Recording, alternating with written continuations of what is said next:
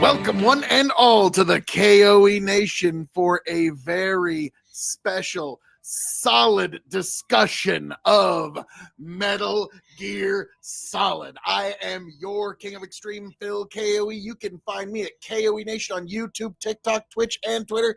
And folks, I do assure you that the best is yet to come, and I am joined this evening by my indomitable broadcast partner, the one, the only, the 17-time Revolutionary Wrestling Podcast champion, not Joe Filtered, quadruple distilled, your blend master, ceremonies himself, Tony fucking G. And tonight we're going to be talking about one of the greatest games of all time, hands down, no questions asked. It's not up for debate. It's not up for an argument. And I will fight you on top of a Metal Gear Rex if you disagree with me. Metal Gear Solid 1. Oh, I mean, you might even do like a Metal Gear Solid 4 at the end.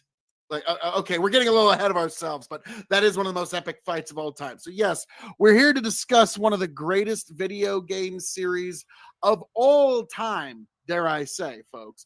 That is Metal Gear Solid, which, Tony, you and I have kind of a unique relationship with this particular game, do we not? It's definitely one that spans decades, and that's not hyperbole in any way. Now, for those who don't know, Metal Gear Solid is a storytelling experience that happens to use video game as its medium. I don't know how else to describe it, because like just calling it a video game is not really doing it justice. Hideo Kojima gives you these immersive, interactive experiences. And Tony, to say that the early Metal Gear Solid games actually, in a way, just because we experienced them together, in a way, shaped our friendship. Would that be improper to say? Now, Hideo Kojima is on record as saying he wanted to make movies when he arrived at Konami. So, no, that's not even exaggerated slightly. This is it's one of the most immersive things of the late 90s, and that goes across all mediums, whether it be music, movies, or video games. Pick your form of entertainment. This was breakthrough and revolutionary in a lot of different ways. So this broke open a lot of mediums through the world of video games, and it's one of those games, it's one of those stories that it does stand the test of time. Now, the gameplay itself, a lot of people would argue that it does not hold up to today's standards, which completely fair. And this is a very unique playing experience because you can't get the same experience playing this on an emulator or a remaster on a next-gen console that you're going to get by playing the 2-disc set on the original PlayStation, because that was a unique experience for many, many, many, many, many, many reasons, and he made sure of that. Now, I don't know that Hideo Kojima was thinking long-term, decades down the road of how's this going to hold up on next-gen consoles on a remaster.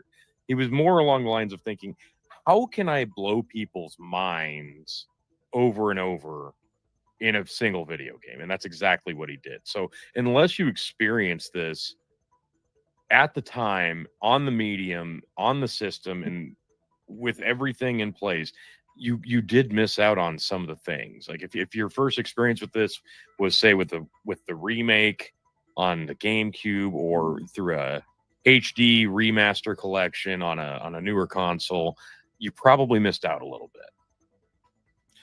bit. Yeah, because I'll never forget, T, when we were in your room, like we were teenagers, and I was watching you play this game, okay? And I know it's jumping ahead a little bit, but when you're talking about the 2-disc experience and how immersive it was, I'm going to be honest with you, like one of my most vivid memories of video gaming of all time. This is my most vivid memory, okay? When I think of video games, this is one of the first memories that comes to mind, and that is the boss battle of Psycho Mantis. When he has you put the controller down, put it down flat on the ground, and he's talking you through, and then he knows your every move and he can predict your every move. And it was like, I remember just sitting there watching you and I'm like, well, how are we going to possibly overcome this? And I was just like enamored. And by the time, and then you were like, well, there's a couple of tricks. You actually have to trick the boss, not it within the software, using your hardware. And like, it was, I was like, wow, Hideo Kojima, you evil, evil genius, you. And I was completely enamored. And it, like, he found a way to bring characters to life that were, in essence, 5 polygon pixels for faces. Yeah. Okay. Like, there was almost no face there, but you could understand these were all fully fleshed out 3-dimensional characters, despite how horrible the graphics were. Yeah, the facial graphics were some of the worst even at the time. Given the limitations of the PlayStation, it was a CD-ROM based system, and it had some of the best graphics, but Metal Gear Solid did not have the best graphics. They had to forego some of the details on the graphics so that they could fit everything in that they did. And I think it was the right choice. You had an above view, you had a first person view, which was pretty revolutionary for its time. The first person shooter was not you didn't have first person shooting in this game, though. That's the thing. This was more of a fixed camera from a third person view. Now you could enter first person mode, but you couldn't do much from it other than glance and look around. That's it. So you could get an idea of your surroundings, but you were mostly handcuffed to your third person. And on the remake, the Twin Snakes on the GameCube, it actually took away from the gameplay experience, because anybody who's played that will agree it really dilutes the difficulty and the challenges of most of the puzzles, most of the boss battles, and overall how you go about your sneaking and your stealth. Because everybody who'd played the original understood you were limited, but it was crucial to the gameplay. Essentially, it was hitting the easy mode button and playing the same game with slightly better graphics. And well, I don't want to delve too much into that because it's a disaster of a game. I don't care for it at all, but I digress. I'll be honest. Like, one time I was watching the YouTube movies, it was a couple years ago. I was watching the YouTube movies of all the Metal Gear Solid games because before I had a kid, I had that kind of time. Right. Before the son was born. But I tried the Twin Snakes and I liked watching the original better. I don't know how to describe it. There's a charm to it, and that they were literally, this was a man that was squeezing every drop of goodie he could out of the limited technology of his day. And so that's with the Twin Snakes, yeah, absolutely. He got everything he could out of the game. And the graphic, you don't even notice that the facial graphics are terrible while it's happening, because the gameplay is so immersive. So it doesn't matter. The voice actors are just... the voice acting is top notch. And that's another thing. The entire voice cast did return for the remake, but it didn't have the same inflection. You could tell their acting had evolved a bit, and they were really trying to hone in on the line, and it took away from some of the desperation and some of the emotion I felt listening. Some people took too many acting classes. It took away from the experience. Maybe a little bit of the campiness went away, but the lines might have been the same and the actor was the same, but it didn't feel the same. So that was another thing. But other than that, on the remake, a lot of the cutscenes, we were trying to recreate the Matrix with the ridiculousness of the backflips and the jumping and the slow motion cuts. It was very distracting from what's an incredible story, which was the exact same as this one. So all that being said, this is a much better experience overall from a gameplay and a story experience. Is the first original Metal Gear Solid on the PlayStation, not the Twin Snake remake. But without going further down that rabbit hole, you kind of alluded to it already, but what was your first experience with this game?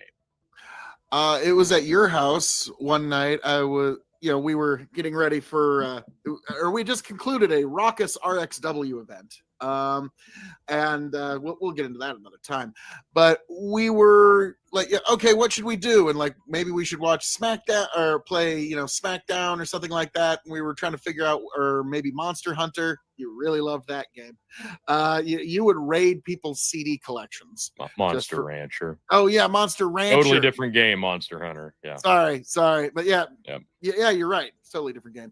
But yeah, Monster Rancher, you would just raid people's CD collections just to get new monsters for that game. That was the weirdest game, but it was actually pretty fun. But you popped in Metal Gear Solid one day, and I was just like, or actually, no, wrong. You were playing Metal Gear Solid VR. You were playing the VR training, and I'm like, what is this? Like, what is, like, who is this cyborg ninja? Who's Solid Snake? Who are these? Because the VR game was really fun. Like, I mean, just as a video game, it was actually, in my opinion, like top 3 video game just for playability in the whole series. Is top 3 is the VR game, but there's no real story there. Okay. But so I was like, who are these people? So you're like, oh, Phil, strap in. And then we got started with David Hayter swimming under the ocean, getting told what to do from, what was the name of his colonel? Roy Campbell. Campbell. I almost said Anderson. I was like, no, that's not. Donald Anderson is wasn't that the DARPA chief? Yes. Okay. But yeah, Campbell. He's like, all right, Snake. And boy, did that guy end up having a pretty messed up role throughout the whole series. And so it starts off. It was like, oh, okay, so this guy's like James Bond or something. Okay. And then you find out, not really. He's a different cat from any other spy we've ever had. He's not quite James Bond. He's not quite John Wick. He's not like, he's definitely like, I do think that Snake definitely inspired John Wick as a movie character. I think to at least some extent, but this was like, oh, so this is like a real operator that's, whoa, big old lightning strike. Okay. But this guy's like, oh, this is like a real operator having to go into a real situation, and he's not some super powered superhero that can like take on 14 guys at once. No. He has 2 people team up on him. He's pretty much dead. And so that, like, there felt like there was real stakes. Felt like, and weirdly enough, for again how bad the graphics were, you felt like you were taking the journey with Snake. That's the weirdest part about that game series, is you felt like you were part of that journey. You were part of that experience. You were suffering there along with Snake as he suffered. Yeah. So yeah, it immerses you almost immediately, because like you said, your introduction upon starting the game, you're watching opening credits. Like the names and the cast are all rolling as the intro video is playing, and you feel like you're watching a movie, and you're about to play a video game. And there really weren't any games doing that at the time, which is why it hooks you right from the get-go. But my first discovery of this game, oddly enough, this dropped in September of 1998, and I didn't really get my hands on it until December, maybe January of 98. But I'll put it this way.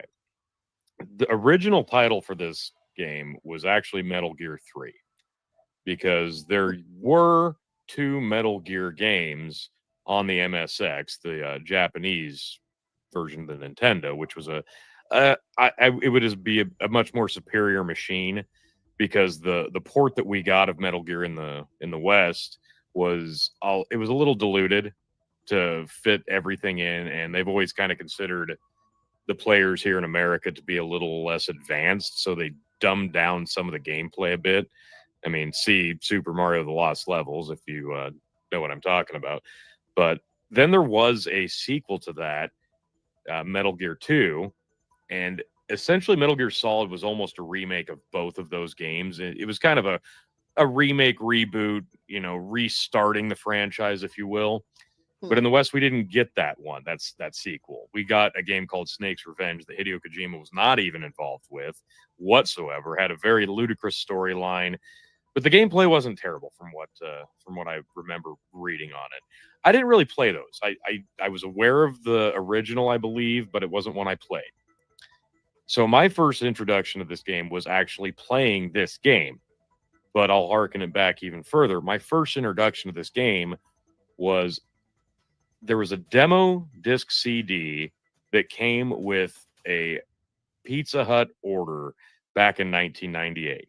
If you ordered like the big New Yorker from Pizza Hut, you would get a free demo disc that had like 5 or 6 games on it. Oh my God. So you would get a free PlayStation demo CD, and Metal Gear Solid was one of the games on there. And I tried it, and at first I was like, I don't understand. But I was one of those things. I'm just like trying to fly through all these demos. So I skipped all the intro, and I tried to get right in the gameplay. I had no idea what I was doing.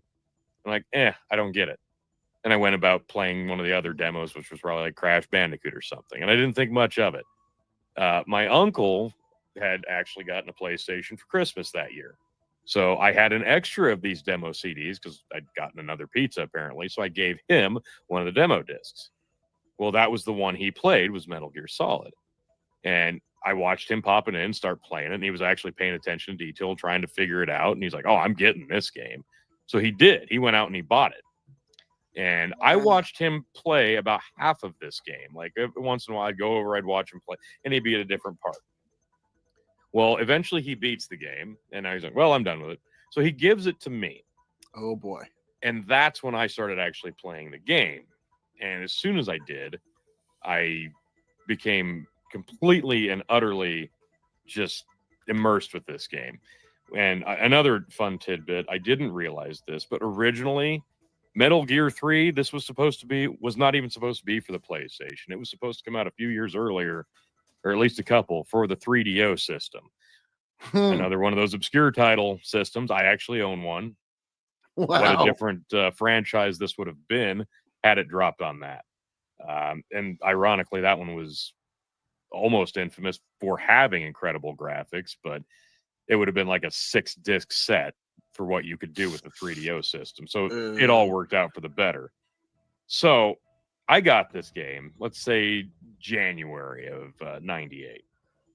And my first playthrough probably took me upwards of 18 hours, mostly because I couldn't not scour every inch of this game. Yep. Every nook, every cranny, every corner. If there was an access point to it, and even some that there weren't, I was just fully enveloped in trying to find every little thing I could possibly find. I took my sweet ass time with this, and I blasted through this in a little less than 20 hours. That's probably my longest playthrough. My quickest playthrough is 2 hours and 32 minutes. So wow. You can go either way with this. That's like, I don't know if that's record, but that's got to be. It's not a record, but it's a 2-hour game if you want it to be. Okay. And I remember it took us all weekend. Oh yeah, it's not, because if you want to be fully enveloped in the story, you got to take your time with this. You want to see all the nooks and crannies. You want to see all the Easter eggs. And I've played through this game, no joke, probably upwards of 50 times because it's one that I like to revisit every year or so because I just enjoy the gameplay. And I actually have this game downloaded on my PS3. I'll never be able to get rid of my PS3 because I have it on there. And it plays pretty well on my PS3, ironically. So this is one I still regularly enjoy. When you popped it in for the first time, I do remember it was one of those weekends where all the plans just went right out the window. Mm-hmm. And we're like, no, And like we were at that age, like, no, don't bother calling any girls or anything like that. We need to that play was going to be a video thing. games, Tony. Like that's I mean, now come on, T, you and I were fans of Metal Gear Solid and ran a backyard wrestling federation. I mean, yeah, we were, like we were just having to beat them off with a stick, basically. Okay, like that was us in high school. Come on, you all believe that? You all believe that? Sure, everybody believes that. Yes. Obviously, they're like, well, Phil, obviously you were just like, Ric Flair, Rolex wearing, style and profiling, kiss stealing, wheeling, dealing, son of a gun, right? Yeah. Obviously. So we just, we forsook any other people. And it was just like, I think we walked out in your mom's kitchen once and got like a TV dinner or something. Yeah. Probably one of those like 90s, like with the blue box with the dinosaur on it. Need some sustenance. We're going back in. Yep. And that was basically, and I was just like encouraging you, no, go there. What about that? And do this. And you had already gone through a lot of the nooks and crannies. So you kind of knew what was a waste of time and what wasn't. Yeah. And so still do to this day. Like, I can, yeah. I'm just completely the game. I have evolved with the game. Like it's one of those things. Like every 5 years you play it. Like it's not that you're going to learn something new, but you'll have a different appreciation for something. Yeah, it's like I almost feel like you should like play the game like Markiplier style. It's just like, oh no, that's a weird thing. Oh, that's wacky. Like guy made a career off that. Yeah. Oh, I'm gonna be wacky while playing this game. So, all right. So let's go back to the beginning here a bit. Again, like we said, the graphics suffered because of so much being jam-packed into this, even though it was a 2-disc set game.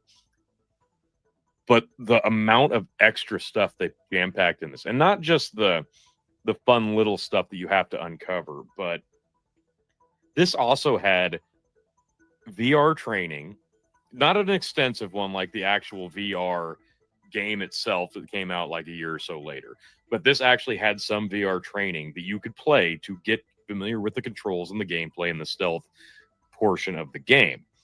And this is something you could do, or you could completely skip over if you wanted to get right into it, or you could go back to it and just play it for fun. And it's just trying to elude the enemies, get familiarized with the weapons, understand how to use the maneuvers and the stealth tactics, basically on a computer screen grid. And it was, even with the bad graphics, it was kind of alluring, just the look and the style and the feel of it. So it felt very, very digitized. And that was something that was really kind of big at the time. So it was perfect for the era. And not only that, but if you were not familiar with the previous NES title games, Metal Gear 1 and 2, which you more than likely were not, there were what they called briefing tapes in the extras. Again, you could watch all of these, and it was basically once they pick Snake up. Now, here's the backstory. Solid Snake is a retired soldier who was special forces. He's currently living in Alaska, like training dogs. Okay. Well, his old war buddy, Roy Campbell, his old squad leader, what have you, finds him in retirement, sends a couple of his army thugs to bring Snake in, and they bring him in naked, plop him down on a cot, and they get right into it. And essentially, Roy starts explaining the situation to Snake. And you can change the camera for different looks, but it's like a black and white footage CCTV. And you can see Snake as they drug him in, and he's responding and how, okay, you drugged me out of retirement and what's going on. And it's really interesting banter. If you've never appreciated the briefing tapes, or you just didn't do that, I do suggest going back because it is interesting. And then once you blast through all those, then you can play the game. Then the intro starts making a little bit more sense. So now you're a little more familiarized with who you're going up against, and like you said, that you start watching those opening credits with the cast, the title, and the opening credits, and you're already fully immersed. And the music right out of the gate just kind of sets the mood and the tone. It's very haunting, and that's throughout the entire game. The mood does shift with the level of emergence and just the overall feel. Like if you've alerted enemies, it's going to be a very very heart racing, fast paced. If you're kind of trying to elude a situation, it's going to be very like heat that noise jig. just immediately like Absolutely. to this day, like I was going through TikTok and I saw some guy that was acting surprised and what like the Metal Gear Solid noise, and it immediately gets your anxiety. Absolutely. And it's not even just the music, because like like you're saying, the sounds, they didn't spare any expense on this. To this day, I think my aunt, like I said, I got this game from my uncle, still has nightmares of hearing Snake running through the snow. Oh, ran through a puddle.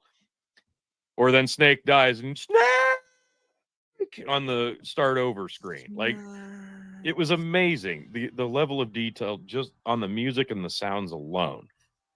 But once you get through the opening credits, you're immediately put in this, you swim up and you're on this loading dock. And you have no weapons. It's all on-site procurement. So you have a pack of cigarettes and a scope. And now you've got to sneak up, avoid a few guards, and get on an elevator. Once you figure out how to do that, you start going up the elevator, you take off your scuba gear, you see Snake's non-face for the first time, really, in all its glory in the gameplay footage. And the title, Metal Gear Solid, above his head. And the music hits just perfectly. And then another cutscene. You're immediately treated to another cutscene. And it's a very long-winded one. And as they're doing that, they intertwine these cutscenes with what they call the codec. Now, the codec is one of the most important parts of the game, because this is how you really understand most of the backstory. Okay, and they're not just, they are diving deep, because you've got Colonel Campbell, you've got Mei Ling, who's in charge of she created the radar that you use on screen that shows you where the enemies are, which shows you when they're alerted, when they're noticing things, your surroundings, the map layout. Sort of like a medical help too. Yeah, and she's gonna explain to you different things with how your equipment works. She's also going to save your mission data, and she's there to pep you up. If you just need a nice little Chinese proverb, go save the game, and she's going to give you a little motivational speech. Then you've got Naomi Hunter, who's the doctor from Foxhound, and she's there for medical support. So there's a whole cast of people there to help you. And if you really want to get deep into it, you've also got another old soldier buddy, Master Miller, who is also fighting buddies with Snake back in the day. And then you've also got weapons technology expert Natasha Romanenko. You can go through the entire game without even contacting her once if you choose. It's one of those extra things that they throw in there. So you've got a whole cast of characters you can talk to, essentially what's like a Bluetooth headset, but it's inserted into your bloodstream via nanotechnology. Now, so if you're not thoroughly confused already with everything I just said. Well, no, I just want to say I, for one, felt really confident going in there knowing that Master Miller had my back. Absolutely. Okay, like that was the one that, like, as Snake says, there's nobody who'd rather have in a foxhole than Master Miller. No. Yep. So he never lets you down. So and that's another fun thing. Like they're intertwining these cutscenes with the codec calls, and you're learning how to play the game. They're explaining to you what buttons to push, where to go, how to handle yourself. Like it doesn't take you out of the game that they're explaining, okay, hit the action button to climb the ladder. But if you get stuck in an area, you can call them and they'll try to push you in the right direction. Call them enough times and they'll just flat out tell you, hey, dumbass, this is what you need to do. So you're never going to be too far gone in this game. But if you don't do the whole looking around and trying to find every little thing you can miss things that are going to be vital to the gameplay. So they will push you in the direction to make sure you look, find, search, try to find everything you can. But you're finally infiltrating the base. You finally get inside. Your first objective, you've got a couple of hostages to try and save. What are you doing here? Why are you there? Well, Special Forces Foxhound is the enemy, and they are a government special forces unit that has gone rogue. They have taken over this island called Shadow Moses off the coast of Alaska. It is below freezing there, and they have access and support from what is known as the Genome Army. It's a entire super soldier, well, not super soldier, not like Steve Rogers Captain America, but they're enhanced. They have enhanced vision and enhanced abilities in terms of withstanding the cold and maybe a little bit with, increased stamina and strength, if you will. So you've got your back up against the wall, and you're just a one-man unit. So now you know what you got going in. So you've got a whole group of big bads and an army behind them. So we run down the cast of enemies, Phil. Now, why didn't you call them the Genome Soldiers, though? Well, it's Genome Army. They're enhanced. I mean, that's what it is. Okay. Now, Tony, there's one character you forgot. That's Deep Throat. We'll get there. We'll get there. Okay, so the setup is beautiful. You're at this isolated island in the Fox Archipelago. No help is coming. You're a one-man crew. You got to go in and do it yourself, Snake. And it's all got to be done super hush-hush because nuclear weapons are involved. And at first you're like, okay, so nukes are somehow involved, but like how are they supposed to launch a nuke from this place? I don't get it. Well, that's the fun thing about this is right out of the gate, the interaction that Snake's having with Campbell and his support team via codec, you get the sense they're not telling him everything, and you can feel the distrust. You can feel it. Snake's still trying to trust him because he doesn't have any other option. Colonel, he's already there. Knowing me. Exactly. So there's a whole thing of like, who do I even trust here? And there's a lot of uneasiness throughout this game. And again, the music and the setting and the haunting atmosphere really, really drive that home. It's very suspenseful. The whole game is. And it's beautiful how that really just, it tapers with your emotions in every different portion of this game. So you don't even get to a boss right away. Now that's at least let you get familiarized with sneaking around before you can truly start fighting. The first thing you're going to find once you start getting into the building, you're going to find the old trusted SOCOM pistol. And this is it's a staple of the game. And you've got to have this pistol because it's going to be what you use the most. The beauty of it is you can completely skip picking up the suppressor that's in a completely different area in that first location if you don't look hard enough. And if you don't have the suppressor, now you are at the mercy of using it against your enemies, because if you fire it off without the suppressor, you're going to alert all the guards in the area of where you are. Now, sound and making noise, obviously, if you're playing an espionage game and you're trying to be stealthy, you don't want to make any noise. You got to look around and get that suppressor, but you don't even know that there's a suppressor on your first playthrough. That's the beauty of it. Now, I looked it up. The real SOCOM pistol from the video game is a Mark 23 by Heckler & Koch. So it's a pistol you actually can obtain, but to get the exact setup that Snake has, that will cost a little more money in terms of getting a suppressor and a very expensive light on it. Oh, for sure. So it's but available. It gives it that kind of that completed boxy look. But it's the HK Mark 23. So nice. That's one that's like if I wasn't so knowledgeable about Glocks, that would be one to consider. But yeah, so the SOCOM pistol, iconic, and they didn't even. I don't think they changed that one up until like Metal Gear Solid 4 when Snake had a 1911. Right. No, it's kind of been a staple. Like it was one of those things you're very familiar with. Like it's you hope it's in the game, because if it's not, it just feels dirty. Like it has to be there. If you don't see that in your weapon list, it feels dirty. Well, I mean, golly, I mean that would be like having a Metal Gear Solid game where you don't play as Snake for most of it. Okay, stop it. Don't even. Okay, we're not going there. We're not going there. So you've snuck into the base. You're on base. You get the call from Master Miller. Hey, I'm here for support. You got any questions about the area? you're not as familiar with Alaska as I am, so hey, call me if you need to talk about the snow, I guess. Or if you just have some intelligence you'd like to share. Yeah, if you want to tell me all about the mission that you're on that I'm helping you with. So you get in, and this is where you can get, like, you get all the way up to the first meeting with the DARPA chief, Donald Anderson. He's one of the hostages that you've got to save. That's the point in the demo disc that I played. You can get to him, and it's over after that. So that should be enough to hook you. Snake drops. They kill off the DARPA chief, and then they okay. eat it? Hang on. Bro, that's cruel and unusual punishment. I've got a note. I know. But that's the hook. Like, that's how they get you to buy the game. You get all the way up, you save the guy, and then he dies. At that point, shut up and take my money. I know.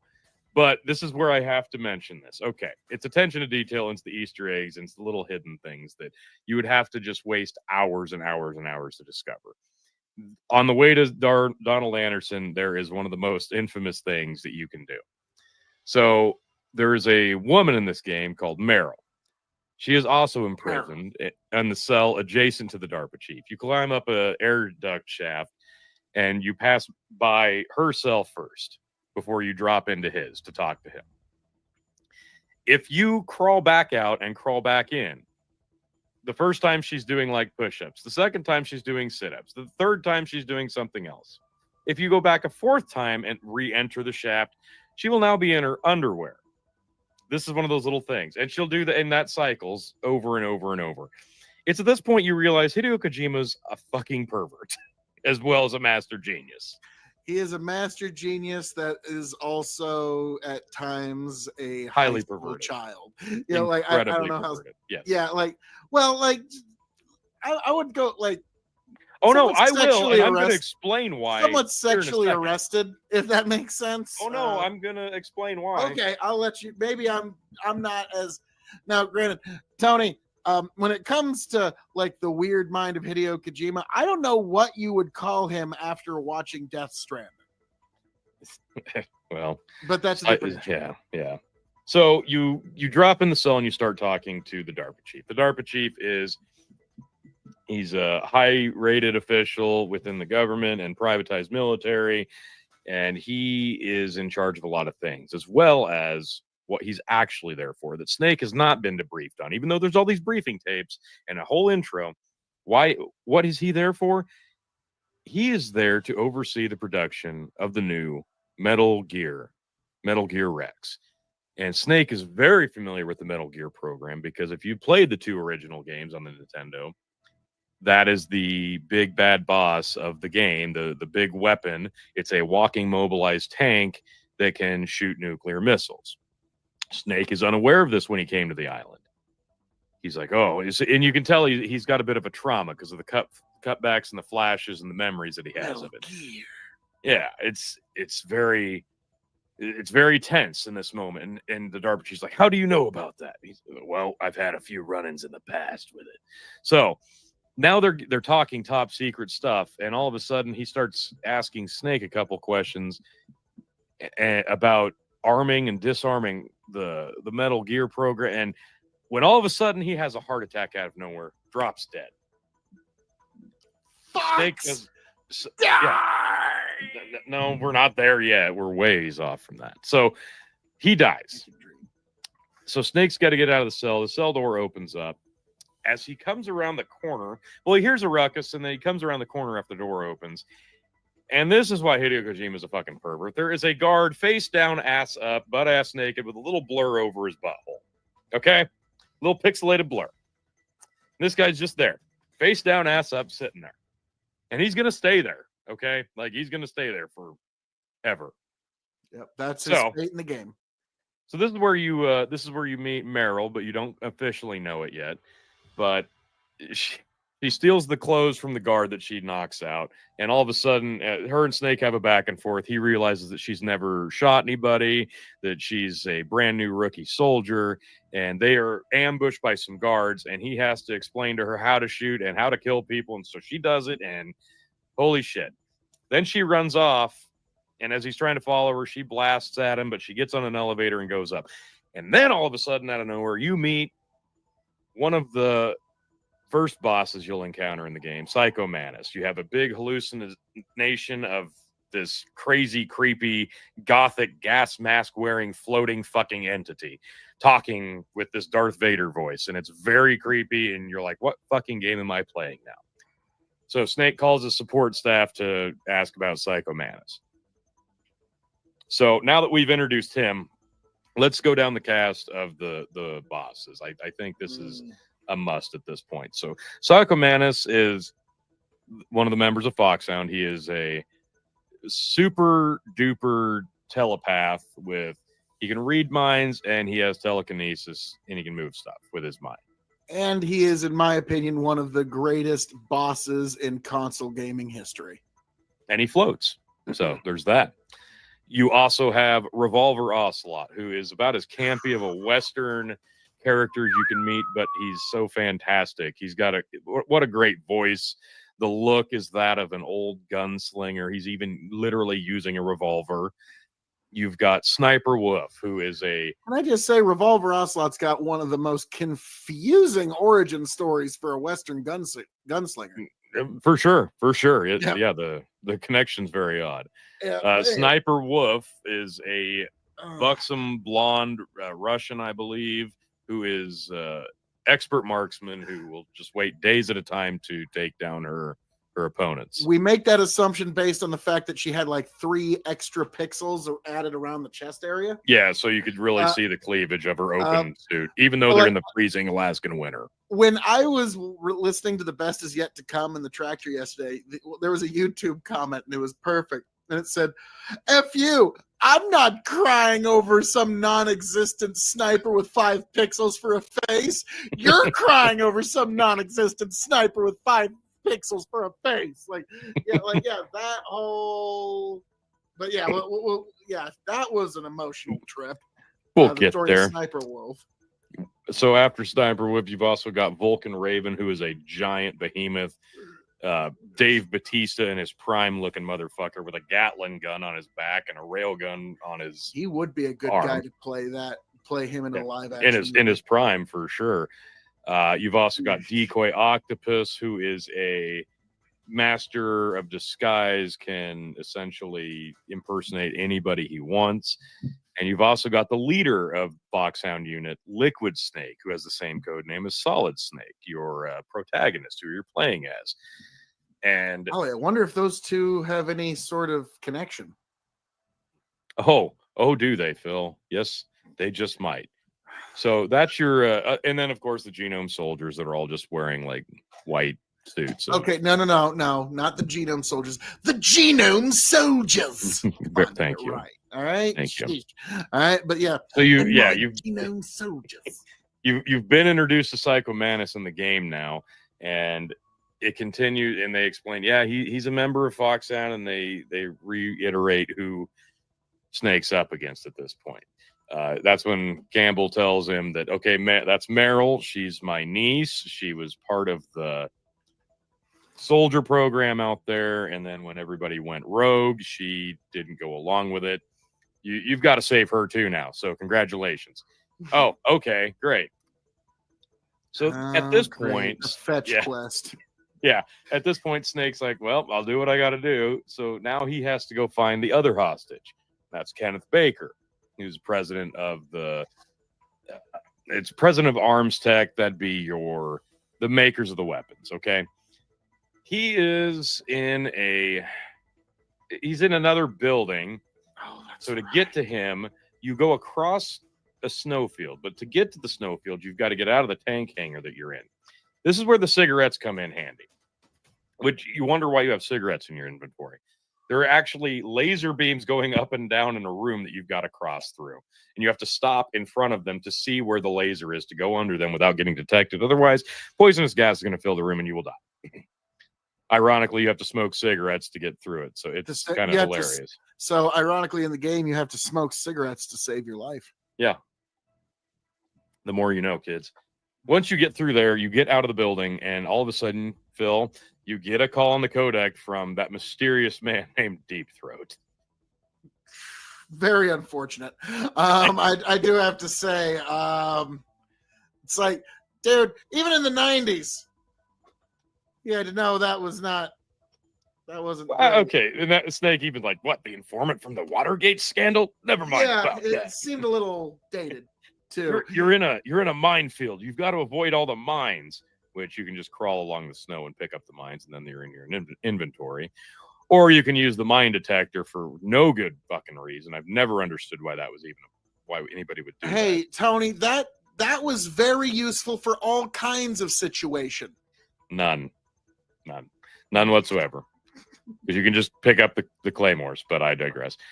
But then he also tells you, once you get past the minefield, Vulcan Raven's in a tank waiting for you. So here's your big first boss fight.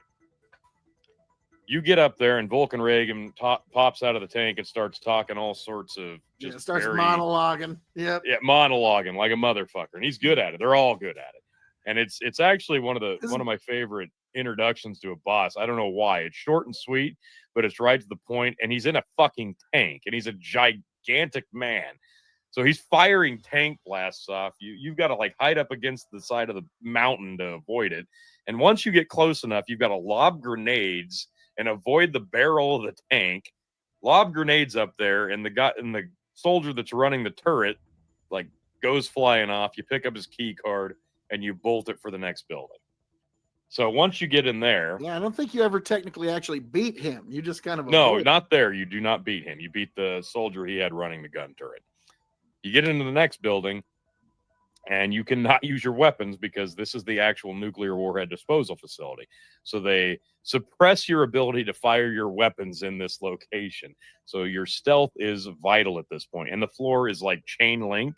So you have to do a lot of crawling and walking to avoid alerting the soldiers that you're there, because again, they'll lock the room down, fill it with gas, you'll die.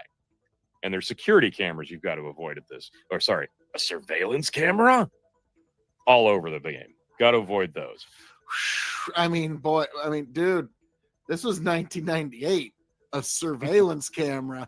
They really care about this facility. I mean, they're spending the money to get a surveillance camera. That was like someone's yearly wage to get those surveillance cameras put up. Now it's a nuclear warhead disposal building, Phil. They're going to have plenty of now everybody's carrying a surveillance camera. Like now that's kind of like, yeah, Snake, are you kidding me? Every step you make in every direction, there's gonna be some moron doing this. Come on, yeah. And that'd be quite a spy game, just all through the perspective of people's cell phones.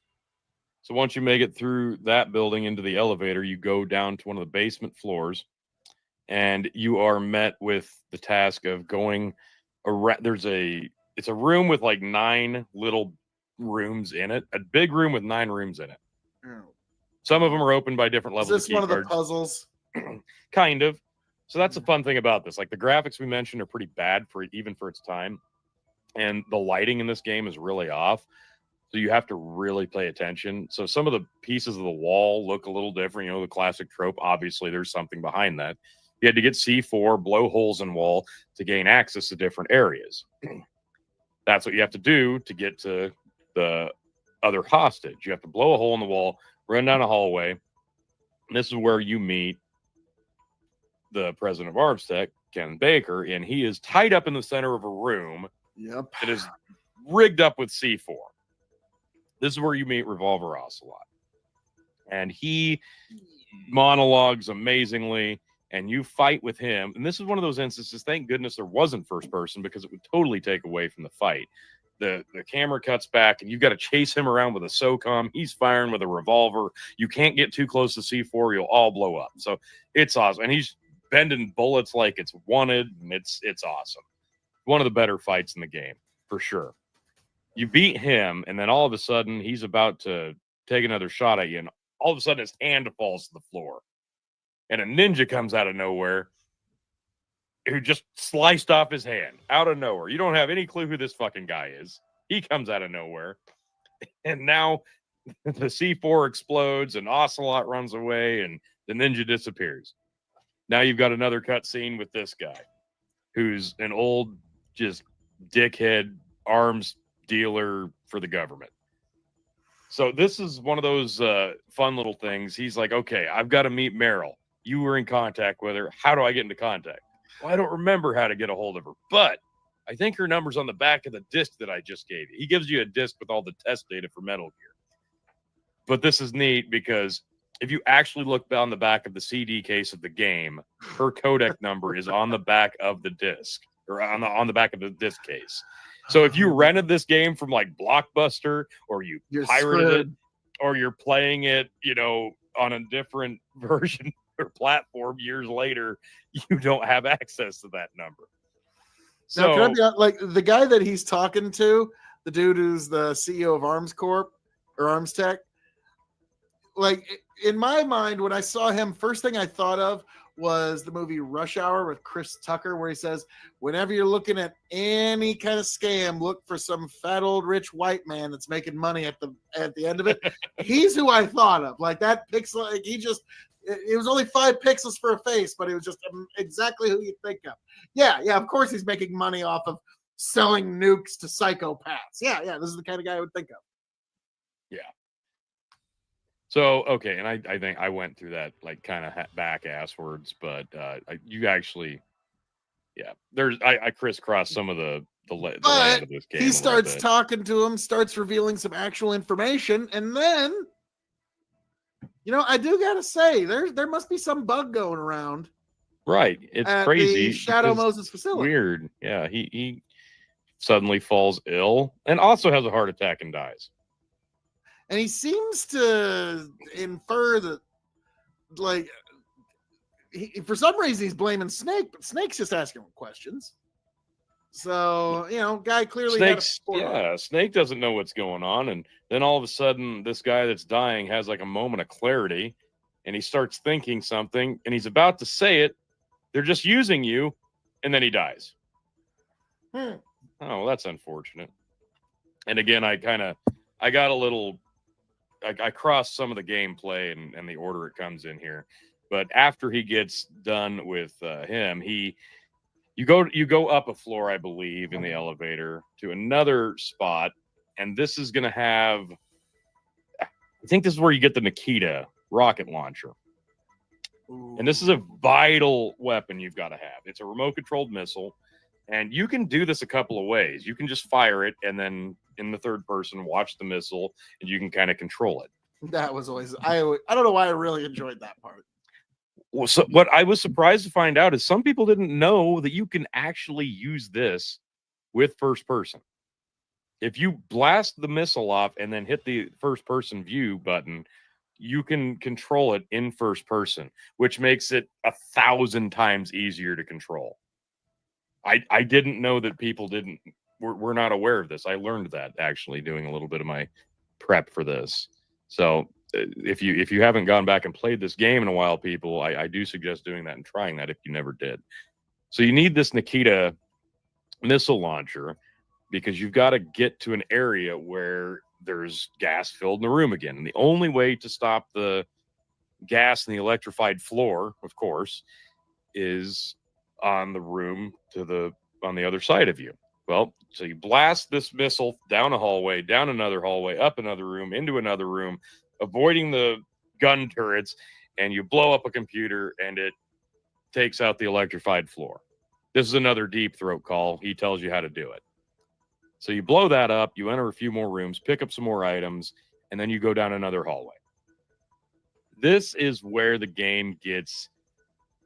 If you had that horror element with the Psycho Mantis appearance, it gets back into that suspense horror here, because you go down another hallway and it cuts to black, and then a cutscene begins. And you don't really see the carnage. You see the aftermath of the carnage. There are soldiers just all over the floor, indentions in the wall, blood everywhere, corpses littered the hallway. At this point, I'm like, dude, do we have to go down this hallway? Absolutely. I don't know if we have to. Unfortunately, the one MacGuffin item that you need is going to be in that room down the hallway. And that's when you see the cyborg ninja. Yeah. But you don't see him at first because he's using stealth camouflage. He's invisible. He's holding a soldier up on like his blade, and then he fades back in and you see what's holding the sword. And it's creepy as shit. And the music playing is wicked. So you follow him down this hallway as more people are like collapsing and dying. So you follow down, you finally enter the room, and you see a guy being cornered, literally pissing his pants. Great scene. Great introduction. Yeah, great introduction. And then you come up behind, hey, leave him alone. I need that guy. So that's when the ninja starts talking to you. And the ninja is, you can tell, mentally unstable, very, very much. He's not a member of Foxhound. He's just an unknown entity at this point. And he just wants to fight you hand to hand to the death. And you don't know why. So it begins. You try to use your weapons on him.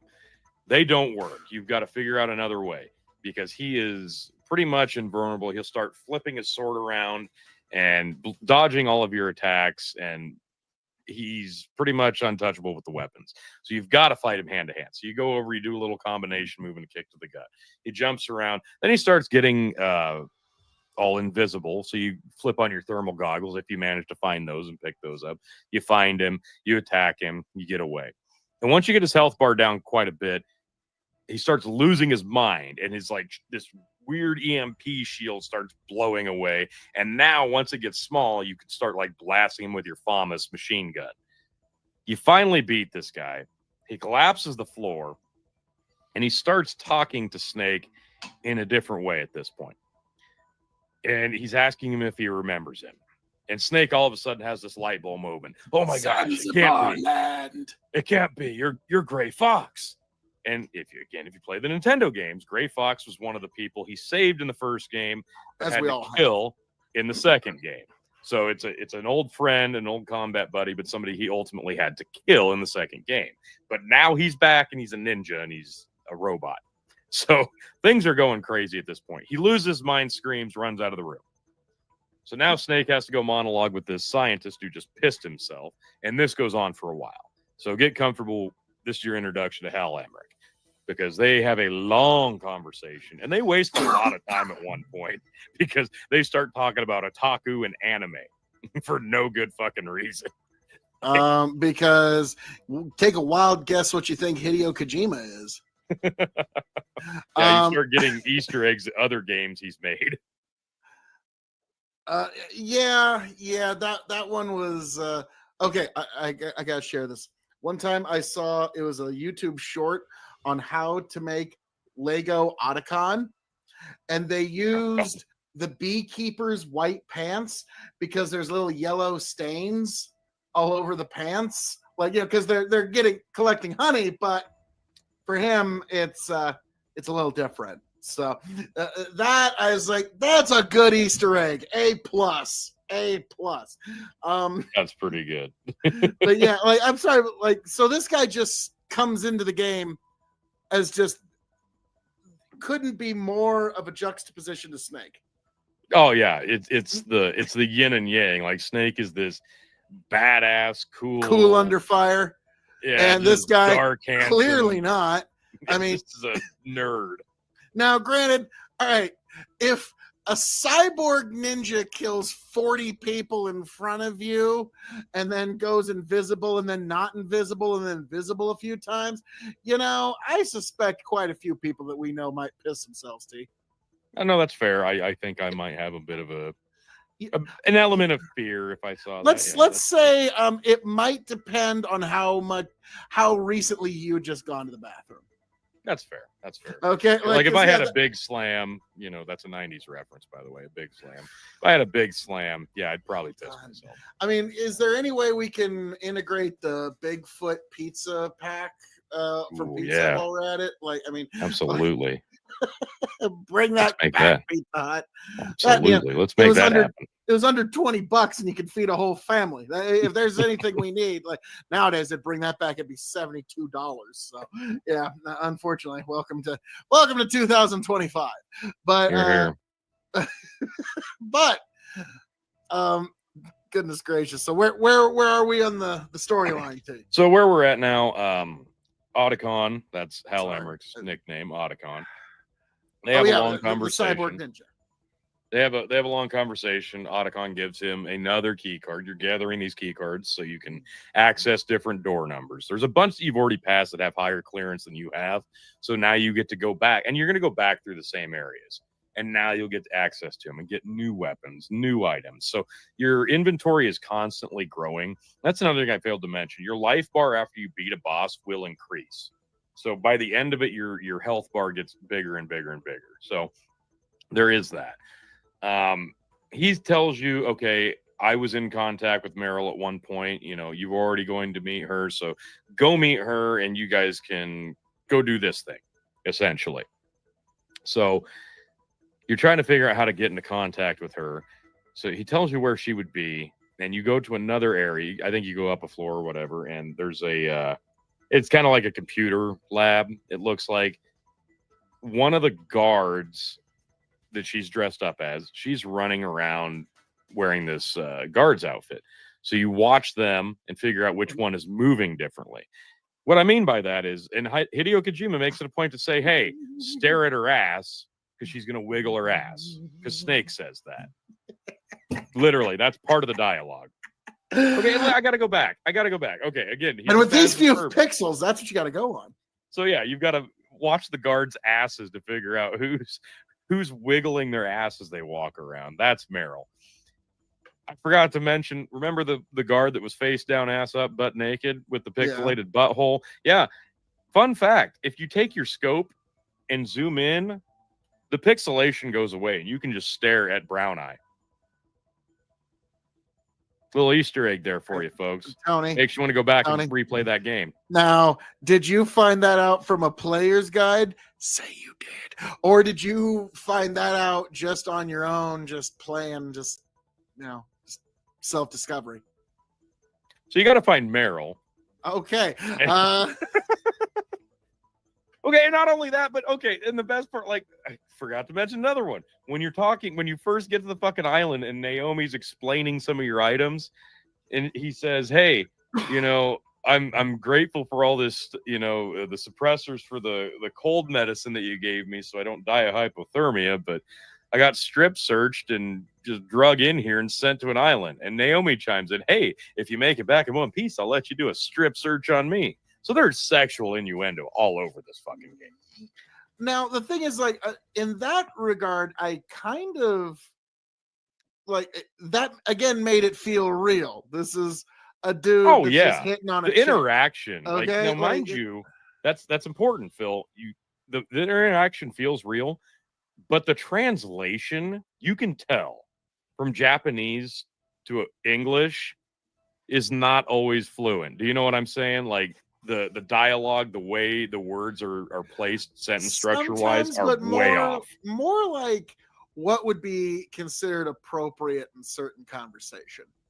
Okay, like Japanese, let's call it courtship, has certain subtleties, but also there's parts where things are injected into conversation that would seem very off to the Western listener. And you and I definitely kind of like, that seemed a little out of place. But yeah, so it's that one was one of those first time seeing the world through a different cultural lens, if you will. Well, there's a lot more pervert shit about to happen. So you figure out which one of the guards is Meryl, and you spook her, and she runs to the women's room. And if you run fast enough into the women's room behind her, she'll be wearing her underwear through the cutscene, because of course she will. Because yes, Hideo Kojima is in junior high, apparently. Yep, of course. That's... So you finally meet up with her, and you have a little heart-to-heart felt about how she's never seen real combat. She's out of her element. She was a fan of Foxhound way back when. Snake and her uncle were the soldiers of the unit, and blah blah blah. And it's very sweet, but it's going to feel a little awkward because, like I said, some of the translation and dialogue isn't quite up to snuff, but it's still a heartfelt moment, and they're bonding, right? They're bonding on the battlefield. So they continue. They start going down a hallway, and again, this is where the horror aspect of this comes back out of nowhere. You start walking down the hallway, and she just like gets a migraine out of nowhere. And the music like stops and changes to something very, very haunting. And all of a sudden, if you didn't realize it before, but now if you hit first person view, instead of looking through Snake's eyes, you're looking through Meryl's eyes all of a sudden. And the tint is completely green as right. Yeah. And and it's all like distorted and colored differently, and she sounds weird, and the music's off, but you're trying to get down this hallway, so you have to just trudge on. And you get into a room called the commander's room. And all of a sudden she starts acting all sorts of erratic. She picks her gun up and starts pointing it at Snake, and she starts asking him to make love to her. Yep, that one was like, okay, Hideo, you need to stop writing yourself into the story. That's one of those moments where your mom's gonna walk into the room as you're playing. That in that moment, she's holding a gun to you, saying, "Snake, make love to me," and then your parents like, video games these days, they're corrupting our youth. Yep. And you're like, I don't even know what I'm watching here. Okay, like this is one of those Tipper Gore was right. Yeah, like this is one of those moments where you as a kid almost go, I need a grown up. But yeah, so that's all happening. But that's when it's revealed that Psycho Mantis is controlling her, and he comes out of the woodwork, also using like optic camouflage. It's not stealth camouflage; it's optic, because there's a difference, apparently. Huge. It's all invisible. So one was made by Raytheon, one was made by Lockheed Martin. That's the big difference there. So Campbell calls you on the codec. Okay, Naomi's like, okay, obviously she's being manipulated by Psycho Mantis. Just knock her out. So you've got to beat the shit out of her until she's unconscious. I was about to say, do you know it took until WWE 2K25 to have intergender matches. But in 1998, Metal Gear Solid pistol whip Meryl. I was like, dude, and to me, I was like, well, dude, this game's got some stuff in it, but it's dark. Yeah, it got a little dark, and then you begin in so this is how it starts, because at one point I think she was almost gonna kill herself. He saves that for the middle of the fight. Okay. He pops her up, and she's gonna shoot herself in the head. Now, if we were actually monetized, we'd have to use words like unalived and that kind of nonsense. But you know what's great, T? We don't have to worry about any of that, because we can still speak freely. Those are my least favorite shows, when they start using words like unalived. I'm like, don't give into their Orwellian nonsense. Come on, no, it's but yeah, so we can actually say the kind of things we want. But if you want to actually help the show out, go to buymeacoffee.com/TonyG. I mean, there you go. It's that simple, folks. It's just that simple. Yeah, if you want to help the show out in any way, shape, form, or figure, that's how you do that. But getting right back to it, at this point, T, the first time you had me watch this fight, you didn't swap the controller. Right. You let me kind of get the anxiety of, oh my goodness, how are we gonna beat this guy? How are we gonna win? And I had no idea. And at one point, he's like, well, we got to trick him. He only knows port 1. You pull out the controller, pop it into port 2, and now he couldn't predict your moves. Now, thing is, I have no clue how Hideo Kojima even got that programmed into the game. That's one of those. I'll never forget, there was somebody writing an article about Hideo Kojima that said, if he could legally get away with putting a live scorpion inside of the box of Metal Gear Solid 3 when you go to open it, he would. He would make you have to avoid a scorpion the minute you open the box. Just no, I want you to know what you're getting into from the minute you even open the box of this game. You're fighting off scorpions, and then you're plugging it in, and then during the install time, if he could have a spy come try to get you, Like, yeah, he would do that. Okay, like he's that insane. But So yeah, at this that is one of point, those mechanics they put into this game that it was very revolutionary. And this is one of those most profound moments in gaming history, I feel like, because this is the moment like everybody remembers. If you remember nothing else about the game, you remember the Psycho Mantis fight yep, because of all the crazy shit that happens. And it's not just the change in the controller port to beat him. Because like you said, if you leave it in, you don't know what you're doing, you will fail this boss fight like 10 times over, and you'll have to keep hitting continue, retry. And eventually your support staff will like I said, they'll start nudging you in the right direction. Well, he knows the present, but he can't predict the future. And they're trying to insinuate, and eventually they will flat out tell you if you die enough times, hey, try it in the other controller port. So eventually you figure it out. But it's not just that, because at first, when he introduces himself and he's doing his monologue, another of the cool things back on the PlayStation, we had what was called memory cards. no. We didn't have internal storage. Okay. So you had what was called a memory card. If you had other game save files on your memory card that were made by Konami, Psycho Mantis would actually read your memory card and say, "Oh, you like playing this game. Oh, you like playing that game. Well, that's interesting. You like playing this game." And he'd read the titles of the other Konami games. So it was another one of those crazy interactive aspects that you did not expect. And it's never really, nobody's ever done anything like that before. But not only that, he would also look at your statistics of your gameplay, how many times you'd saved the mission. If you saved it a lot, you're very cautious. You're overly cautious, even maybe. You're scared. If you didn't save it a lot, you're somewhat reckless. You have not saved the game often. He would go back on like how you're playing the game, and that would be instrumental onto the dialogue that he was giving you. Because you can play the game several different ways, and it's going to give you a slightly different dialogue depending on your style of play. So there were like 3 different aspects of interactivity that this boss fight had with you, the person controlling it. So it made it so interesting because there was never anything like that up until this point. And the character was so interesting and unique and haunting. It just made it all the more captivating in the end result.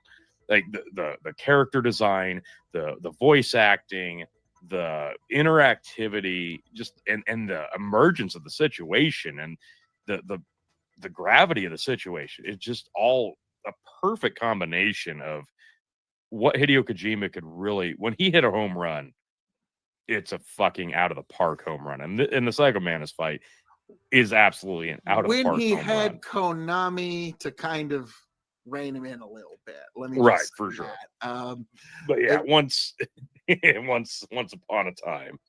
yeah, like the thing is, like there are times when there's those collaborative measures where the creative does need the bean counter, for lack of better terms. Supervision, yeah. Yeah, like because the thing is, like, yeah, Hideo Kojima basically convinced the world that he was video game Willy Wonka.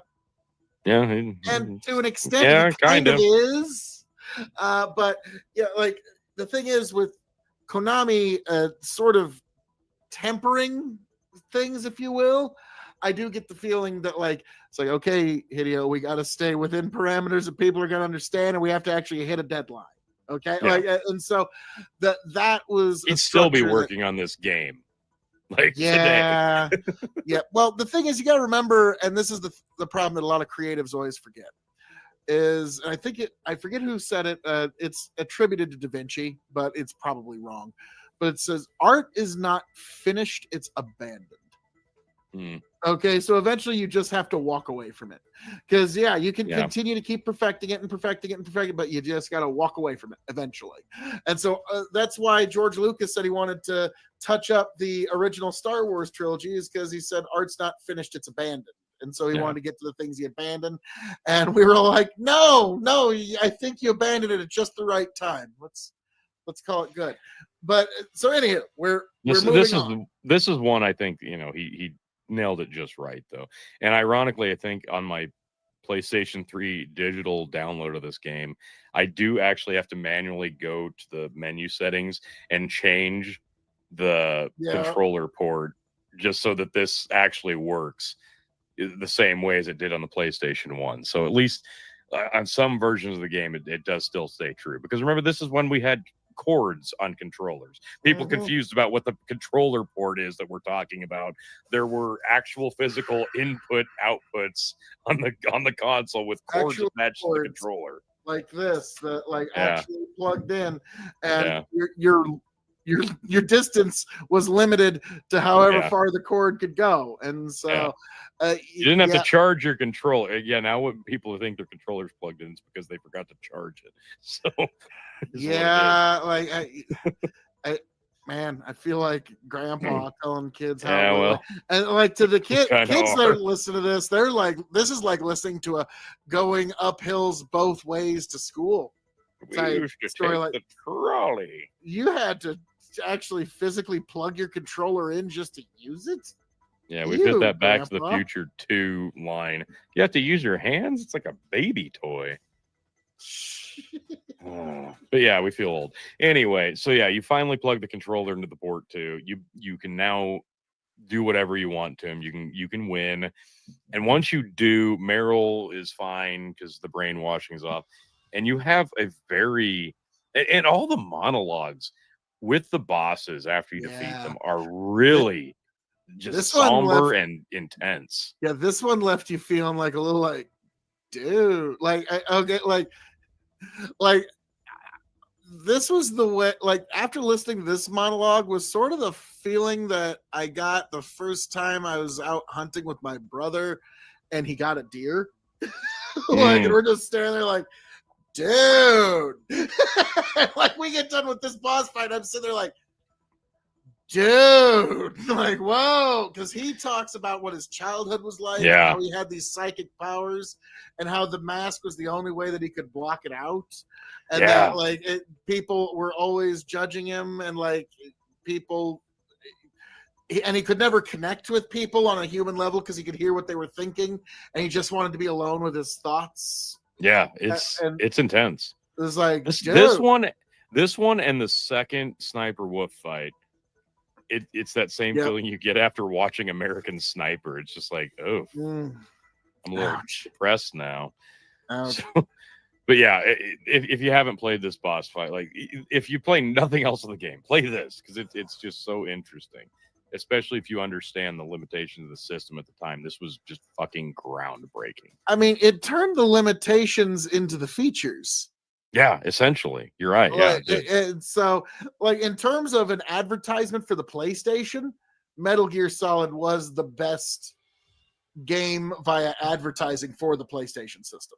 Well, it's interesting you say that because the PlayStation itself had a pretty short lifespan. I think it was for what, like 95 to 2000. It was really only like a 5-year run that the PlayStation had. And Metal Gear Solid was at the end of that.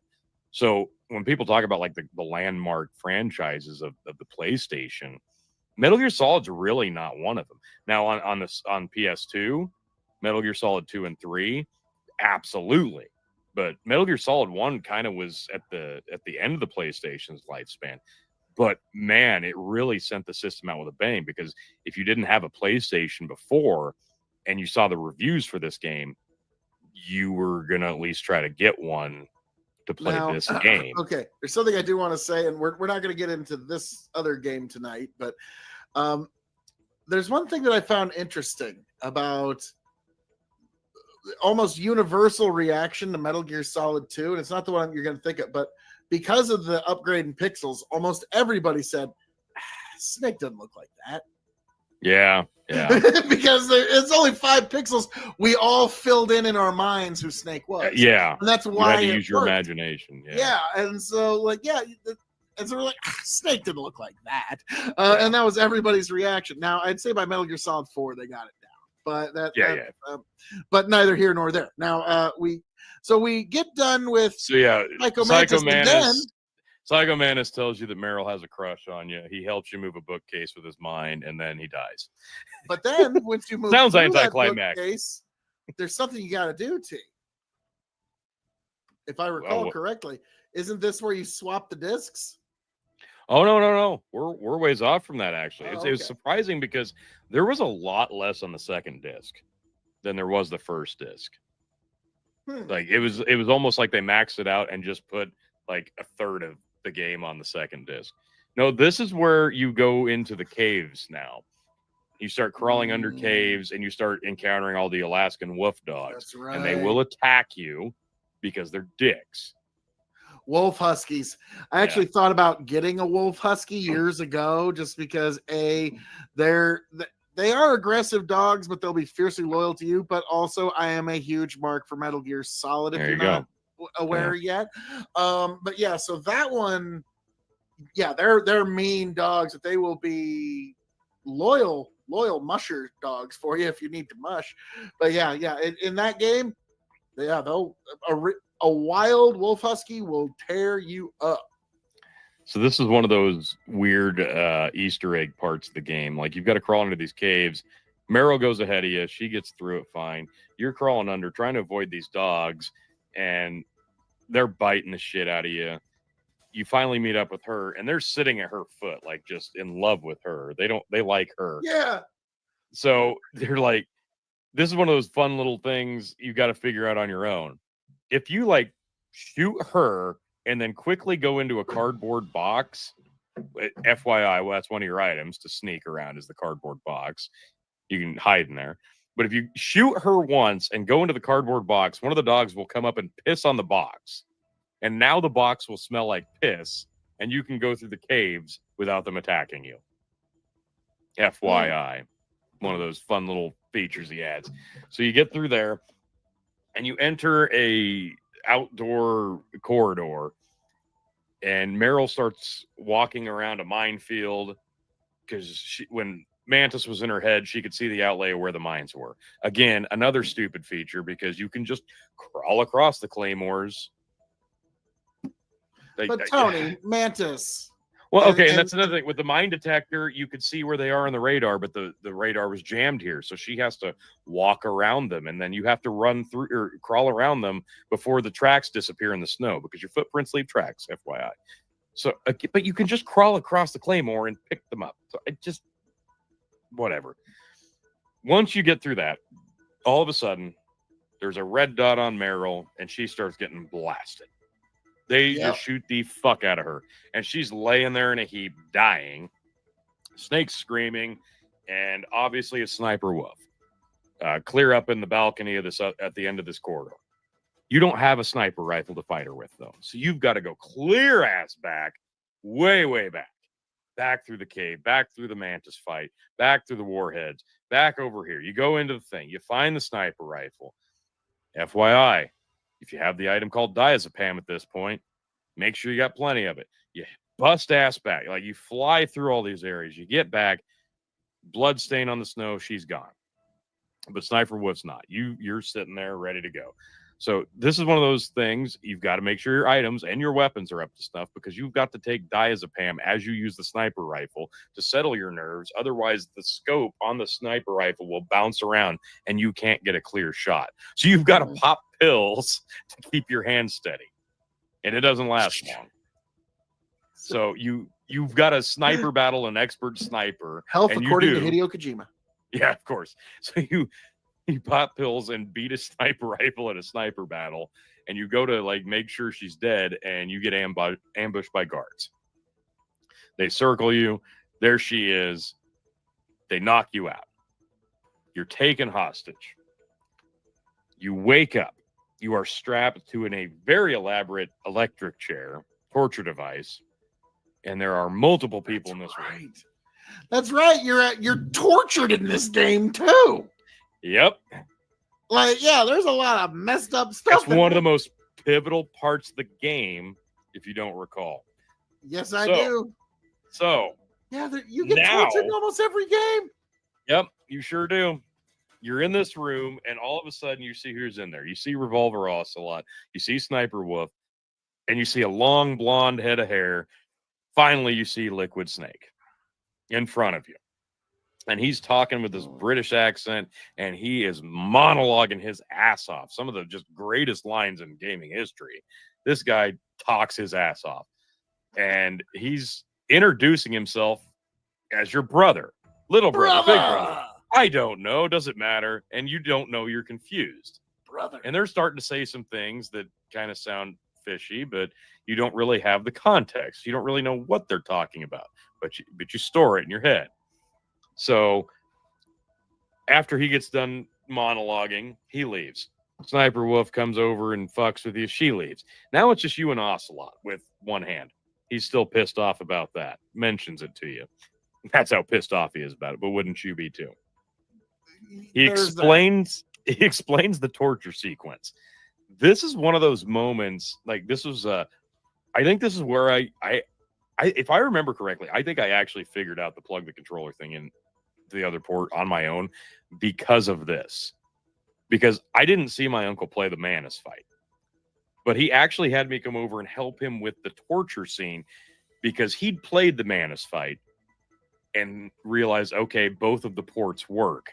If I plug two controllers in and we both push the button to try to stave off the torture, will that help?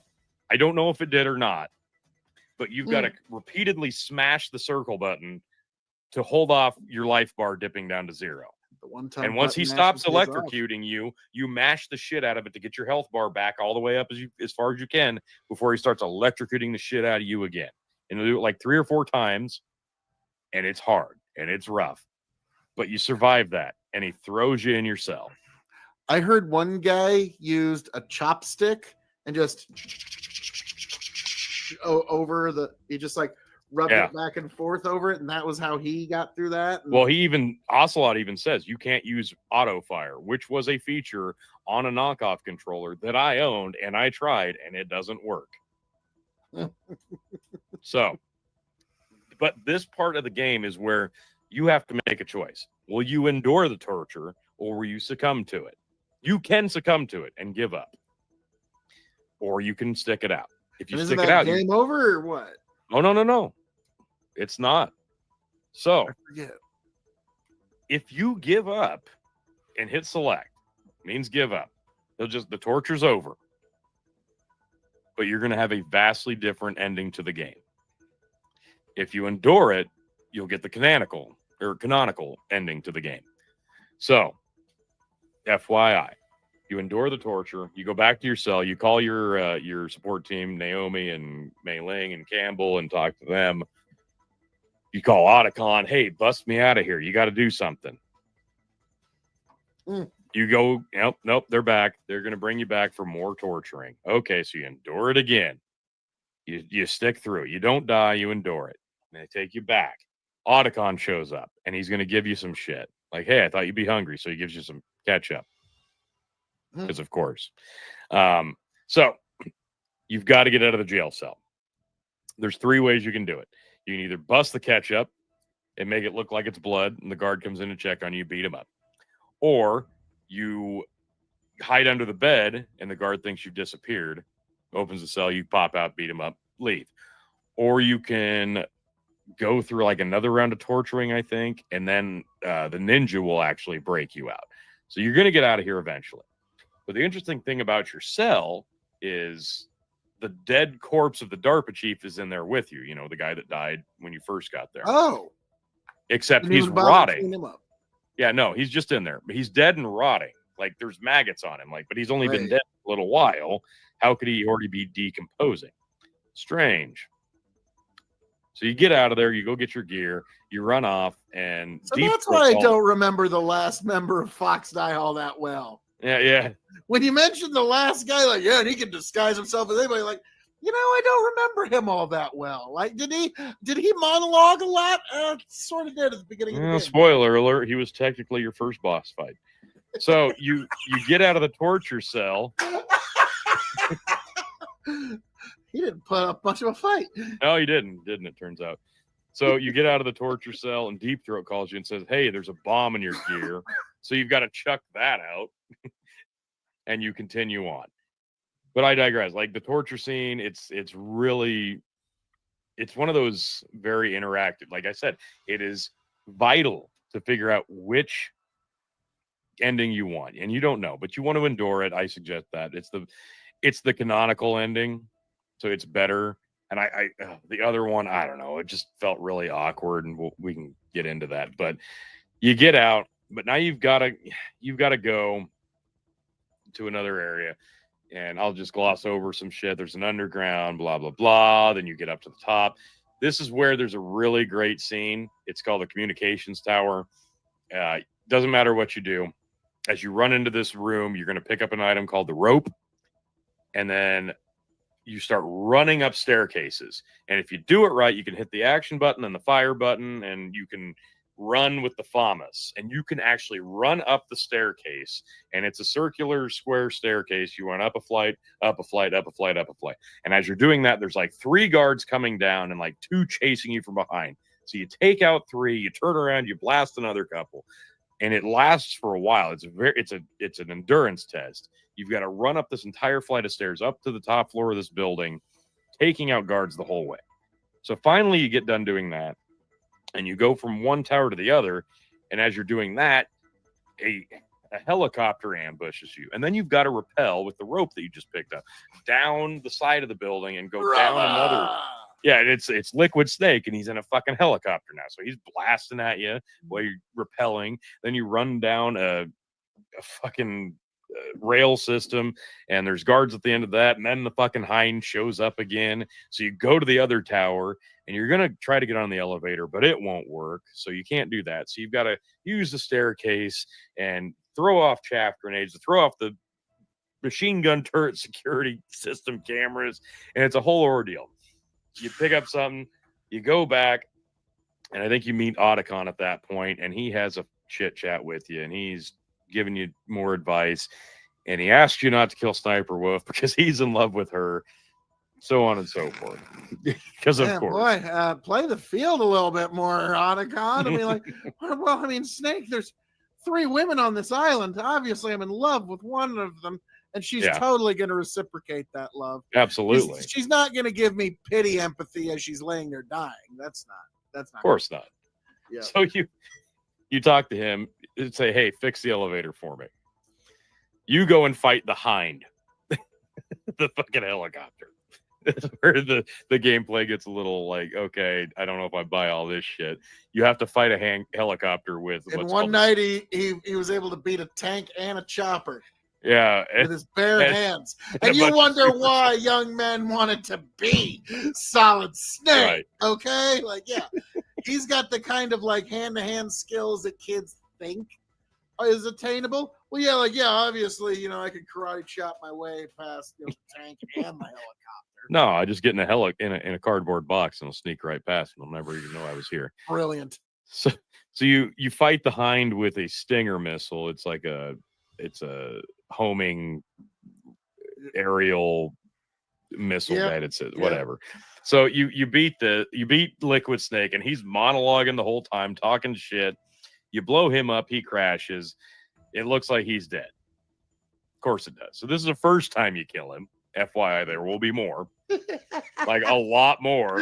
I gotta give him credit. Like, if that guy would have wore a COVID mask, he might still be in like Metal Gear Solid. Like, is that guy? Had he social distanced, he would have survived through the rest of the games. Like, it's because that's something like when you play through it and you watch the movie, you're like, I've noticed every time he talks to Snake, he's like 70 feet away. Wait a minute. Like, the torture room. Are you sure he wasn't on the other side of some glass or something? No. He was right up in his face in the torture room. Oh, that was the first initial infection. Sorry. That's what it was. I mean, because he had a bad cold. That's it. Right. Yeah. But so the first time you kill Liquid. Now this is the first time you kill Liquid. Did he explain? Has he explained to Snake who he is yet? During this fight, he kind of goes more like he was calling you his brother in the torture room, but you don't really understand the reference. Now he's like, why do you keep calling me that? Because we're the same. And you still don't understand it. He's like, okay, so Big Boss is both of our fathers. Okay, maybe, whatever. You still don't understand the gist of the situation of why you two are so connected. So you defeat him. He crashes, burns. You say, burn in hell, Liquid. It's a badass little moment. He walks away from the flames, Michael Bay style.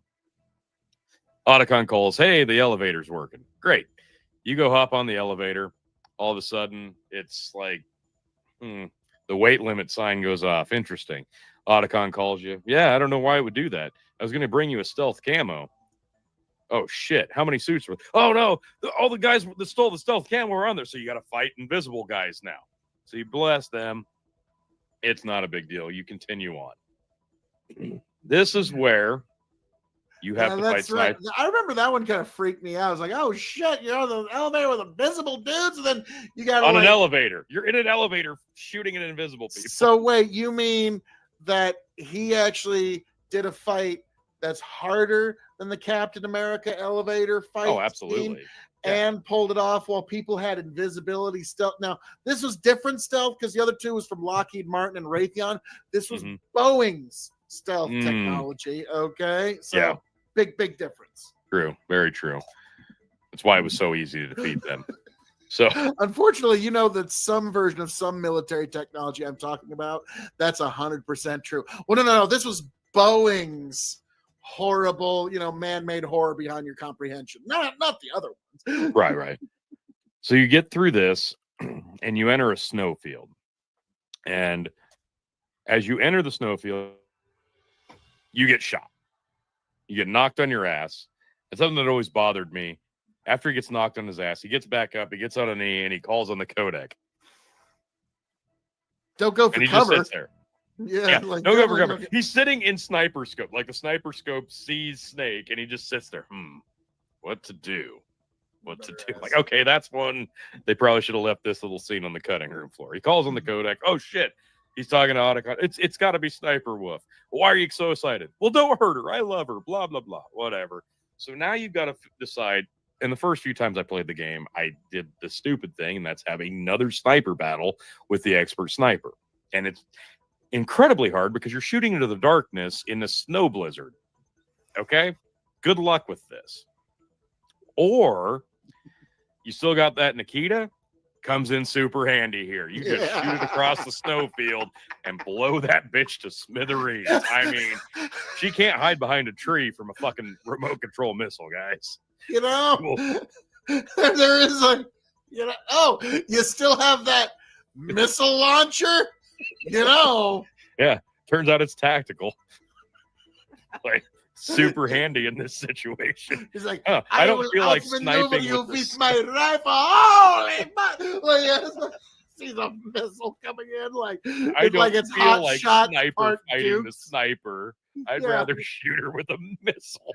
Yeah, that's a hot shots part Dukes. Yeah, solution. No, just fire. That's Indiana Jones shooting the swordsman. Yep. Yeah, just bang. It's awesome. But no, this was one of the. It's a really intense fight. Actually, this is way better than the first Sniper Wolf fight, especially if you go the hard route and snipe with her. It's way more intense. It feels like it's a lot more.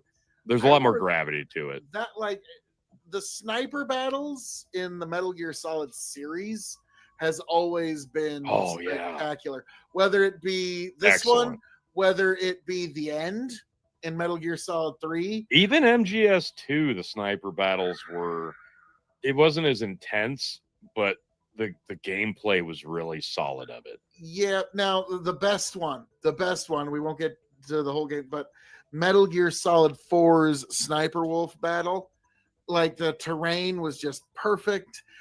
You had weather you had to deal with. There was snow. There was you had real world issues that you had to contend with while you had this sniper battle where unfortunately your opponent most of the time at least had some fuzzy idea where you were. Yeah. And so that was always interesting because there was one really tall place you could go there, but she could fire missiles at you. And so it was kind of like a callback, get you flip-flop. back. Yeah, it's oh, okay, yeah. But so that first one I remember, you did some of the sniping for a few minutes, just to kind of show, and then you know what, Phil, we're in a bit of a bind here, and I just laughed my ass off, and boom, and then she's just laying there, all 5 pixels of her face. There's a 6th red pixel across the face, and she's laying there like, and then Otacon comes and gets some This was sympathy, okay. deathbed empathy. This is what I'm talking about. This was one of the more grounding boss outros, like, because you kill Sniper Wolf here. It's very heartfelt. Like, she's having a send off, like he's having like a real world emotional bonding connection with her here. And I love the dialogue here, and I love the voice acting here. It felt perfect to me.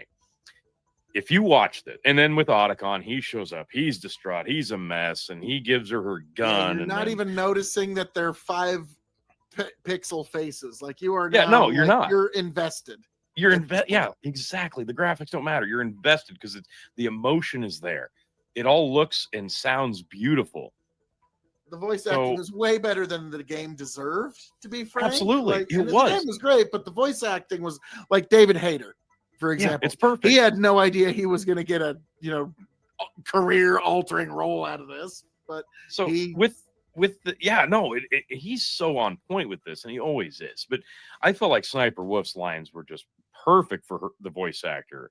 And Otacon, I like him no matter what the situation, because he's always going to be very erratic. But he comes in, as Otacon shows up, he's distraught. He brings her gun because she asks for it. She wants to die with it. Her wolf dogs show up and sit there to watch this terrifyingly tragic moment, and Snake blasts her in the face and she dies. A mercy kill. And then the wolf howls. And it's like, oh my God, that was powerful. If you thought that was awesome, if that scene was just one of the best cut scenes in the game, never, ever, ever, ever, ever, ever, ever watch the remake, the Twin Snakes version of this, because it is such an ungodly mess of fucking embarrassment.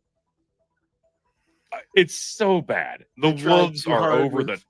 It's so bad. The wolves are like picking her up and shit, like moving her corpse. Fucking Otacon, when he's bringing the gun to her, trips and falls and does a fucking Dick Van Dyke roll. Like, it's just horror. And the voice actor for Sniper Wolf was not on point in her redubbing of the lines. Did not have the same emotion.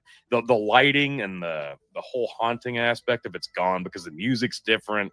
It's just so bad in comparison. It's not even fucking remotely close. It just ruins the entire scene because it's one of the best scenes in the series. They tried to add shtick to that. Yeah, and it was completely unnecessary. That's what they did with that whole game, though. So this was I do recall really seeing a scene of like one of the wolves like gets the snout under her Sniper Wolf, yes, and then just like carries her off into the woods or something. It's so stupid. No, so bad. But this was perfect though. With Metal Gear Solid, yes, it was done just right amount, and there was The Best Is Yet to Come, I believe, was playing in the background. No, I think this was, or was it silent? No, it wasn't silent, but it was really minuscule. The music was just haunting enough.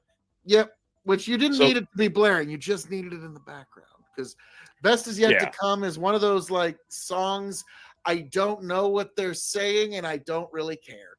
Yes, exactly. We'll get to that. We're getting down towards the end. There's still a lot there, but we're getting there. I'm going to blast through some of this, but this is the moment. Like, it's such a powerful scene. Otacon and Snake have this is the best back and forth in the whole game. And Otacon's asking him, what are we fighting for? What is this all for? Are we going to survive this? And what was this all for? And he's like, if we make it through this, I'll tell you. It's a really powerful moment.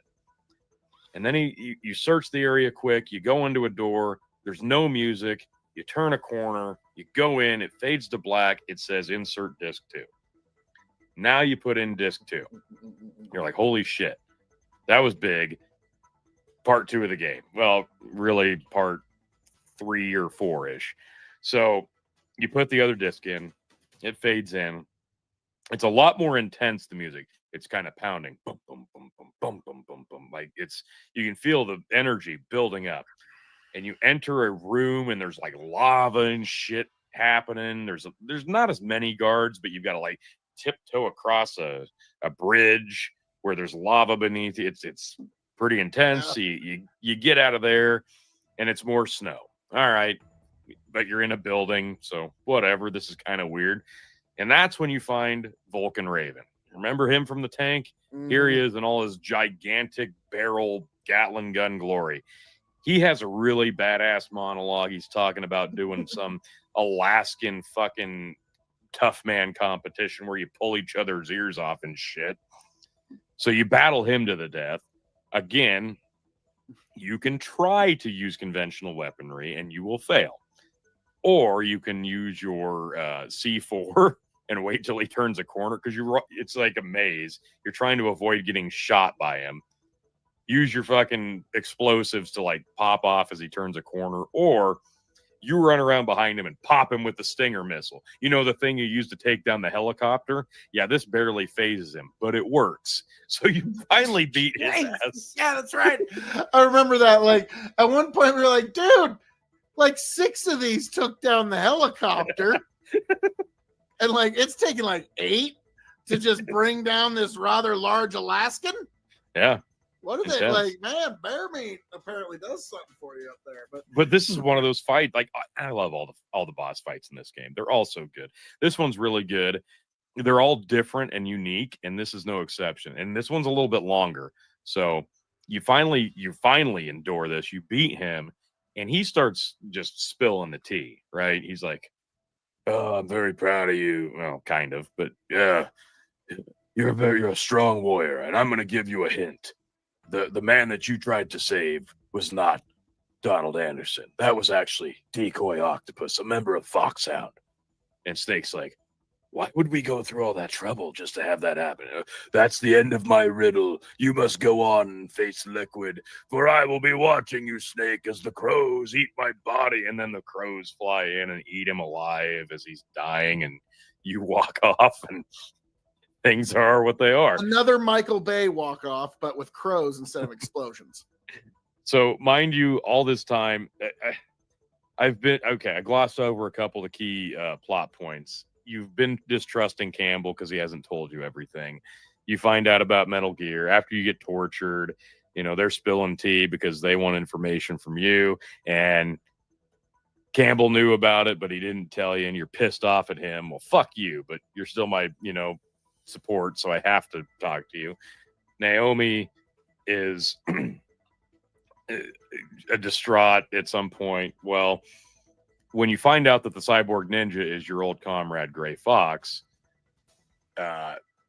Naomi is like, what are you talking about? And Campbell's like, yep, no, that he must have survived. And she's like, well, no, actually, this is what happened. And she knows all about this. You're like, well, what the fuck? Why does she know about this? Well, he was dead because Snake killed him.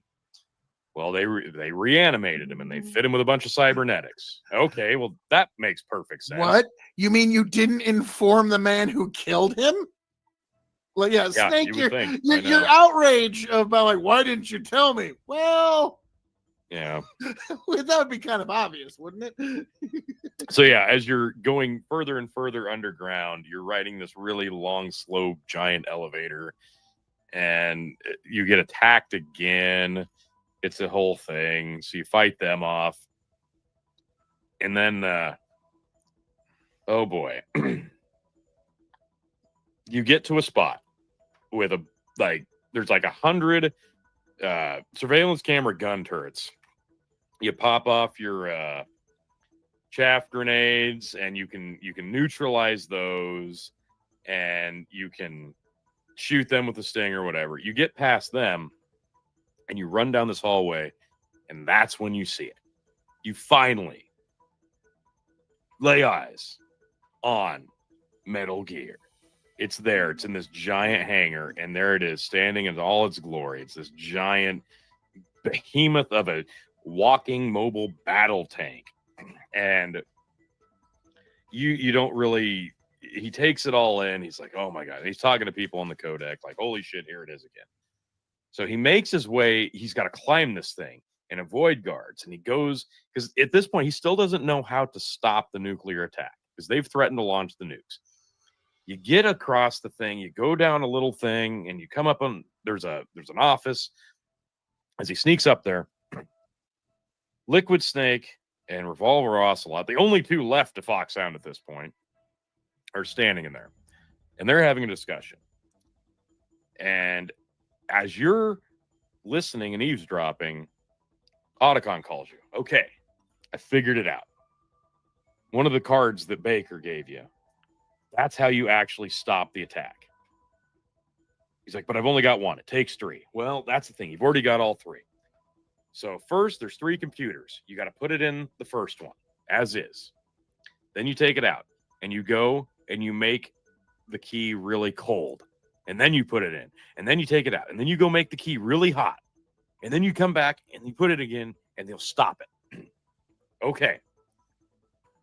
All of a sudden, Ocelot sees you, shoots the card out of your hand, like movie style. It falls down the drainage ditch. You've got to go all the way back down, crawl around in the sludge, find the key. In some instances, a fucking rat will eat it, and you have to shoot a rat to get the key back. So then you got to climb back all the way up, put the key in. They're gone now. Of course they are. They left as soon as you did. You put the key in. Okay, now I've got to make the key cold. So you go back to the Vulcan Raven fight, and you stand there and you wait for the key to get cold. Go back, climb all the way up, put the key in. Number 2 done. Climb all the way back down. Go through that cold area again. Go all the way back to the first spot when you put in disc 2, where the lava is, and you stand there and you wait for it to get hot. On your way back, mind you, all this time, you found out that Naomi has actually been a double agent. She's still the medical doctor from Foxhound. She's feeding them information about what you're doing. Wait. Folks at home, before you can get any more of this podcast, you must now insert disc 2. We'll wait. Okay. So, yeah. Now that you've done that. So, as you and Roy Campbell and for whatever reason, your buddy Master Miller are all having this private conversation about Naomi. So they tell you, well, we've placed her under arrest. She can't be involved in the mission anymore because she's obviously a threat. So thank God you told Master Miller about this. Yeah, he's been your rock. He's your rock through this thing. And you have been talking to him a lot. So you find out she's a spy, so they're torturing her, trying to get information out of her. Is there anything else? I mean, is there anything else, Snake? So now they're torturing Naomi. Yep. And on the way back with the hotkey for the third one to stop the launch, she calls you out of nowhere. You're like, but I thought you were being tortured. No, it's okay. I stole a phone or whatever, and now we're talking. It's fine. And they have a long conversation. What do they have a conversation about? Well, here's what it is. You find out from Naomi that Gray Fox, the cyborg ninja, your old buddy that you killed, they reanimated, turned into a psychopath ninja. That's her brother, and she's pissed off at you. Okay. So, out of nowhere. This is about the time you find out. So I take it that whole body cavity search thing, that's off? Yeah, it's probably off. She's probably not giving you that strip search. That's probably what Snake's thinking. Like, so the strip search is off? Oh, damn, I guess I'm not going to get that full body cavity search now, am I? I'm kind of shocked that wasn't actual dialogue. I am too, actually. Scene. You're right. But that was another emotional scene where, again, it's someone dealing with loss in a way that they seek revenge. So it's very understandable. Well, that's just it. It's a huge thing of revenge, because this is where you find out. Liquid's talked about it a couple times. You don't really know anything about it, but there's something called Fox Dye that the bad guys keep talking about. You don't know what it is. Well, Naomi tells you all about it here. What it is it, and this is what Baker was kind of alluding to before he died, when he said they're using you. Naomi infected you with the nanomachines before you were sent out. She infected you with something called Fox Dye. And essentially what it is, it's a super virus that targets specific sets of DNA and genes to kill specific targets. So essentially, once you come into contact with someone, you are a assassin via proxy. Mm-hmm. So that's why your hostages are dying. And had the boss fights, had they survived the encounters with you, well, they were dead anyway because you've infected them by coming into contact with them. So, on top of the demands that the terrorists were already asking, which was, by the way, like millions of dollars, leave us the fuck alone. And they wanted the corpse of the original soldier, Big Boss, who was the original leader of Foxhound, right? Well, why would they want that? You're going to find out. So, the funny thing about Big Boss is, but you find out in the NES games, if you're familiar with that, and Snake talks about this, is Big Boss was actually Solid Snake's father. At least that's what he tells it. So there's a connection there, and whether it be through the Foxhound Commando unit or their father-son relationship, Liquid Snake has this obsession with Big Boss, and he wants the corpse, but you don't know why. So Naomi's talking about that. You're infected. They find out that she's talking to you. They recapture her. He's pissed at Campbell for taking her again. Let me talk to her. Nope, you've got a mission. Fulfill it. So he takes the hotkey back up to the top of the Metal Gear, gets in the control room, puts it in. Computer says, thank you. Nuclear launch activated. What? That I remember at that point, it's like, oh motherfucker!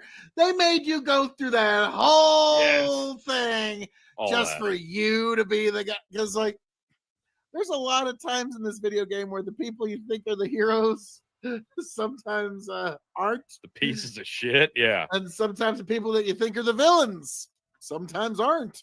But we'll get to that in another game. But Yeah. This so, is where all the tea gets spilled, Phil. All the tea. all of it. But so then, at this point, isn't this where Liquid Snake just so this is where like it's and now this will be the moment to buy a syndrome. This is beautiful. So as soon as you activate the nuclear launch, Master Miller calls you. And he says, thank you, God. Snake. Oh man. Master Miller, we're in a really rough bind here, man. I mean, What's going on? I accidentally activated the nuclear weapons, Master Miller. What do I do? You die. Turns out the guy you've been talking to on your codec, Master Miller, your old comrade. Well, it wasn't your old comrade at all. Turns out he's been dead for days.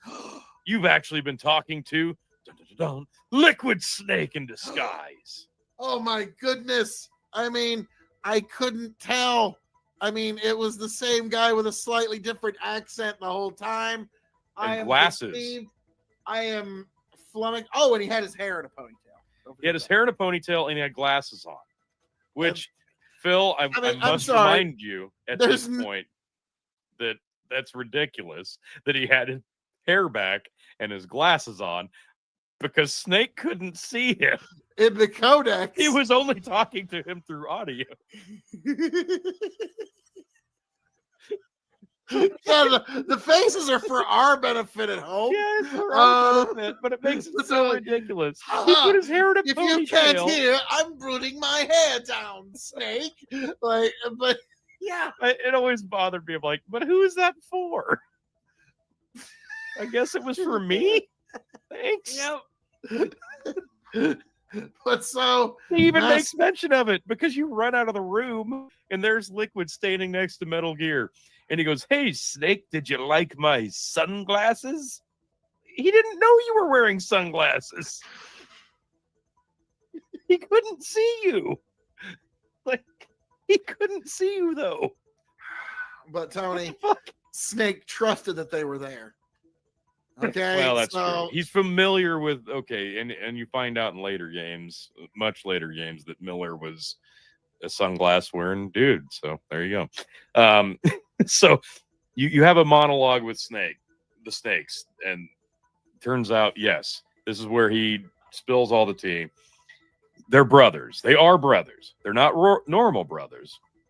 They're brothers bonded by cussed genes. Turns out they are clones of Big Boss. Big Boss is their father by proxy because they are just essentially clones of Big Boss. They took the DNA of Big Boss, used a surrogate, and they were born. So they're one and the same. They are identical on the genetic level. Now, now that we finally touched on this, there's something I want to talk about, which the Metal Gear Solid series, without ever directly addressing it, absolutely touched on. Like, they never directly said this, but they always, it was the theme of all 4 video games. And it's the idea of, does a clone have a soul? Mm. That was, in my opinion, the main theme that tied all 4 of them together. You know, Snake is a clone. Right. And the idea is, throughout this whole time, and that there was some people, like in Little Treehouse of Horrors, Lisa mentioned that, you know, some theologians, Bart, say that that some folks aren't born with a soul, but they earn one. And so it kind of made me think of that moment from Little Tree Shop of Horrors, but also, like, yeah, it really makes you wonder and makes you think, like, does a clone have a soul? Like, in the same way that you and I do. And Right. that it was such a fascinating, because you're not an individual, you're a copy. yeah. And how much are you you Right. know? And so it's like the idea of you know, predestination and determinism, like, to an extreme level, because, like, it's written in my genes, I'm supposed to be somebody else. Well, this, You know? yeah, this is that dialogue where Liquid really, like, this is what made him so iconic in terms of characters in this series. Like, you only had him in this game technically, and he's one of the favorite characters of the series. And Hideo Kojima's on record of saying he wishes he had not killed him off, because he would have been so much better had he survived this game. But I digress. You get so much dialogue here, but he barely scratches the surface. He gets in the cockpit of the Metal Gear, and now you have to fight Metal Gear, which is kind of the core of the entire series. You're going to fight a giant robot monster, okay? And this is that moment. And your clone double is the pilot. So you've got to battle it with chaff grenades to throw off the sonar so you can run around and avoid getting hit by the laser and the railgun and the missiles, blah, blah, blah. This thing's packed to the gill with artillery. And you've got your trusty old Stinger missile that you took down the hind with. So you beat it up as best you can. You're barely hanging on. You can kind of collect ammo. You can kind of collect rations if you're lucky. So you survive this thing.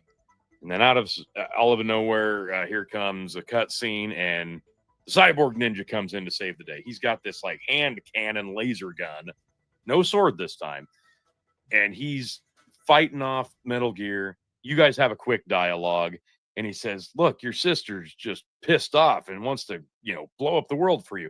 I'm not even her true brother. I found her because I killed her parents. Tell her I'm sorry." And then he goes and fights Metal Gear single-handedly, breaks part of it off to where it can't even function now, and Liquid's got to open the cockpit.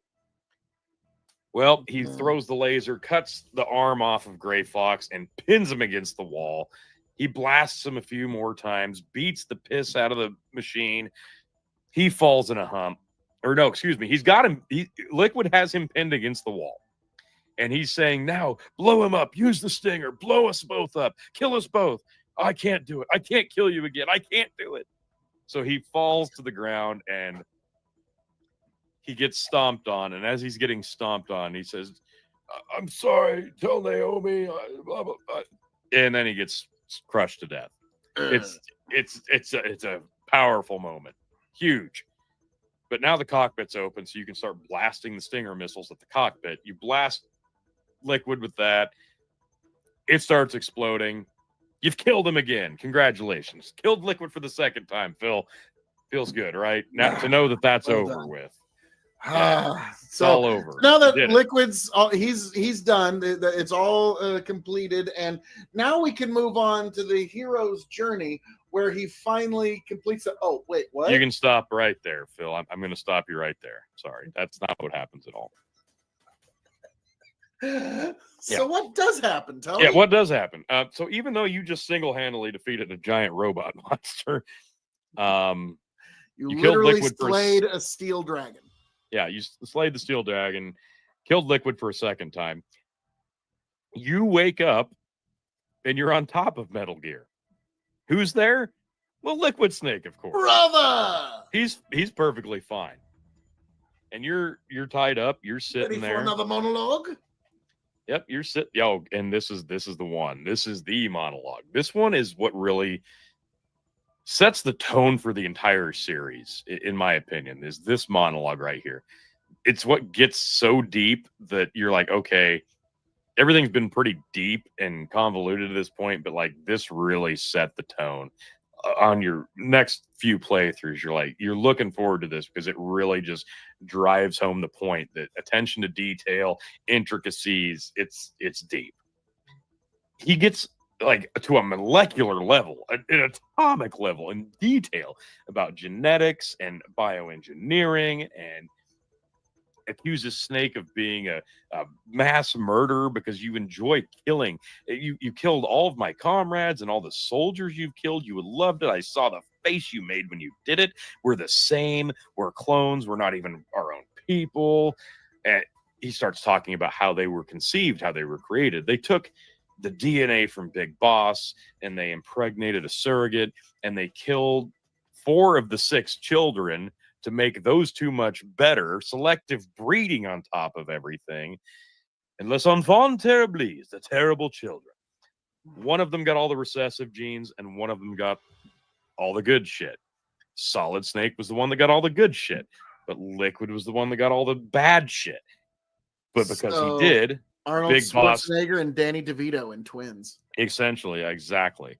But since Liquid got all the bad shit, he's the one that Big Boss apparently took under his wing. That's why he's got this strange love for him. And that's what Solid Snake says to him. No, I hate him. I hate him so much. I'm going to destroy his legacy. That's why I need his DNA to fix all of the imperfections.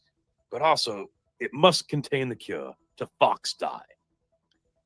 So he explains, you came into contact with all of us in the torture room and through your varying encounters with us. I need to know how to I need the vaccine information to cure all the soldiers, because technically they're our brothers too, because they share a similar cell count with the DNA of Big Boss as you and I do. So he's got to save all of them with this DNA. He's got to save himself, make a vaccine. It's deep on a biological level, like, and it's very interesting. And he's treating them like they're his family in a way. Yeah, very much so. Because like, it's the idea of like, what would a clone consider family? Exactly. Would it be the same that you and I would? And so that kind of keeps going in with that theme I was talking about earlier. But yeah, so Liquid, once you realize it, like, here's the thing: the best villains are ones that, in their own minds, their actions are justified. Absolutely. And he's a great example. Yeah, you get 100% of that here. He goes into great detail. And he says, look, they, the White House, the Pentagon, they know that I've lost my capabilities of doing a nuclear strike. So they've called in an air raid. They're going to kill us all. Oh, well, shit. So not only are we all infected with this thing that's going to kill us all, there's also an air raid strike coming. So what are we doing here? That's when Liquid says, well, that gives us just enough time to have one more final battle. Because he's got a bomb. For no reason, just right there, and he's going to blow it off to save the government the trouble, I guess. He's also got Meryl still. She's alive. She's right there. She's right there. She's tied up. She's unconscious, but she's right there. So all of a sudden you get a codec call from somebody, and it turns out it's the Secretary of Defense. It's like, wait, dude, what are you doing on the line? Yeah. Would you mind just staying there and let the airstrike kill all of you, please? Yeah, pretty much. He's like, yep, nope, we're going to explain this away and it'll be fine and nobody will know any the wiser. You're all an embarrassment. Fuck you all. We're going to destroy you. Oh, okay. Cool. Yeah. Thanks. That's pretty much what that was. So if you would just be so kind as to stay right where you are, that'd be very nice. The Secretary of Defense. Fuck you all. You're dead. Okay. So a Liquid unties Solid, and they're about to have Solidus administration. So they're about to. So then you've got a box Liquid Snake on the top of Metal Gear, as the countdown timer to an explosion commences. Like it's a great fight. And the mechanics, you have no items, you have no weapons. It's You've hand been to hand. stripped of all that. It's just hand-to-hand combat. And it's intense, and he's a bull. And you finally beat him, and you knock him off the side of Metal Gear. Thank God. You've killed him for a third time now, Phil. Okay. A third time. Finally. He's dead. Finally. He's My dead. God. He's Finally. gone. So you run over, and you untie Meryl. This harkens back to the torture chamber now. Did you endure the torture, or did you hit select and give up? Because if you gave up, Meryl's dead. Oh, balls. End of story. She's dead. If you hit select and gave in to the torture because you didn't want to do it, he's dead. She doesn't wake up. And you find out from a very distraught Roy Campbell, well, turns out she wasn't my niece. I had an affair with her mother, and she's actually my daughter, but she's dead now. Ouch. So, yeah, there's that. But if you did endure the torture, she wakes up. She's groggy, but she's alive. Dang. So, this Video is what I'm knows how talking to about. bring Like, the stakes. oh, yeah. Like, there's so many different ways to play the game. You can have different interactions with the bosses. You get multiple endings. There's incentive here. There's replayability. And it's exactly why I played it so many times, because you could get a different outcome. You could have a different experience. You could blast through it. You could take your time. It's in depth without being open world. That's what was so fascinating about it at the time. But I digress. He wakes up. You two have got to escape now. There's got to be a way out, even though the bombs are coming. So you and her, you get off the Metal Gear. You run out the hangar, and there's a Jeep. Oh, You get on the, yeah, there's a Jeep. Right. You get on the Jeep. You're going to get out, right? I remember this part. So you're going down on the Jeep, having defeated the villain. Okay. Right. He's now dead and gone. Yeah. You are now there's just a handful of soldiers you've got to blast. Yeah, you got to get through them. And then you're just riding along on that Jeep, having defeated the villain. And it's just like, basically, you're just heading for the light. Everything's good. Everything's dandy. You don't have to worry about. You've already killed Liquid Snake 3 times. But guess what, Phil? Wait, there's more. Yeah. Here comes Liquid Snake on a Jeep. And he's blasting at you for some reason. He's steering and driving and holding a FAMAS and shooting at you. Like, yeah, this motherfucker don't quit. Yeah, this guy does not skip arm day. I gotta say, but you would think it would just be like, all right, Snake, let's settle this outside the tunnel. But no, he's determined to. He's shooting at you and swerving at you and hitting you with the car, and you're blasting him with a machine gun. He's got no health bar at this point because why bother? You do. He's already lost that thing 3 times. Okay. Yeah. Here you go. So all of a sudden, you're coming to the end of the tunnel. Meryl's like, "There it is. I see the light," and he pulls in front of you, and you all crash. Yep, that's Liquid. You both turn over. Meryl's like, "Are you okay?" She's like, "Yeah, I'm fine." Are you? Yeah. Where's Liquid? Snake goes, "Liquid's dead." So you've killed him for a 4th time, Phil. 4 times. 4th time. You've killed this man 4 times, okay? And then literally calling this guy Fluffy because he's got as many lives as a cat. Seconds later, you hear snap.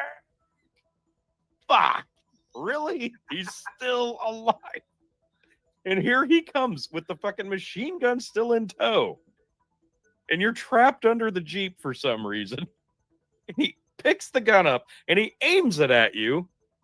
And he's about to shoot you in the head. And all of a sudden he goes, oh, oh, oh, oh. And like shit gets wacky. You can see him. He's clutching his chest. He's saying, "Fox!" Die! And then Solid goes, "Die." And he collapses and has a heart attack. Liquid has a fucking heart attack, just like the Armstead president and Donald Anderson did. Fox kills him. And he officially dies for a 5th time. The 6th. The 5th time was at the crash. No, I thought that was 4. No, 4 was at the bottom. No, all right, let's see. You killed him on the in the the helicopter, helicopter, in the Metal then Gear. in the Metal Gear, Yep. then Knocked on him off of top the Metal Gear on was top of 3. the Metal Gear, Yep. the truck was The truck. Yep. The truck would have been 4. 4, and then yes, Yeah. So this would be 5. I'm thinking we missed one. I'm thinking we It's missed one of the killings. The times you probably tried to feed him a strawberry. He didn't chew his food very well. He choked. He somehow lived. But yeah, I'm feeling we missed one. But anywhere from 5 to 6 times you had to kill this guy. Yeah. And But you don't realize it at this point. But you played the last bit of the game that you were going to play. Okay, like your gameplay is done at this point. Yeah, you just as well set the controller down. But you don't down, know that. You're still sitting there holding the controller. An hour and a half of movie you still have to watch. Put the controller down, okay? You don't need to hold it at this point. Your hands are cramped. Put them down. Just set it as far away from you as you can. You might bump it. You're not going to want to miss it. Yeah, and yeah, because at this point you got some crazy shit to watch, where you find out the highest levels of government. So yeah, it turns out the Secretary of Defense was a dick. The president didn't like what he was doing. He called off the airstrike. Campbell helped. He was reprimanded, but it's fine.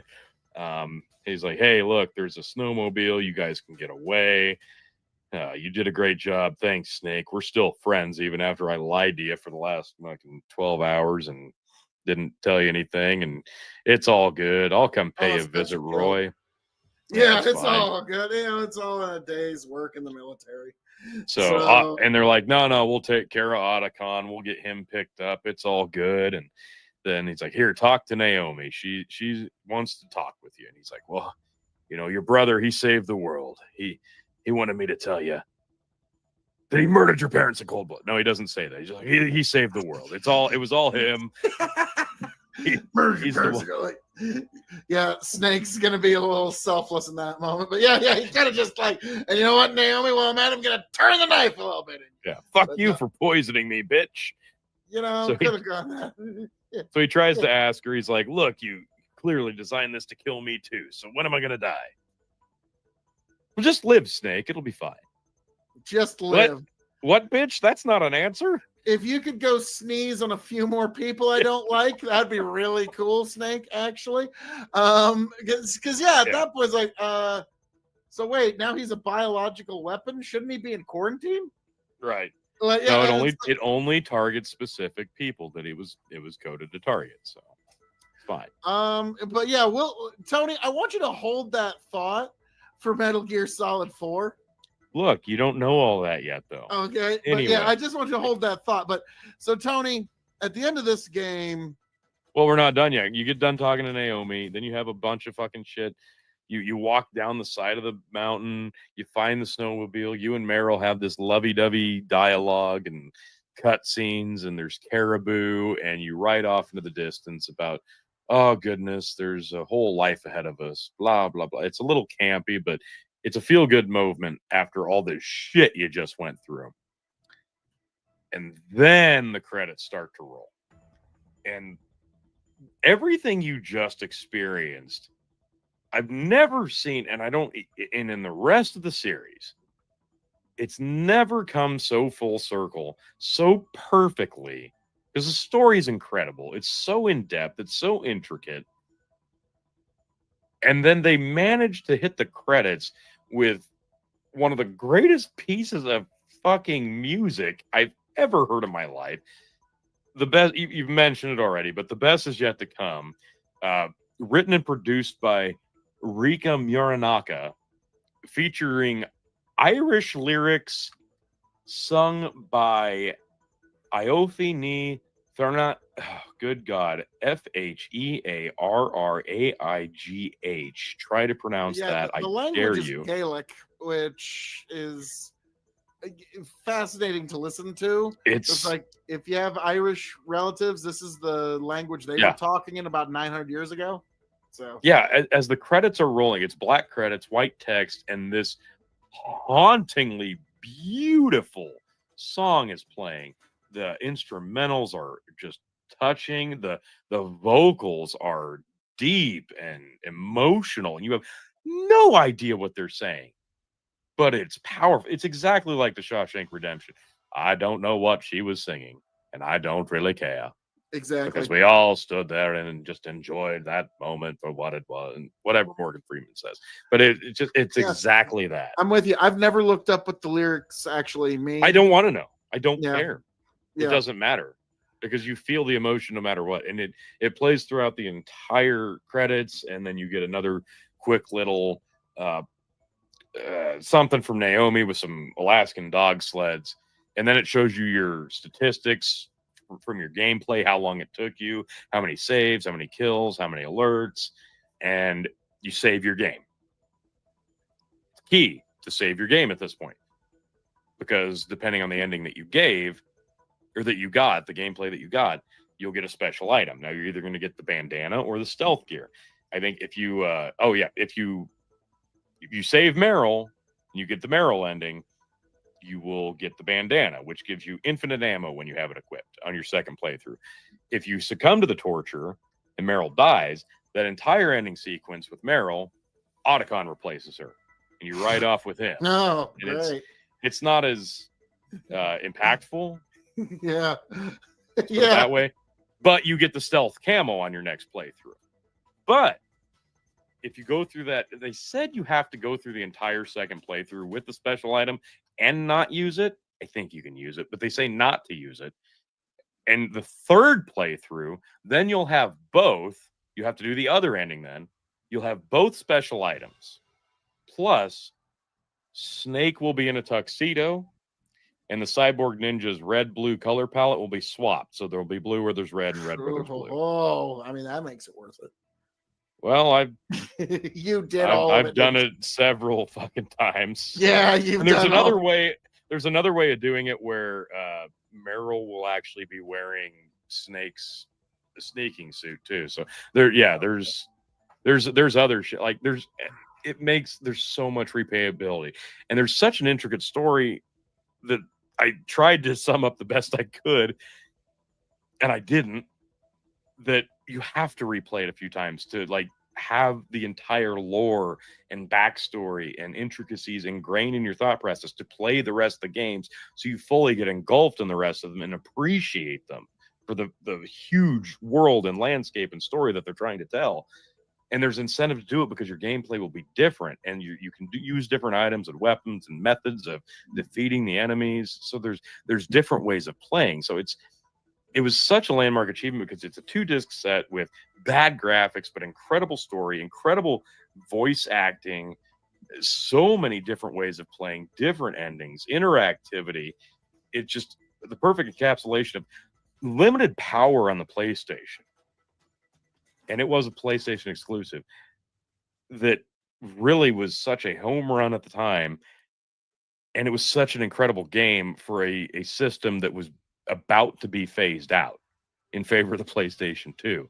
So the fact that it was as popular as it was upon release and got such great reviews on the heels of a new gen system, it speaks volumes to what it was and its mythos. One of the big selling points to me for why I went PlayStation 3 was it was going to have Metal Gear Solid 4. That was a huge sales point for me. And so the Metal Gear game, and I think this will be a good kind of encapsulate everything we've talked about, is it was very much one of the major players in the console wars. Yeah. In the early days. Eventually Metal Gear made its way over to Xbox. But it wasn't until I think it was 5. I think they eventually adapted 4 to be on Xbox. But I don't know that they ever got 4 because actually, maybe the way I understand it, if you have a copy of Metal Gear Solid 4, cherish that because it's never been remastered. There's never been an HD master collection of it. They don't one of the only ways to play that is if you have the disc. And I do. That's one of the. As do I. Yeah, it's like I said, it's an amazing playability.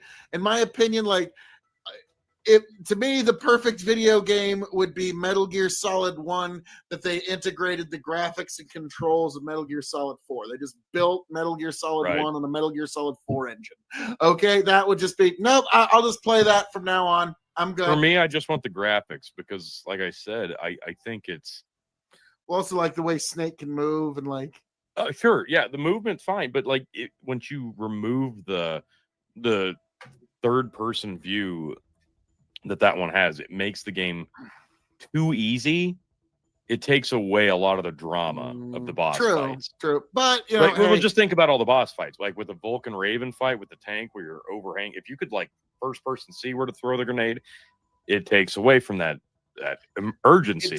Or the revolver ocelot fight where you have to follow him around. If you're following him around in first person, it takes away from it. And that was the biggest gripe on the Twin Snake remake. And like I already mentioned, it's so over the top, over campy. They tried to make Snake Neo of the Matrix. The lines aren't delivered with the same levity. It looks better.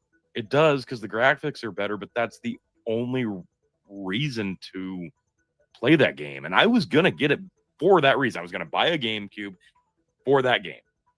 And I never did, and I'm glad I didn't, knowing now what I know. I had a GameCube, and it was fun, but it was kind of limited because they purposely gave you small discs just because it'd be harder to pirate. Yep. And so they literally limited the power of their system. But T, before we go here, is there any last thoughts? Because we're going to touch on every Metal Gear Solid game, but Metal Gear Solid 1, any final thoughts on this momentous game before we call it an evening, sir? If you had to pick your least favorite moment from the game and your most favorite, what would they be? Okay. My least favorite moment of the game was the back and forth with the hot and cold cards. Okay, like that just such a pain in the ass. Yeah, it was just like like after all this, we now have to go through this little pedantic fetch quest. Okay, like in Skyrim, they're called fetch quests. All right, go fetch the thing. Okay, and it's like, oh, hello, Dragonborn. I need you to go to Hill Yonder and fetch the book of mama. And so, yeah, it was basically a fetch quest. And so that I've never liked that. And again, like it's cheating, but favorite moment is the Psycho Mantis battle. Sure. Okay, like it's like I said, you touched on some really emotional moments, but the Psycho Mantis was just like, it was okay. It broke the fourth wall in a way the Joker wish he could in comic. Okay, like the Joker wishes that in any medium it was in, that the Joker could break the fourth wall the way Psycho Mantis did in the 15 minutes he had. Do you see what I mean? Yeah, no, I get it. I get it. So it was the best breaking of the fourth wall any character in video games has ever done. So to me, that one moment carried the franchise to at least 3 more games. Sure. No, I get it. Now, how about you? Least favorite? I'd say my least favorite, like I already expressed my disdain for the mine detector and the fact that you can just pick them up by crawling. I hated the fact that Liquid was like bragging about his amazing disguise, even though Snake never saw the disguise. Like, and I'm not going to gripe about the, Campbell or whoever telling you press this button to do this, because it didn't really take you out of the game, or like when you're getting sucked into a movie and you take that and you translate it onto a game, like if they're, press this to do this, sometimes it would, but sometimes it wouldn't. Like, and the fourth wall breaks with Psycho Mantis totally would not take you out. It sucked you in more, because now you felt from the digital thing you're playing to you here in the real life are actually interacting on some degree. So that didn't take me. But there were a few minuscule parts where I'm like, okay, that sucked me out. And yeah, it's hard not to look at the graphics now, but they made shitty graphics a moat. So I can't gripe about that too much. I think if I'm going to gripe about anything, I'd say some of the mechanics are pretty clunky in terms of like the close quarters combat. There's ain't really fun. not any, and they weren't calling it that at this point yet anyway. But some of the up close fighting is a little clunky and does not translate well, even into the second game. So they did manage to fix that a bit. But I liked the third person style that this game held on to. So very minuscule things I'm going to complain about. I'm torn between the Psycho Manus fight and the Sniper Wolf, the conclusion on the second battle, because it was so powerful, and a close third, if the first two are a tie, would be all the interaction with Liquid at the end, because I every time I listen to it, it always feels like I'm picking up on something I may have missed that first time, or I'm reminded of something I didn't quite catch the first time, and it all comes off so. They were so detail oriented on how they accessed their information, recorded it, and implemented it. Like, you had to have some highly intelligent people, at least on retainer, to fill in some gaps for the story that they were trying to tell. So you get history, you get science, like it's across the board one of those highly intelligent games that me at 12 wasn't grasping, but I'm like, wow, this is like blowing my mind a little bit, and I'm liking it. Yeah, we were both aware, like, we're taking something that's telling us something that's a little more than maybe we're even supposed to receive. Oh yeah, it's far too advanced for us to grasp. And that's why it was always worth coming back to. But it was sort of this was the one that set it off, because there was Metal Gear Solid, Metal Gear 1 and Metal Gear 2. Nobody's like, no, none of you have played those games. None of you have played them. Knock it off. No. Okay. Don't tell us you have. Okay. Because nobody did. Not even Hideo Kojima played them. Okay. Nobody played them. Okay.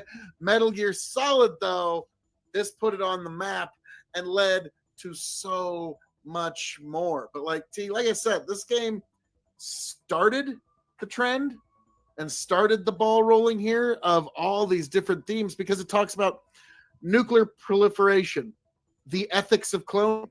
Does a clone have a soul? The ethics of what, just war. What should somebody in the command chain actually communicate to their hereditary bioengineering, genetics, I mean, just biology, tenfold. Take what you know and just throw it against the window, because shit, these people have got it like down. I don't know who they've got on retainer, but my God, they've got to have university professors at the ready. Hideo's got some very interesting consultants. I'll put it that for sure. way. But now, T, anything else you want to tell the folks at home? No, go ahead and wrap it up. Folks, as I'm known to say around I'm going to stop you right there. Yeah. Because there's a phone call that had to happen at the end. Oh, yeah, that's right. I'm sorry. I'm getting a Codex call. Codex call. Sorry. After all those credits are over, folks, there's still more. Tony, it's Master Miller. No, it's not Master Miller. No, stop it. He wants to know your location. That's all. Stop it, Phil. Tony. Master Miller needs to know your location. What's the? Come on. No, Liquid died. Stop it. We can trust him. No, he put the robot ninja suit on. He's okay. Okay, stop it. No, all the credits roll, and then you are met with the Metal Gear Solid digital logo, and you are treated to a phone conversation between Revolver Ocelot, and you have no fucking clue, because the other person on the line is not talking. You're just hearing Revolver Ocelot talk about something to somebody else. And he's talking about, yes, we recovered all of the test data from the Metal Gear launch. Even though they destroyed it, we were able to recover the information. Nope, they truly did not know. Liquid thought I was helping him all this time, but no, I'm still serving you, so it's perfectly fine. Yep, nope, we'll be keeping an eye on her as well. Everything will be fine. Don't you worry about that. They still don't know who I truly am. So at this point, you're finding out, my God, Revolver Oz is like a triple agent. And he gets off the phone. Nope, thank you. Yes, I agree. It takes a strong will to be in a position that you are. Yes, I agree completely. Okay, I will talk to you later. Goodbye. Mr. President. Dun, dun, dun! And then it fades. There you go. And folks, on that note, as I'm known to say around here, all that being said, kept you waiting, huh? Folks, that has been this episode of Metal Gear Solid Review. Folks, I am your King of Extreme, Phil, K.O.E, the man of the hour, the man with the power, the man that makes the other podcast cower. Folks, keep it right here at K.O.E Nation for Metal Gear Solid 2, 3, 4, Liberty Walker, maybe a little bit. Oh, that hurts. And we'll even talk about Kiefer Sutherland in small doses. We don't need to talk about the Raiden game too much. Okay. But folks, thank you for being here. Thank you for joining us. Tony's like, that's like the Disney Star Wars sequels. I don't consider that one. Just thank you for being here. Thank you for joining us. God bless every last one of you. I hope you all make it back here to the KOE Nation. Happy, healthy, much the wiser. I'm toasting you with Dude Coke. God bless every last one of you. I am signing off and handing it off to my indomitable broadcast partner, the one, the only, the Metal Gear Solid loving Tony fucking G. We'll catch you from Metal Gear Solid 2, folks. Peace. What a concept. Yes, folks. Peace. What a concept indeed. So that was something I've been wanting to share with all of you at home, and I enjoyed. I had fun. Me and Tony talking about Metal Gear Solid. We're going to be talking about Metal Gear Solid 2 here shortly. Probably, if not this weekend, sometime next week. I might be doing some appearances in some other places. It all just kind of depends.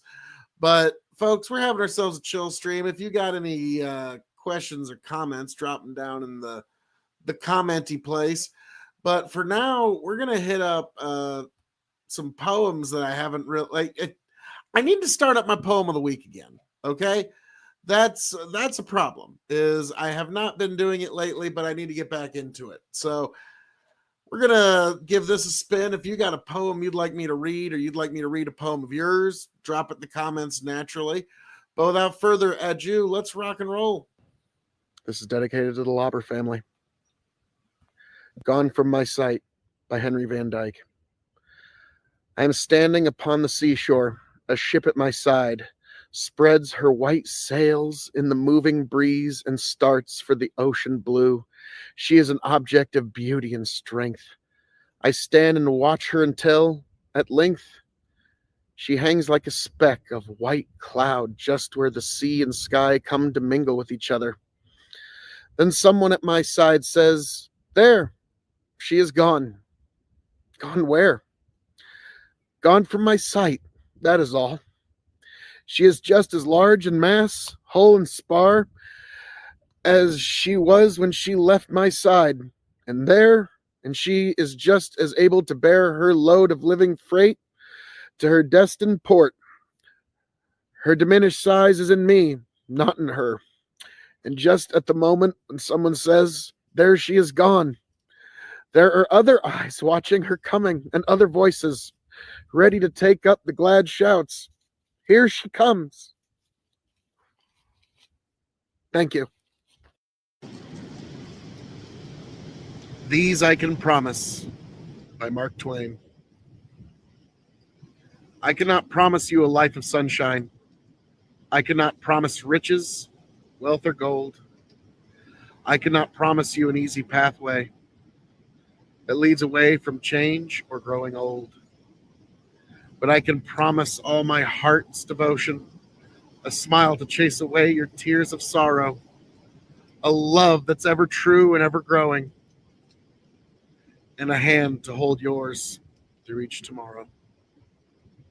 These I Can Promise by Mark Twain.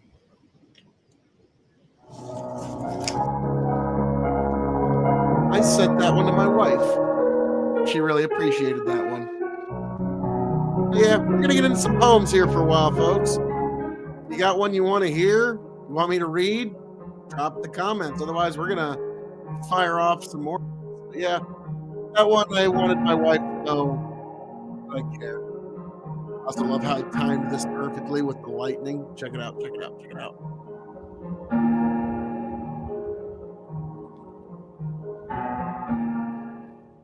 That was almost accidental. The death poem of Tokugawa Ieyasu. Whether one passes on or remains is all the same.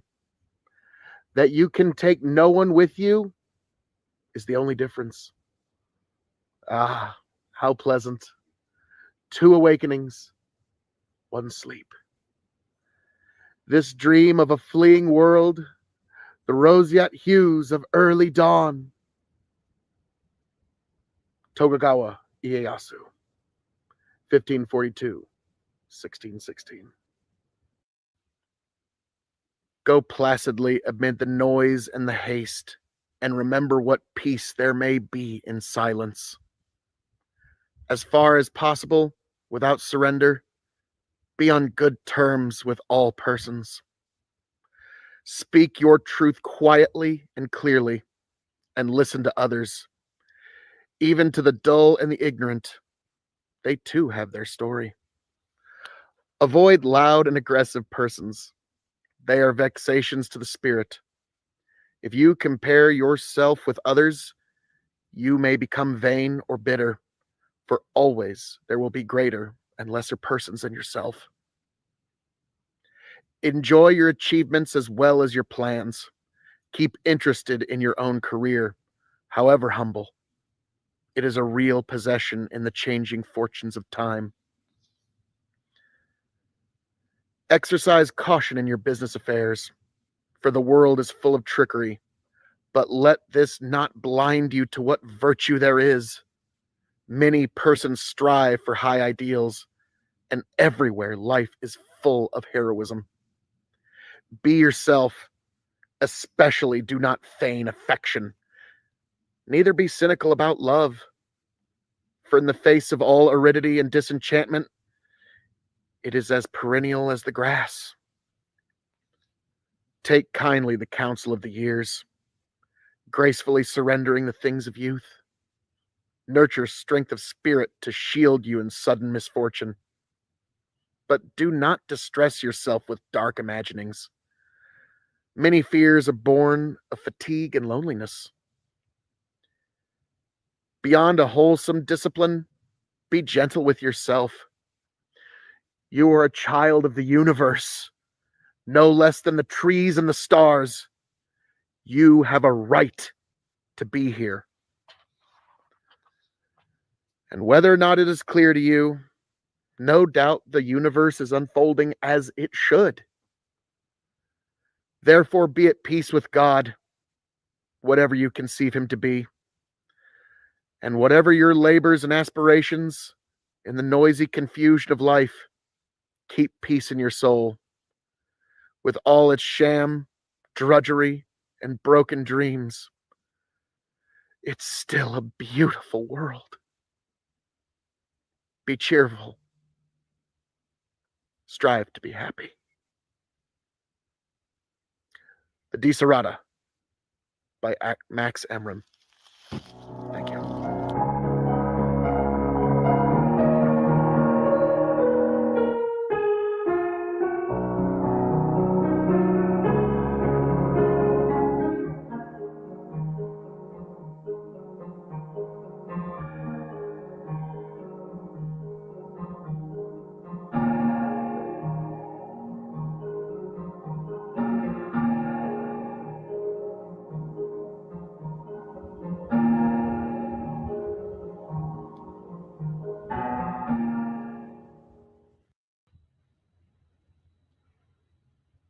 Seven seals, 7 rings, 7 brides for the Scarlet King.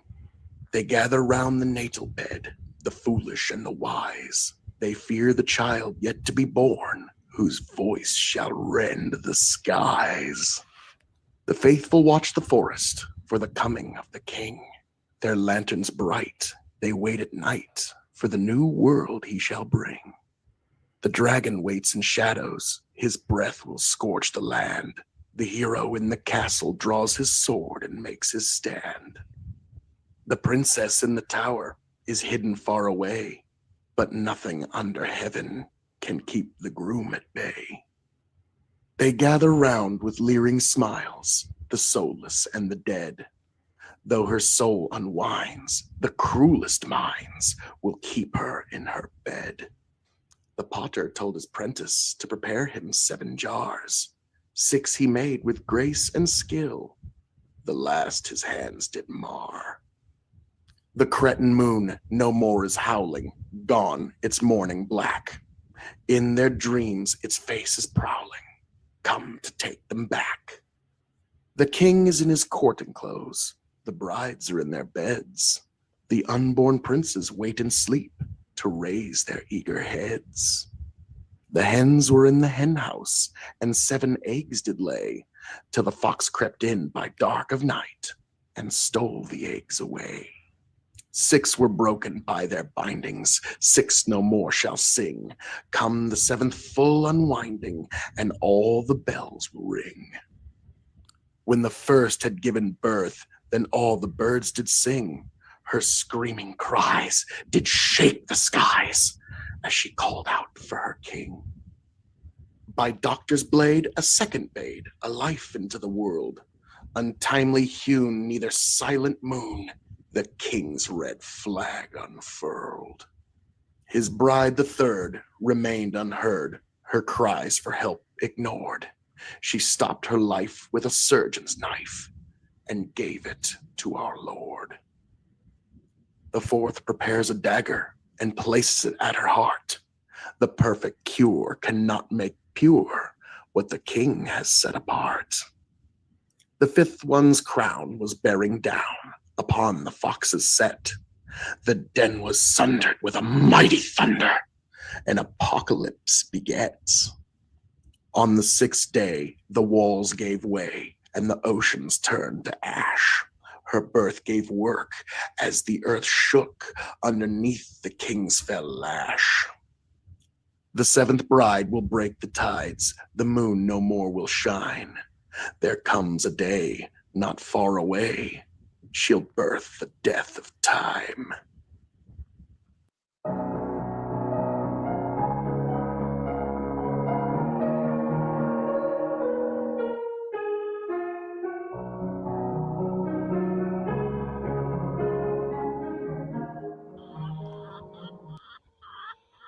How we doing, all y'all?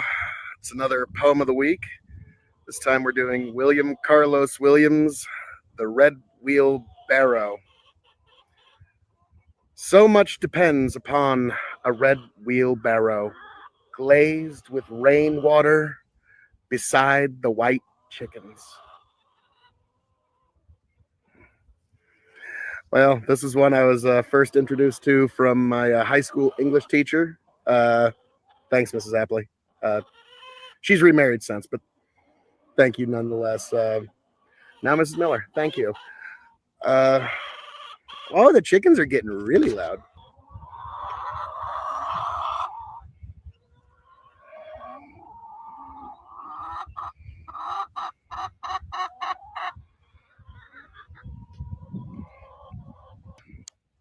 Well, they're not exactly white chickens, but I thought this was pretty good. So let us know, folks. Come on, let me know if there's any kind of poetry you'd like me to read. If you'd like me to read your poem, whatever you like. I just love good poetry. But yes, this one I was first introduced to in high school, and I thought now's the perfect time. But yeah, if there's some poem that stood out to you from your life, let me know. And that has been this poem of the week, William Carlos Williams, The Red Wheelbarrow. In fact, it's so short and sweet, I can do it one more time. So much depends upon a red wheelbarrow glazed with rainwater beside the white chickens. I don't know why that one stood out for me for so many years, but I just enjoy it. But folks, thanks for joining me, and catch you later.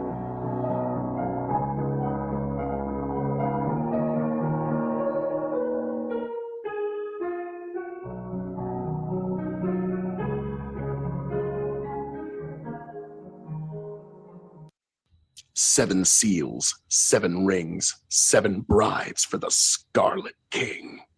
They gather round the natal bed, the foolish and the wise. They fear the child yet to be born, whose voice shall rend the skies.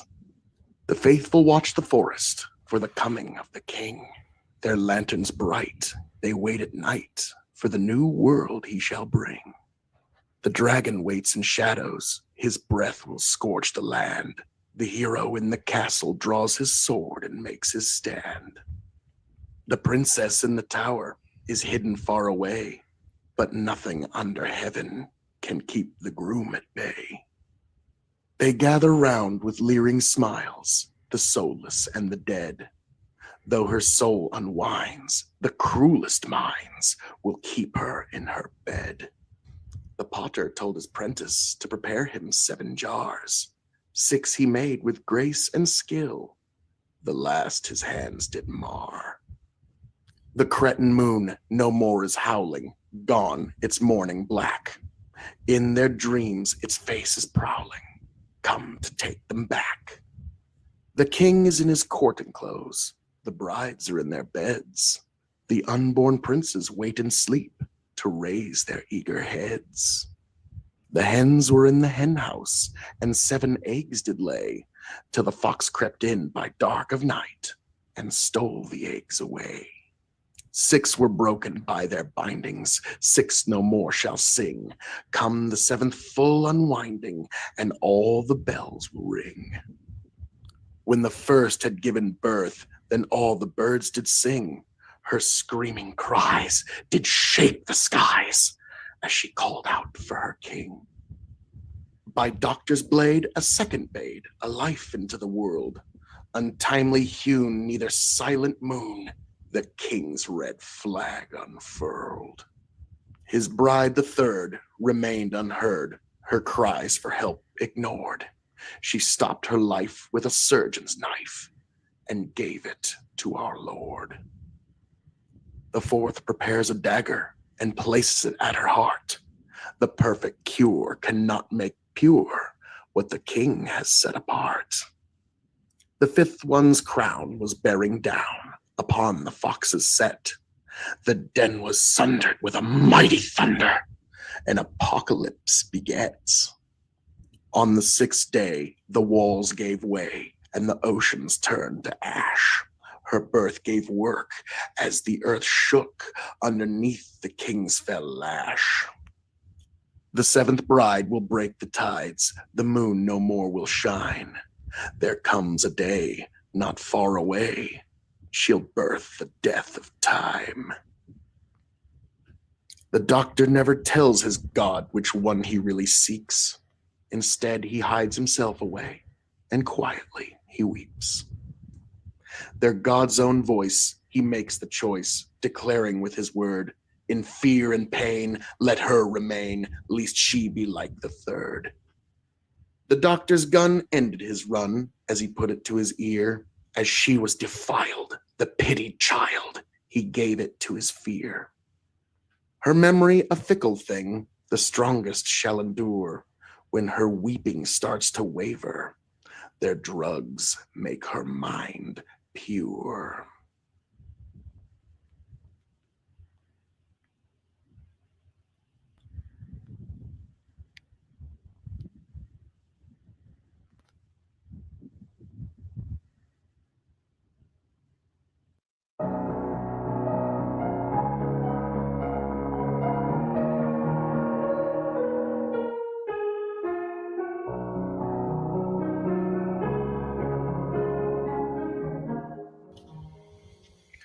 How we doing, folks?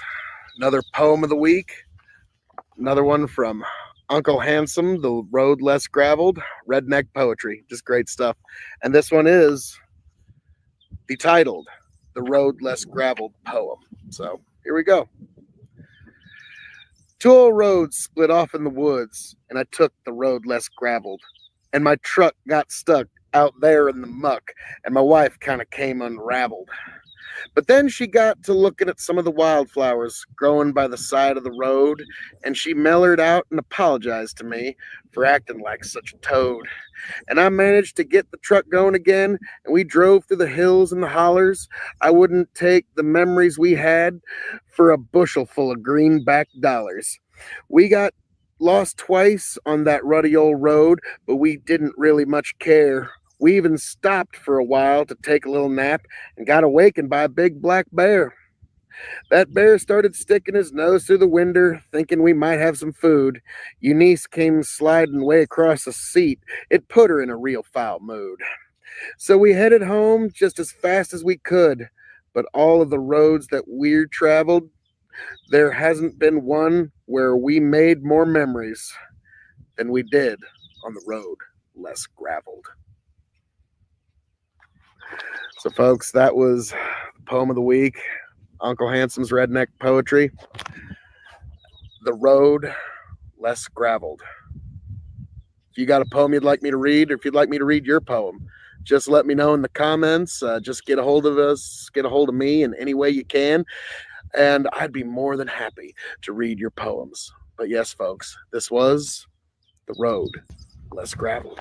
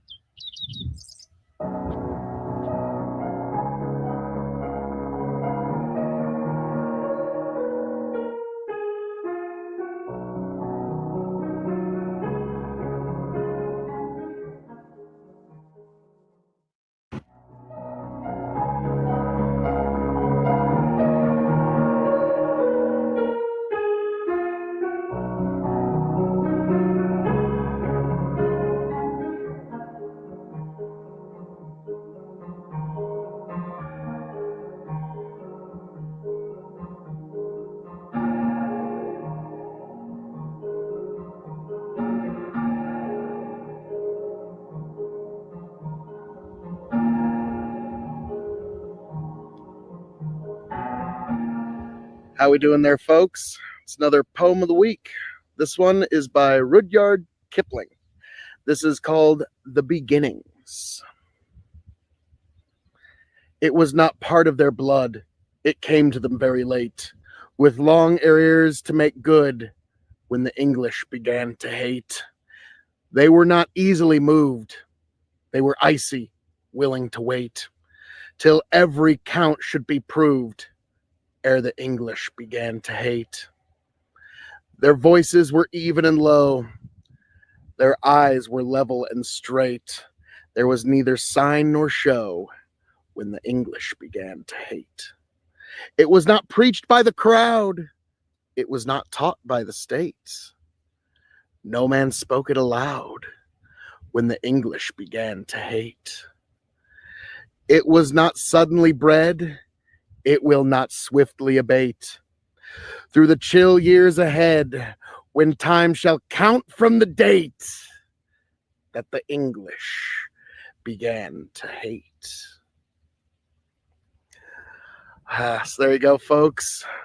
That is the poem of the week by one Mr. Kipling, The Beginnings. So, folks, if there's some poem you'd like me to read, if you'd like me to read your poem, please just let me know in the comments, and I'd be more than happy to. I love the beautiful imagery of great poetry. So, folks, thank you for being here, and I will catch you later. And that was this poem of the week.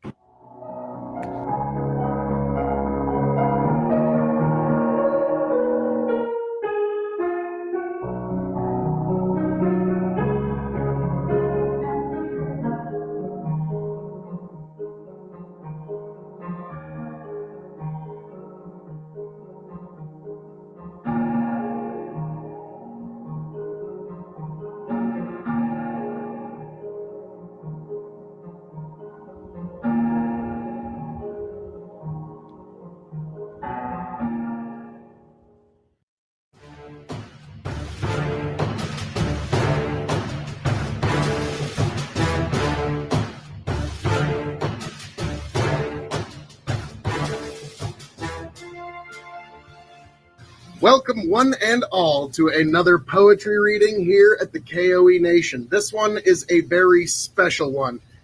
This is a short poem written by my father. So I thought, what more appropriate on Poetry Wednesday than that? And considering everything that's going on in the family, it seems too apropos. This one is called Insurmountable Odds. We will get through it. We'd better get to it. Now let's do it. Done it. BAL. Thanks, Dad.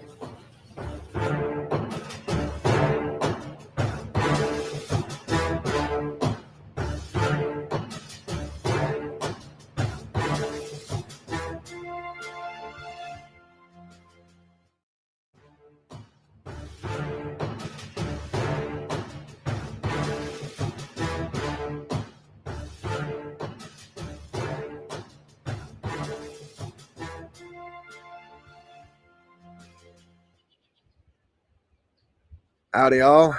This is another listener requested poem, Kubla Khan by Samuel Taylor Coleridge. In Xanadu did Kubla Khan a stately pleasure dome decree, where Alf, the sacred river, ran through caverns measureless to man, down to a sunless sea, so twice 5 miles of fertile ground, with walls and towers girded round, and there were gardens bright with sinuous ryle, where blossom many an incense-bearing tree, and here were forests ancient as the hills, enfolding sunny spots of greenery. But oh, that romantic chasm which slanted down the green hill athwart of cedarn cover, a savage place, as holy and enchanted as ere beneath a waning moon was haunted by women wailing for her demon lover, and from this chasm with ceaseless turmoil seething, as if this earth in flat thick pants were breathing, a mighty fountain momentarily was forced, amid whose swift half intermittent burst huge fragments vaulted like rebounding hail, or chaffy grain beneath the thresher's flail. And mid these dancing rocks at once and ever, I flung up momentarily the sacred river, 5 miles meandering with a mazy motion, through wood and dale and sacred river ran, that reached the caverns measureless to man, and sank in the tumult of a lifeless ocean. And mid this tumult Kubla heard from afar ancestral voices prophesizing war. The shadow of the dome of pleasure floated midway on the waves, where he heard the mingled measure from the fountain and the caves. It was a miracle of rare device, a sunny pleasure dome with caves of ice. A damsel with a dulcimer in a vision I once saw. It was an Abyssinian maid, and on her dulcimer she played, singing of Mount Abor. I could revive within me her symphony of song, to such deep delight 'twould win me, that with music loud and long I would build that dome in air, that sunny dome, those caves of ice, and all who heard should see them there, and all should cry, beware, beware! His flashing eyes, his floating hair, weave a circle round him thrice, and close your eyes with holy dread, for he on honey dew hath fed, and drunk the milk of paradise. Excellent, excellent stuff, folks. That was our poem of the week, Kubla Khan. Till next time.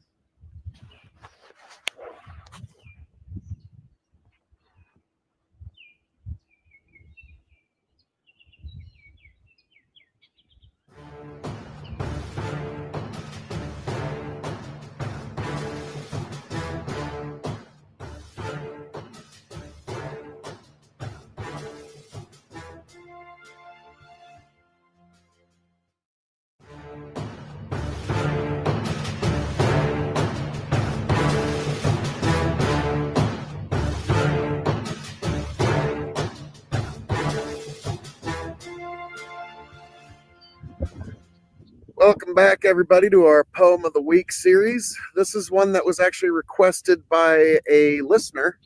Some questions you might ask by Mary Oliver. So I figured I got a minute. Why not? Is the soul solid like iron, or is it tender and breakable like the wings of a moth in the beak of an owl? Who has it and who doesn't? I keep looking around me. The face of the moose is as sad as the face of Jesus. The swan opens her white wings slowly in the fall. The black bear carries leaves into the darkness. One question leads to another. Does it have a shape like an iceberg? Like the eye of a hummingbird? Does it have one lung like the snake and the scallop? Why should I have it and not the anteater who loves her children? Why should I have it and not the camel? Come to think of it, what about the maple trees? What about the blue iris? What about the little stones sitting alone in the moonlight? What about the roses and the lemons and their shining leaves? What about the grass? Excellent poetry. Excellent poetry. If you've got a poem that you would like me to read, if you'd like me to read your poem, really, any of it, just let me know in the comments or just reach out in any way, folks. But this was Some Questions You Might Ask by Mary Oliver. Catch you around.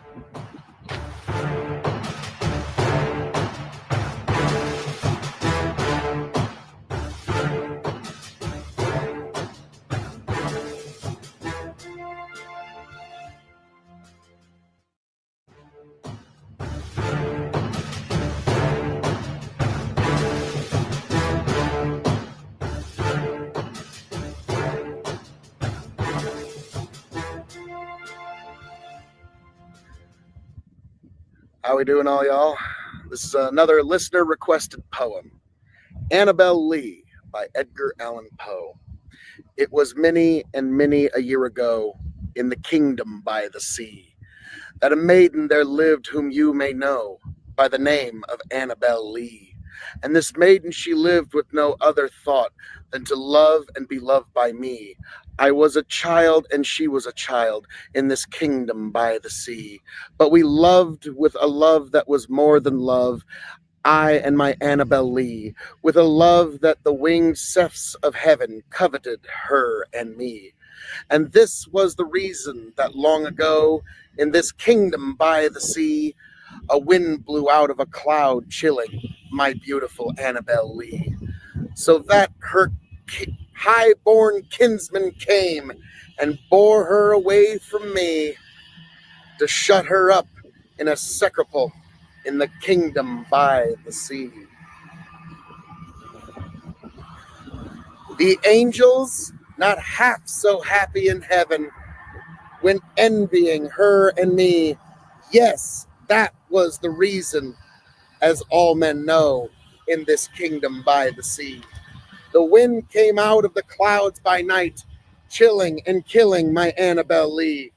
But our love, it was stronger by far than the love of those who were older than we, of many fair wiser than we, and neither the angels in heaven above nor the demons down under the sea can ever dissever my soul from the soul of the beautiful Annabel Lee. For the moon never beams without bringing me dreams of the beautiful Annabel Lee, and the stars never rise but I feel the bright eyes of the beautiful Annabel Lee. And so all the night tide I laid down by the side of my darling, my life and my bride, in the sepulchre of there by the sea, in her tomb by the sounding sea. Edgar Allan Poe. Excellent, excellent stuff, folks. Another beautiful poem of the week. Let me know if there's one you'd like to hear. I'd love to read it, folks.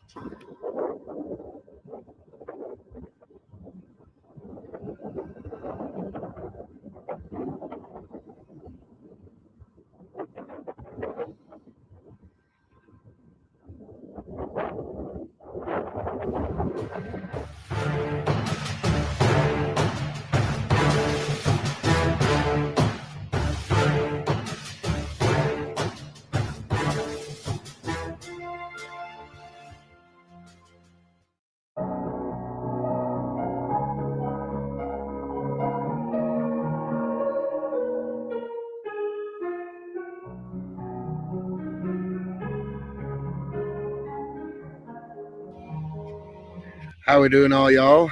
I figured it's time for another poem of the week, and it's from Uncle Handsome's The Road Less Graveled on being a poet. I really like this one, so enjoy. Being a poet's like training a mule. It's something that just takes time. I've written poems since I was a boy, still too young to moonshine. Some folks think I'm different, but that's all right with me. A man's got to do what a man's got to do. He's got to be what he's got to be. So I let folks just talk just as much as they want about me spending weeks with my rhymes. Heaven knows there's a lot worse things a feller could do with his time. 'Cause a well-writ poem's like a well-trained mule. It's simply a joy to behold. It ain't worth as much, but you don't have to feed it or worry about it getting too old. And you don't have to worry about it breaking a leg or falling off in your well or jumping your fence or catching the colic or getting too pretty to sell. Uncle Handsome, The Road Less Graveled, redneck poetry. I love this stuff. Folks, be sure to let me know if there's some poem you'd like me to read, or if you'd like me to read your poem, whatever. I just love beautiful poetry. And if you got one that you'd love me to read or you'd want me to read, I will find a beautiful place to do it. But folks, this has been our poem of the week on being a poet. Your thoughts, poets?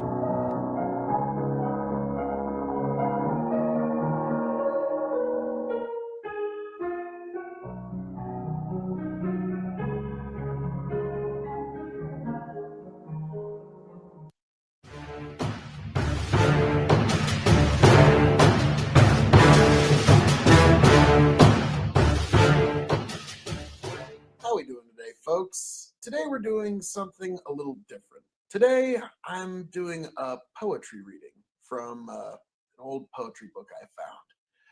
But if there's any poem you would like me to read, if you'd like me to read your poem, let me know in the comments section and I would be more than happy to. There's few things that bring such amazing imagery than good poetry. So if that's something that you would like read, if you'd like me to read it for you, and I'll have it in some rustic background of some kind. I'm a farmer. I can provide that, no problem.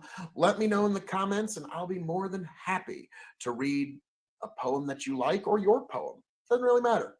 But without further ado, here's the poem of the day. Robert L. Doxator, above Box Butte Reservoir. On the bank of the river that will barely wet your socks because the wade across is not as wide as the word I squat, dusty in denim, eyeing the minnows flirting, cool in the still pockets the channel slits.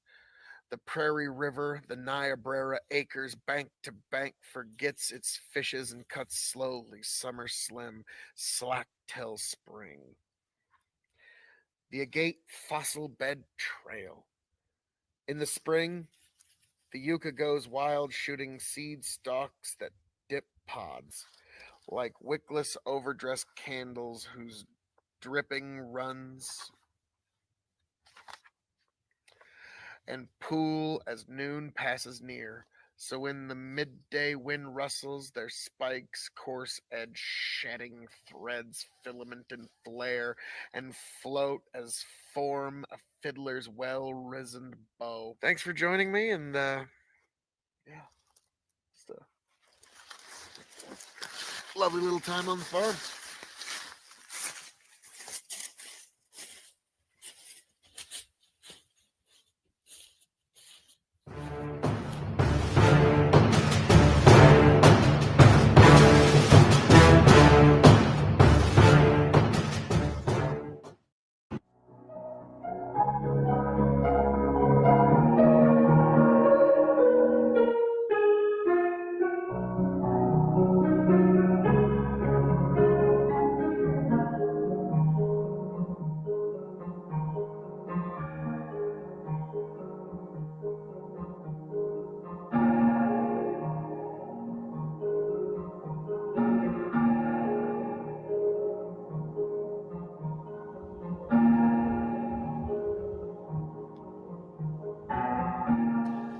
How we doing, everybody?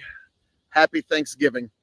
I thought this would be a perfect occasion to read Ralph Waldo Emerson's Father, We Thank Thee. This is his own Thanksgiving poem, if you will, a Thanksgiving prayer even. So without further ado, Father, We Thank Thee by Ralph Waldo Emerson. For flowers that bloom about our feet, Father, we thank Thee. For tender grass, so fresh, so sweet, Father, we thank Thee. For the song of the bird and hum of bee, for all things fair we hear or see, Father in heaven, we thank Thee. For blue of stream and blue of sky, Father, we thank Thee. For pleasant shade of branches high, Father, we thank Thee. For fragrant air and cooling breeze, for beauty of the blooming trees, Father in heaven, we thank Thee. For this new morning with its light, Father, we thank Thee. For rest and shelter of the night, Father, we thank Thee. For health and food, for love and friends, for everything Thy goodness sends, Father in heaven, we thank Thee. So there you go, folks. I thought that would be appropriate for Thanksgiving. So for all of your friends, family, everybody that you love, and for all you and yours, I hope you have a very marvelous, wonderful, safe Thanksgiving. I hope to find all of you back here happy, healthy, much the wiser. Until next time, I'll catch you later. And of course, happy Thanksgiving, folks.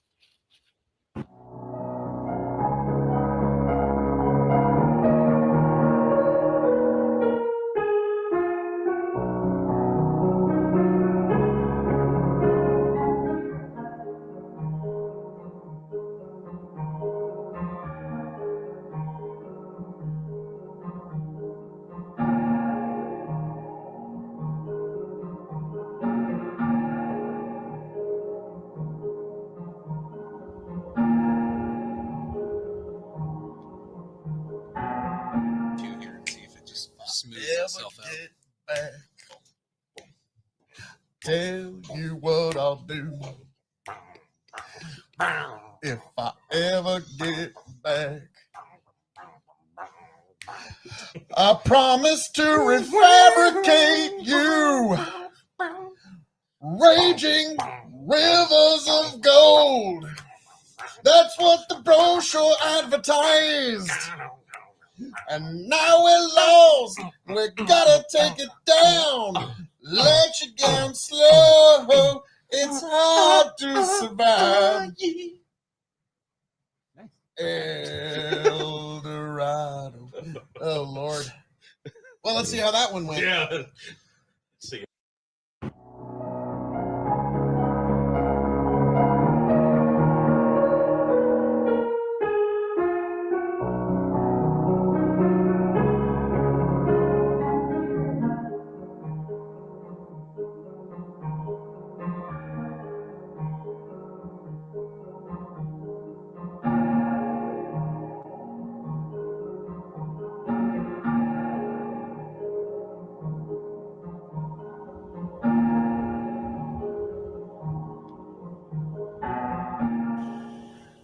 How we doing, all y'all? This is another poem of the week. This is a Nebraska poet by the name of Stan Smith. It's called The Family Farm. Every day I drive past a field made square by wire and deed, made flat by snows that level, lines of last spring's plow. There, in that white space, a garden's length beyond the barbed strands, a blackened pump endured, midst lost foundation. Nothing else, only that pump, a staggered relic bent northward by some forgotten blow, standing in the way of buried pharaohs running down a lonesome land.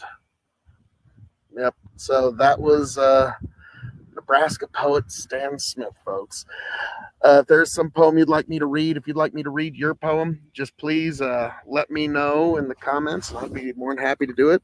This is from an old poetry book, Poetry of Nebraska, Nebraska English Journal, from the fall winter of 89 to 90. I found this in my grandmother's book collection after she passed, and I figured I would share some of them with you. So yeah, if you have some poem you'd like me to read, you'd like me to read your poem, please let me know in the comments. Till then, catch you later, folks.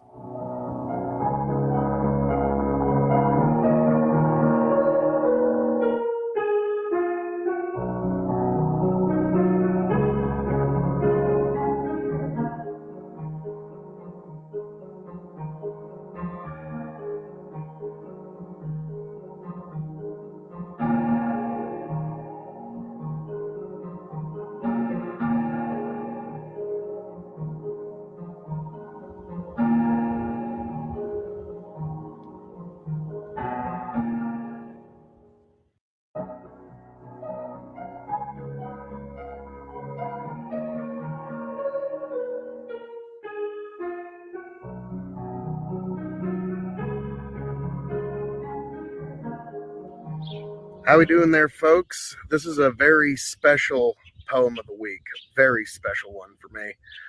This is actually my favorite poem that I've ever read, and I came across it in kind of special circumstances. When I was a little boy, I would mow my grandmother's yard, and one day after a very long mowing of the yard, I went in to get a glass of water, and on her desk, on the kitchen table, was this book, Uncle Handsome's Redneck Poetry, The Road Less Graveled.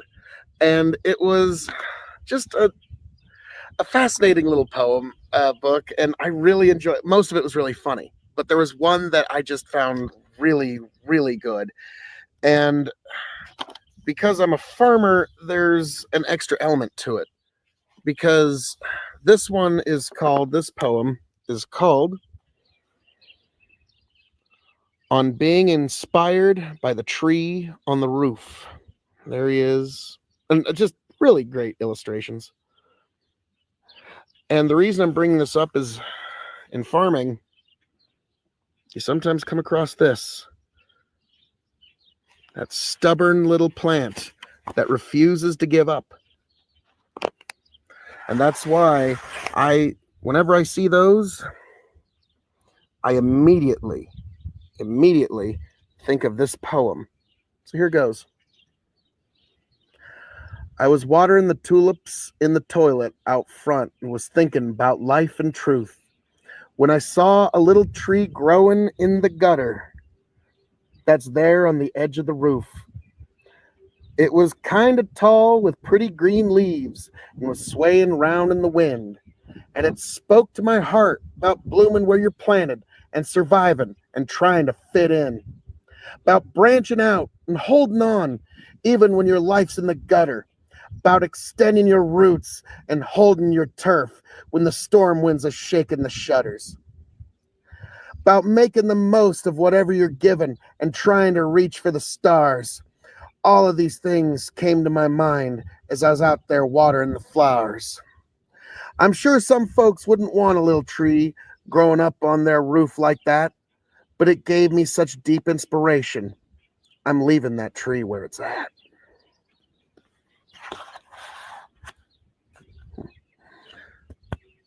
Grow well, little plant. Yeah.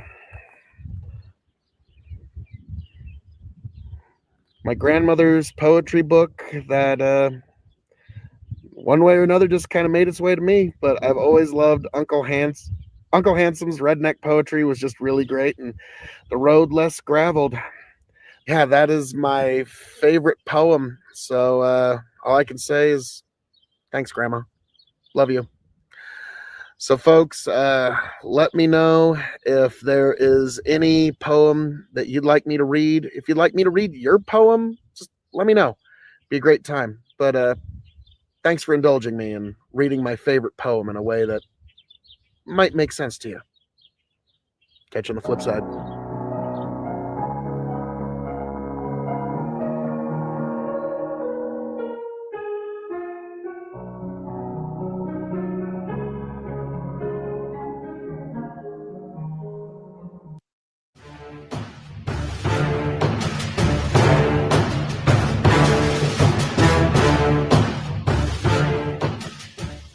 How are we doing today, folks? Today we're doing something a little different. Today I'm doing a poetry reading from an old poetry book I found. But if there's any poem you would like me to read, if you'd like me to read your poem, let me know in the comments section and I would be more than happy to. There's few things that bring such amazing imagery than good poetry. So if that's something that you would like read, if you'd like me to read it for you and I'll have it in some rustic background of some kind, I'm a farmer, I can provide that, no problem. Let me know in the comments and I'll be more than happy to read a poem that you like or your poem. Doesn't really matter. But without further ado, here's the poem of the day. Ford M. Craig. Contrasts. At what must have been the very moment Mrs. Sprague with her children pulled on top of Burlington tracks and dropped her Buick into park, so that westbound freighter number 1575 could not possibly miss. I was standing out back telling my girls not to get too near that finch and her babies nestling low in my spruce tree, for life is precarious, fragile, dear.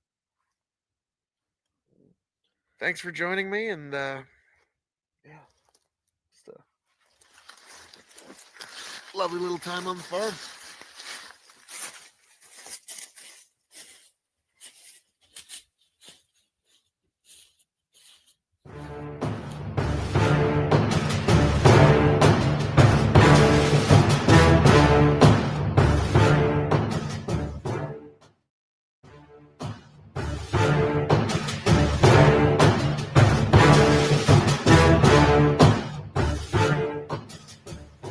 How are we doing today, folks? Today we're doing something a little different. Today I'm doing a poetry reading from an old poetry book I found.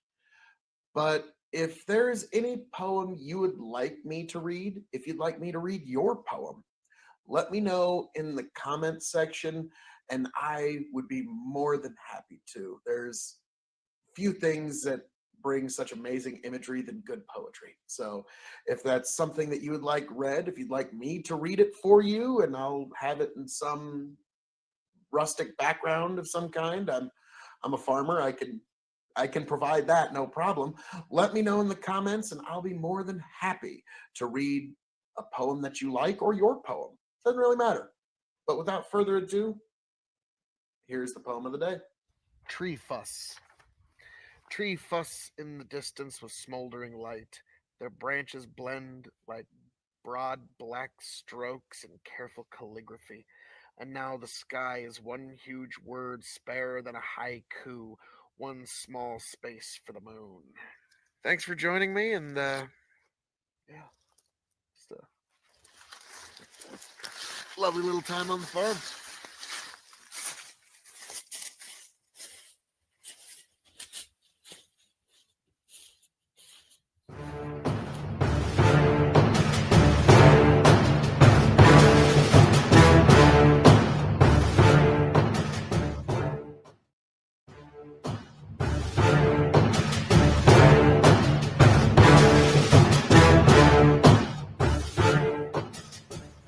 How are we doing today, folks? Today we're doing something a little different. Today I'm doing a poetry reading from an old poetry book I found. But if there's any poem you would like me to read, if you'd like me to read your poem, let me know in the comments section and I would be more than happy to. There's few things that bring such amazing imagery than good poetry. So if that's something that you would like read, if you'd like me to read it for you and I'll have it in some rustic background of some kind, I'm a farmer. I can provide that, no problem. Let me know in the comments, and I'll be more than happy to read a poem that you like or your poem. Doesn't really matter. But without further ado, here's the poem of the day. Shirley Butner, Bird Bones. After a July windstorm, the right tine of the forked cottonwood broke down completely. I called it Widowmaker and hauled it away, wrenched open a weakness the storm had preyed upon, a cavity like a hand hen bowl, now slung heavily with the one tine's whispering leaves. All summer, on evening walks, the Labrador would rush the broken trunk, circling and pawing, whining because she could not reach that rotten space.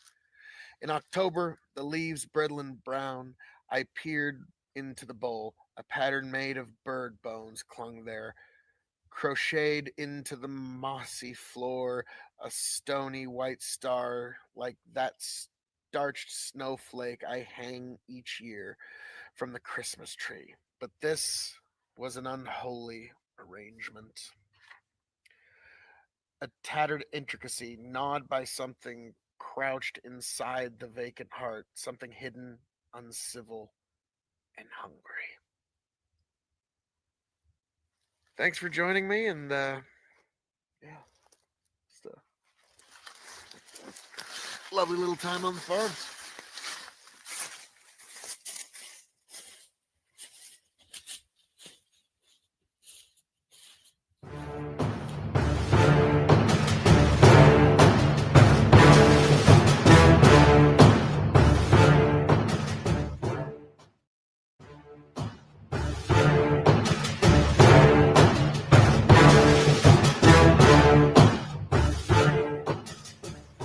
How we doing today, folks? Today we're doing something a little different. Today I'm doing a poetry reading from an old poetry book I found. But if there's any poem you would like me to read, if you'd like me to read your poem, let me know in the comments section, and I would be more than happy to. There's few things that bring such amazing imagery than good poetry. So if that's something that you would like read, if you'd like me to read it for you, and I'll have it in some rustic background of some kind, I'm a farmer. I can provide that, no problem.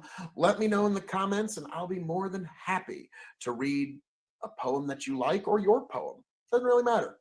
But without further ado, here's the poem of the day. Shaded and softened. You having fun there, dog? Susan Strayer Deal in lovely remoteness. Susan Strayer Deal in lovely remoteness.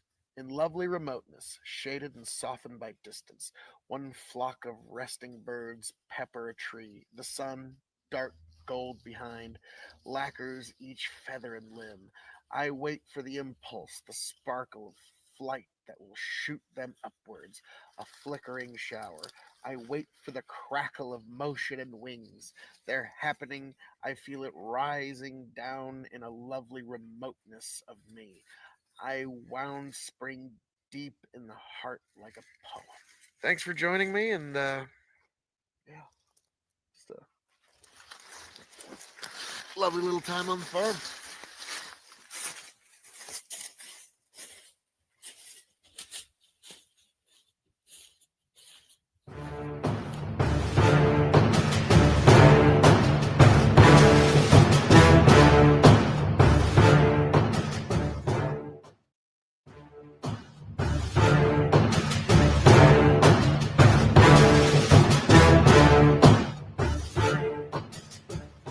How we doing today, folks? Today we're doing something a little different. Today I'm doing a poetry reading from an old poetry book I found. But if there's any poem you would like me to read, if you'd like me to read your poem, let me know in the comments section, and I would be more than happy to. There's few things that brings such amazing imagery than good poetry. So if that's something that you would like read, if you'd like me to read it for you, and I'll have it in some rustic background of some kind. I'm a farmer. I can provide that, no problem. Let me know in the comments, and I'll be more than happy to read a poem that you like or your poem. Doesn't really matter. But without further ado, here's the poem of the day. Last child. My father sits while I stand, taps my knee with his cane, and says, "Money is nothing but a meter of exchange." Lizzie D gives me a good talking to about bugs. I rise in the face of this discovery, moored only by a hand sure to grow to be her mother's. Walking home, I ask Zeker why the quarter moon shines. It's because he says it's getting ready to be more. I had in mind to say it's how the sun slants across the night to find the moon. Still, I don't know these things not to be true as breath. Still, I ask myself why the cottonwood leaves only one day shiny dimes, and the next dollar bills worn smooth with many touches. Thanks for joining me, and yeah, just a lovely little time on the farm.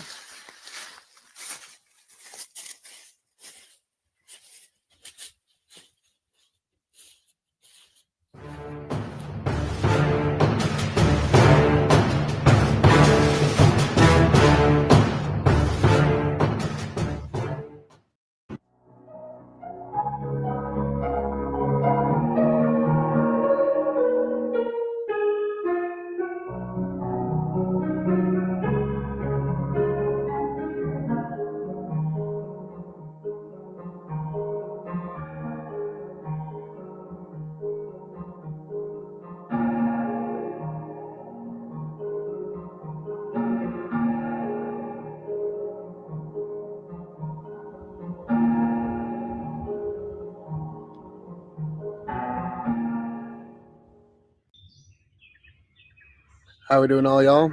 It's another poem of the week. This one is a fairly famous one by Mr. Ralph Waldo Emerson, Brahma.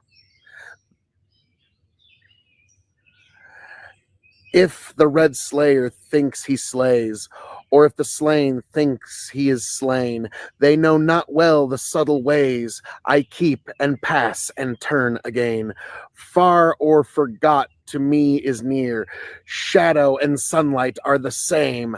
The vanished gods to me appear, and one to me are shame and fame. They'll reckon ill who leave me out. When me they fly, I am the wings. I am the doubter and the doubt. I am the hymn the Brahmin sings. The strong gods pine for my abode, and pine in vain the sacred seven. But thou, meek lover of the good, find me and turn thy back on heaven. Thought-provoking stuff, folks. Brahma by Ralph Waldo Emerson. Maybe you've heard of him. A fairly famous poet, I'd say. But yeah, folks, if there's a poem you'd like me to read, or if you'd like me to read your poem, please just let me know in any comment. Reach out to me in any way you'd like. I'd be more than happy to. Few things I love in this life quite like the beautiful imagery of poetry. So thank you for joining me. And if there's any poem you'd like me to read out there, please just let me know. Catch you later. God bless.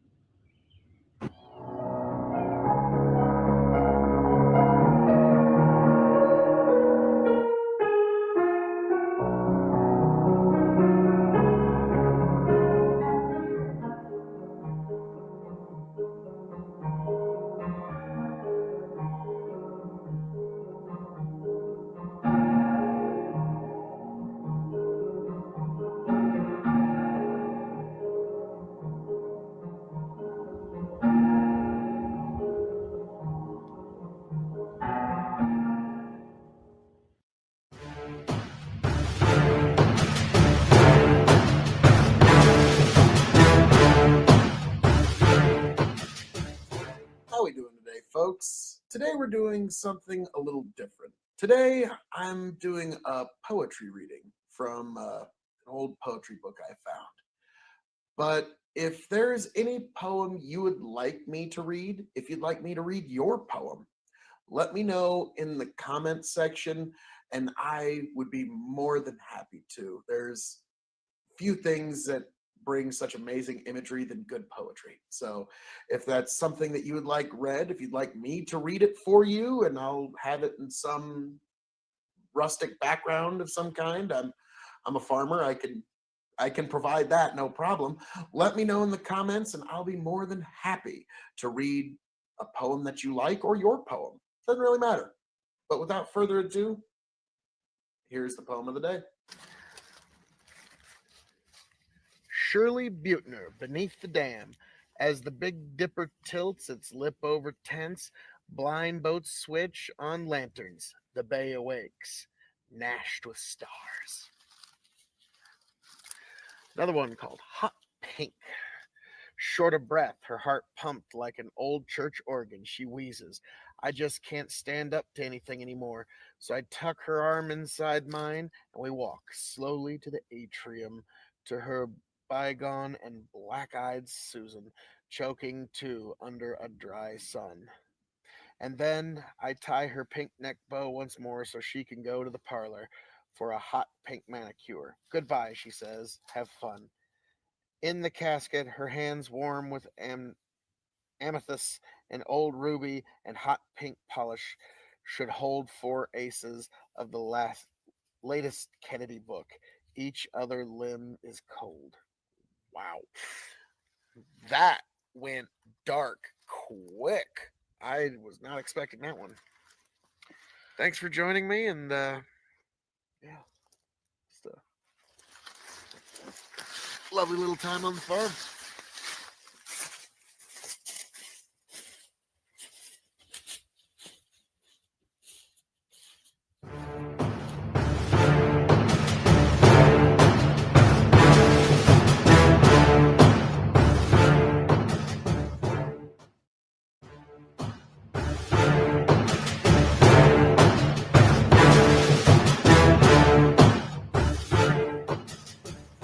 How we doing today, folks? Today we're doing something a little different. Today I'm doing a poetry reading from an old poetry book I found.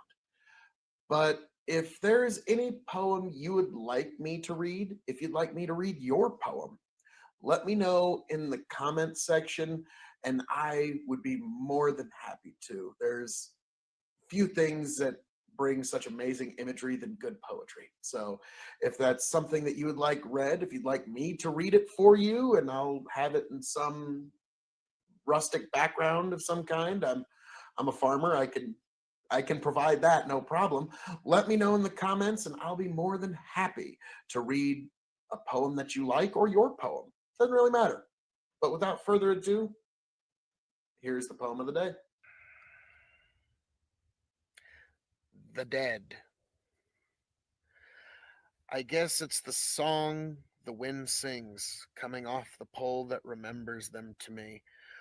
Or quick decline of weather is abrupt, as theirs is measured by another clock. That today, a later month than yesterday, marks time only for a lunatic. Degrees are nonsense in dramatic change. What was a palm of clear water is rock salt in the face. I think something in the black heaven tugs at my blood, teases me out of bed, but I am neither moon nor any tide. Why think even of star stuff nor any sea when the bones, these welded, pinned, frozen, or crushed bones, gnaw at sleep? I feed the fire, pad, wool sock through the house and think of them.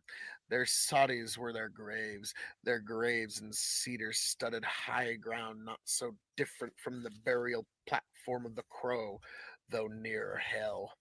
Children, as children ought, can know nothing of this without forfeiting childhood itself. We all try hard to hold on to these little plots, innocent, a geometry of range. We crave out for ourselves something else chip out our final allotment, likely in frozen ground. And then, Father, along towards the burning stars, yet another will chisel in air, a fitting effigy, else the name we deserve. We will be ancients then, the crazies, the suicides, and the gods, those worn out and away, eroded by wind and weather, and only true time. Very nice.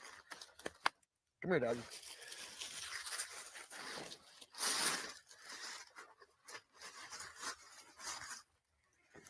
And of course, we all know little Churro. Hey there, little guy.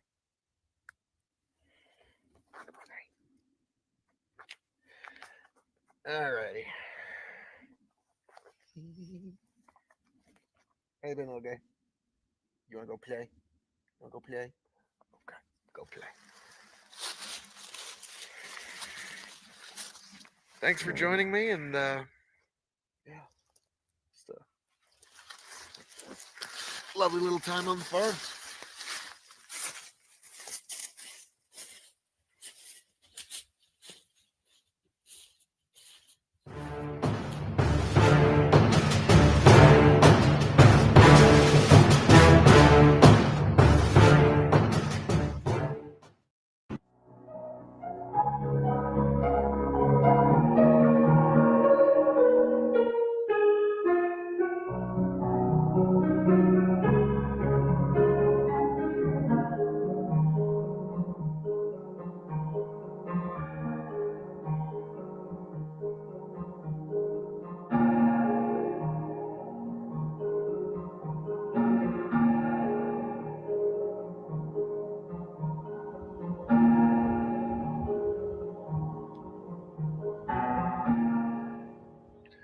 How we doing, all y'all? It's another poem of the week. This time I'm reading once again from Poetry of Nebraska from the Nebraska English Journal from my grandmother's book collection. This one's by Nancy G. Westerfield, The Prairie Towns. Seen with the traveler's eye that strays, from the riveted to the prairie roads they rise, like dust from the lowly horizon of early evening, their own eyes blinking orange for gas, green for eateries, amber for houses. A lace of little lights weaving through the trees. Above them, their standard bearers, the bright bulb of water tower like a balloon on a steel string. The courthouse dome and its flag, the scalloped wall of grain elevators, plastered pink by the falling sun. Day going dissolves the rusty fields. The horizon has humbled itself until its dust is invisible. The crossed eyes of headlights rivet the road, and only a single cyclopean glow over the prairie's brow omens another town. There you go, folks. Another Nebraska poet. This has been your poem of the week. There's a poem you'd like me to read. If you'd like me to read your poem, if there's just something that you'd like me to read, let me know. I'd be more than happy to, folks. Please, if there's one, put it in the comments. If not, thanks for being here. This has been our poem of the week. God bless. Travel well. Catch you around, folks.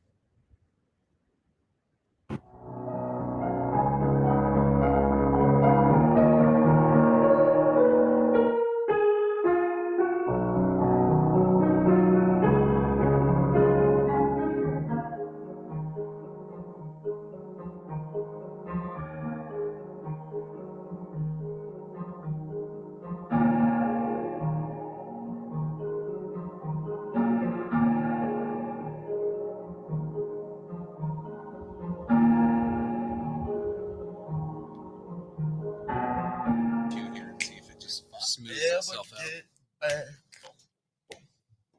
Tell you what I'll do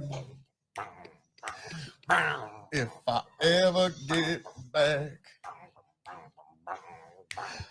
I promise to refabricate you, raging rivers of gold.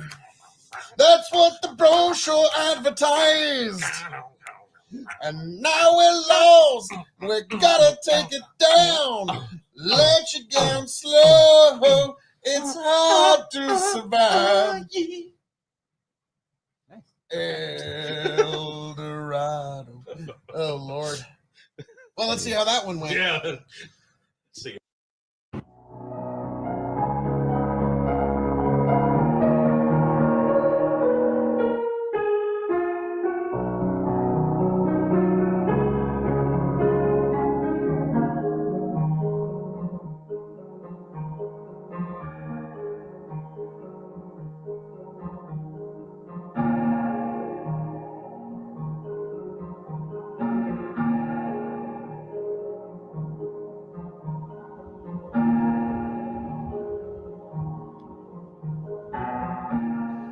How we doing, all y'all?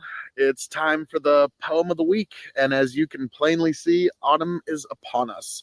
The fall leaves are falling, and I figured what would be more appropriate than Emily Bronte, Fall Leaves Fall, as our poem of the week. So here it goes, folks. Fall leaves fall, die flowers away, lengthen night and shorten day. Every leaf speaks bliss to me, fluttering from the autumn tree. I shall smile when wreaths of snow blossom where the rose should grow. I shall sing when night's decay ushers in a drearier day. Fall Leaves Fall by Emily Bronte. Folks, the autumn is upon us. I hope all of you have a happy, healthy, and much the wiser season, and all of us get to say the same when the snow starts to fly. But until then, folks, this has been our poem of the week, and I'll catch you later.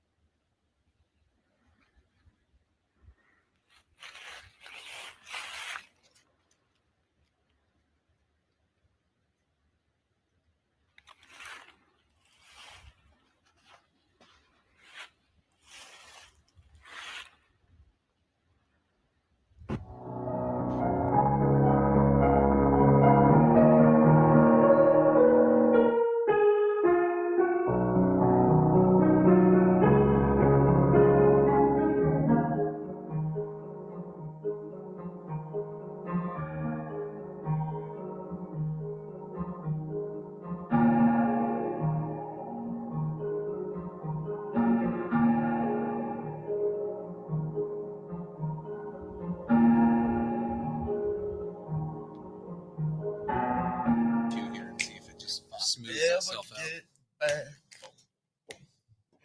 Tell you what I'll do. If I ever get back, I promise to refabricate you. Raging rivers of gold. That's what the brochure advertised. And now we're lost. We gotta take it down. Let you down slow. It's hard to survive. El Dorado. Oh, Lord. Well, let's see how that one went. Yeah. See.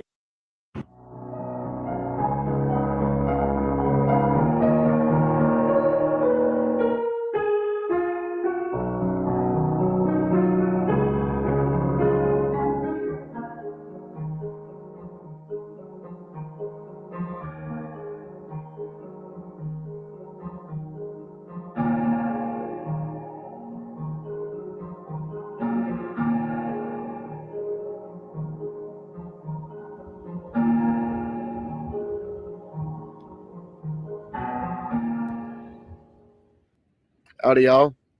It's time for another poem of the week. We're going from, once again, great source, Poetry of Nebraska, Nebraska English Journal from 1989 to 1990. This was from my grandmother Norma's book collection.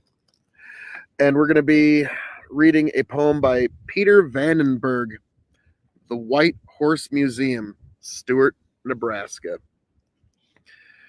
For only $1, you get a full-blown tour of the White Horse Museum in Stewart. It's open every day this summer for the first time in 3 years. They got a grant from the county. They're going to paint, maybe lay carpet. But right now, the stuffed albino mare in the entryway is gray with dust, and they won't let you pet her anymore. Frail show bills from the traveling White Horse Ranch shed their brittle corners to the bare floor. Pages of Life magazine in black frames on the dirty walls.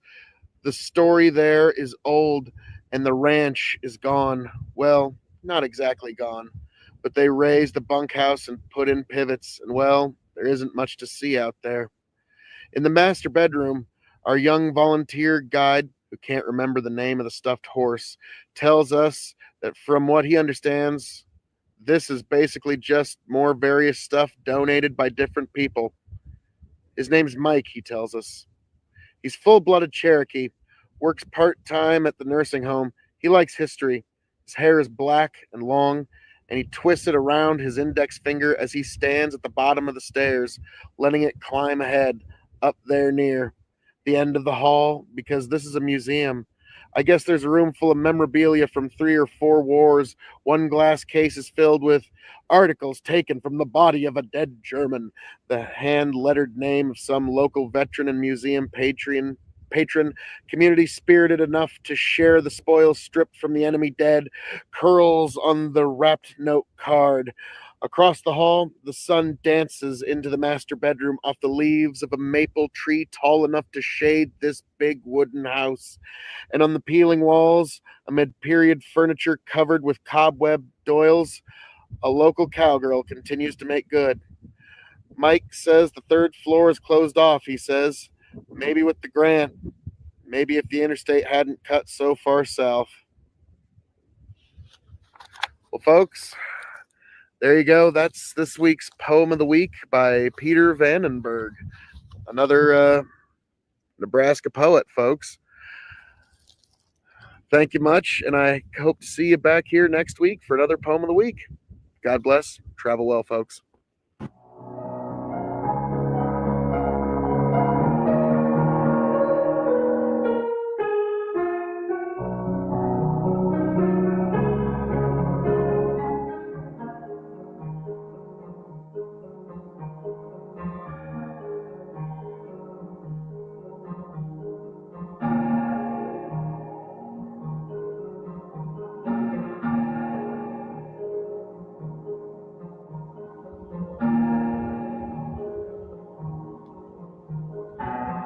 Cue here and see if it just smooths itself out. Tell you what I'll do if I ever get back. I promise to refabricate you, raging rivers of gold. That's what the brochure advertised. And now we're lost. We gotta take it down. Let you down slow. It's hard to survive. El Dorado. Oh, Lord. Well, let's see how that one went. Yeah. See.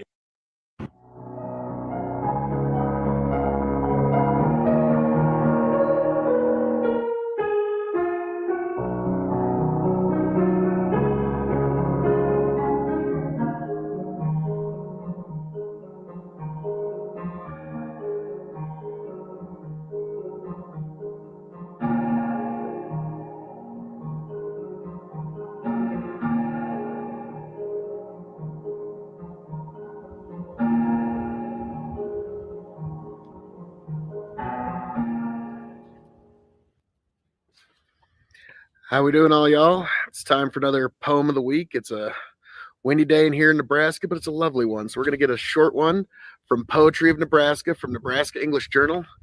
This one is by Larry Holland. Sins of the Father. Odd, I think, in an age that has allowed generations to grow into the ideas that hunting his own food is man's cardinal sin, that beef comes flat on a styrofoam platter, and that chickens are hatched, cut up fryers in plastic bags. Very, very short poem, but very interesting thought, folks, from Nebraska poet Larry Holland. So, folks, if there's a poem you'd like me to read, if you'd like me to read your poem, please just let me know in the comments.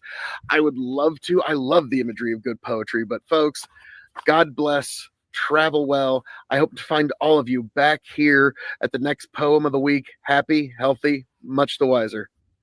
Later, y'all.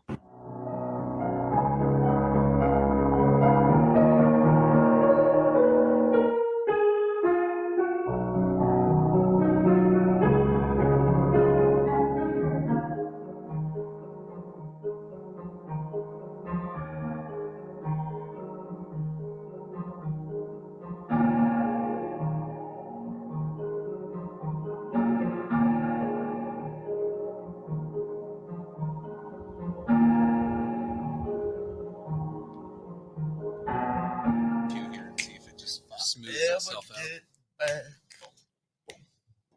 Tell you what I'll do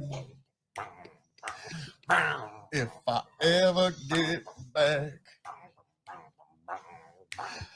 I promise to refabricate you, raging rivers of gold. That's what the brochure advertised. And now we're lost. We gotta take it down. Let you down slow. It's hard to survive. El Dorado. Oh, Lord. Well, let's see how that one went. Yeah.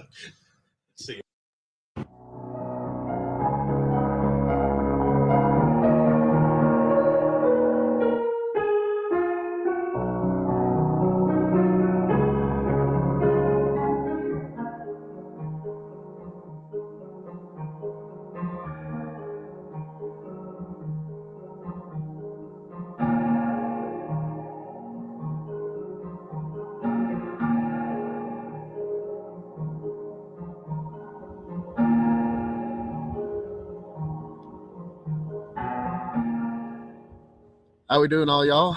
It's time for another poem of the week. It's a windy day out here in Nebraska, so I figured it'd be a good time to read once again from Poetry of Nebraska, the Nebraska English Journal from 1989 to 1990, and this one's by Neil Harrison, Hunting the Cool of the Day. Quartering into the wind near the end of the season, we move west through the long grass, down separate swales along the Platte. We're following fresh tracks. In the thicket between us, something big we have not seen but believe, since we have crossed no trail existing the final yards of cover. We're about to surprise it. Quiet, camouflaged. We're near enough. I can see you turn when it sounds. The voice of the Lord in his garden, something like antlers whirling in the brush, clattering low through the branches behind us, offering not so much as a glimpse at the back parts. We stare at one another, breathless, shivering, each hoping it was the other he saw through the cover of leaves fell months ago, and even in camouflage we know we are naked in sin. Neil Harrison, Hunting the Cool of the Day, a Nebraska poet. Interesting stuff, folks.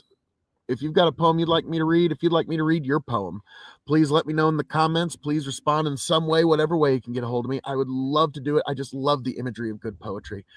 But thank you. God bless. Travel well. I hope to see you back here next week. Happy, healthy, much the wiser for this poem of the week. Later, y'all.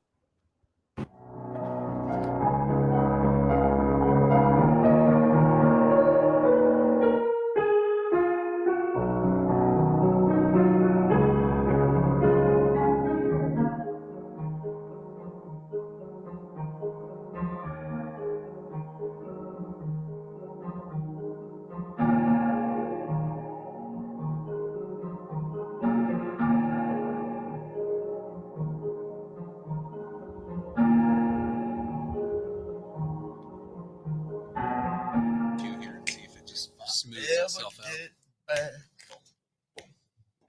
Tell you what I'll do if I ever get back. I promise to refabricate you, raging rivers of gold. That's what the brochure advertised. And now we're lost. We gotta take it down. Let you down slow. It's hard to survive. El Dorado. Oh, Lord. Well, let's see how that one went. Yeah. See.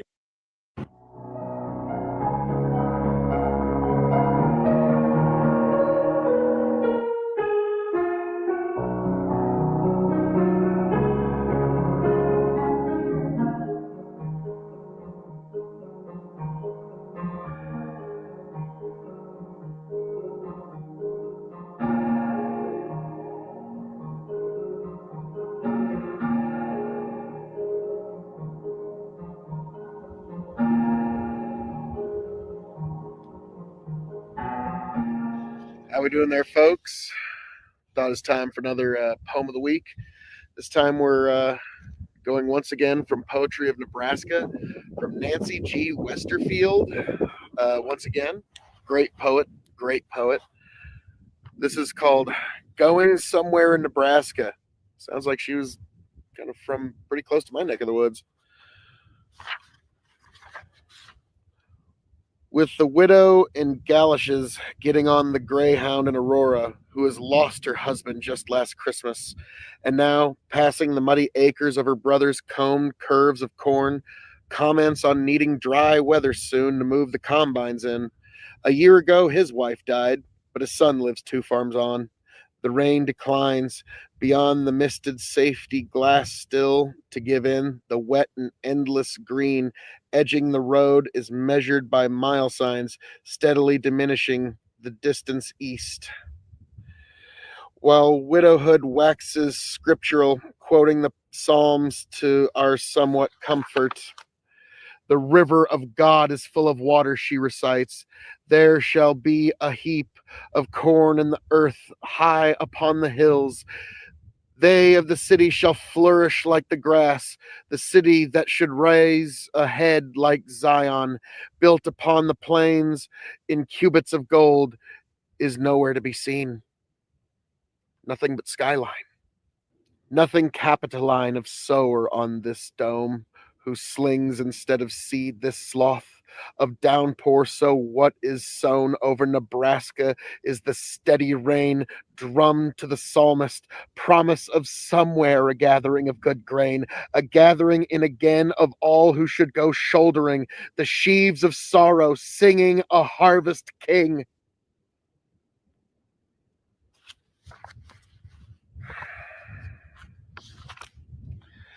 Nancy G. Westerfield, Going Somewhere in Nebraska. Excellent poem. There's a poem you'd like me to read, or if you'd like me to read your poem, please let me know. But yes, that was this poem of the week from Poetry of Nebraska. God bless. Travel well.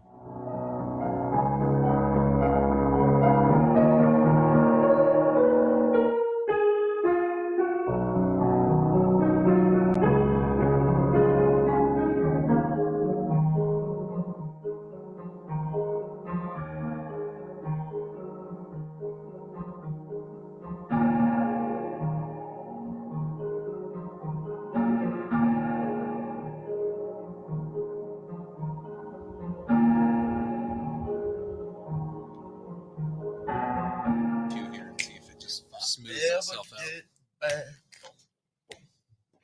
Tell you what I'll do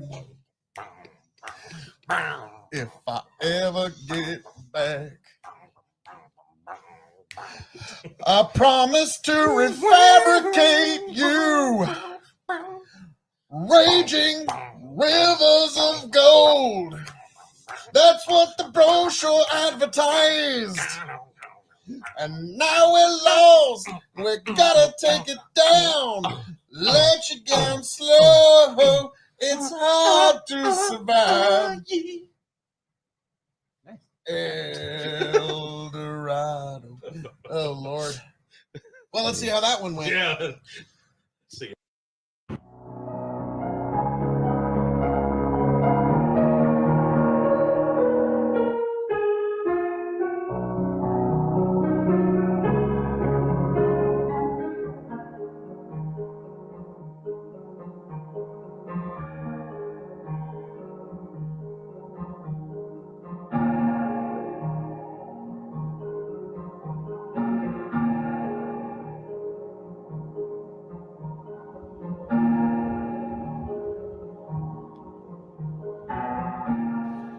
How we doing, all y'all?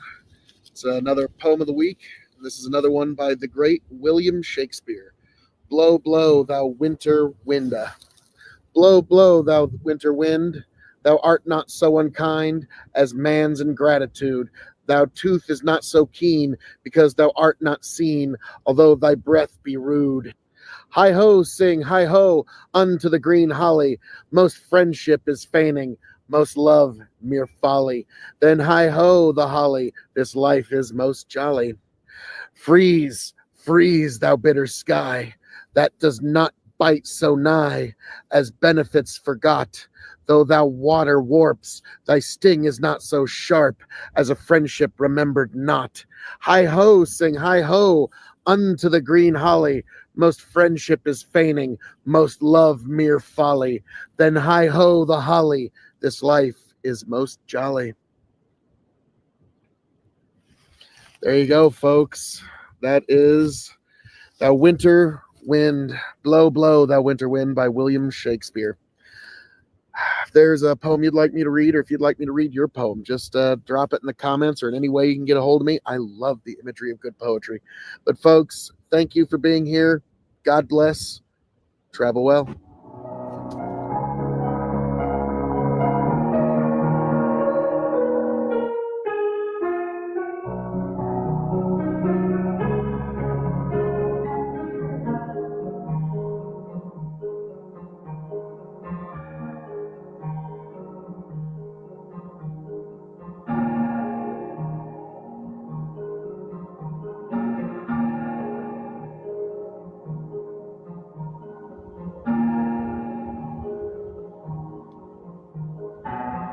Here and see if it just smooths itself out. Tell you what I'll do if I ever get back. I promise to refabricate you, raging rivers of gold. That's what the brochure advertised. And now we're lost, we gotta take it down. Let you down slow, it's hard to survive. El Dorado. Oh, Lord. Well, let's see how that one went. Yeah. Let's see.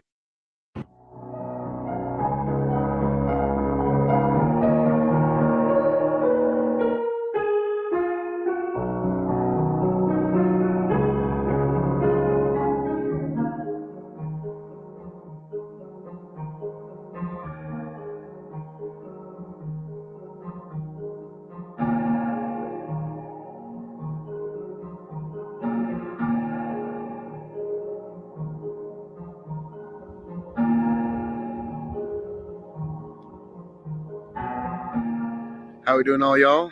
It's time for another poem of the week. This one is a very, very old one by a Persian poet by the name of Ferdowsi. This one is a man in his 60s, basically going over regret in life over bygone youth. So despite the tremendous amount of time that's passed from the writing of this poem to my reading today, these are words that are still just as true today. So here we go, folks. Much have I labored, much read o'er of Arabic and Persian lore, collecting tales unknown and known. Now 62 years are flown, regret and deeper woe of sin, 'tis all that youth has ended in. And with mournful thoughts rehearse by Tahir Khosrowani's verse, I mind me in my youth and sigh, alas for youth gone by. So there you go, folks. Very, very old poem, but one that still seems to be just as true today as the day it was written. So, folks, if there's a poem you'd like me to read, if you'd like me to read your poem, please just let me know in the comments or in any way you can get a hold of me. I love the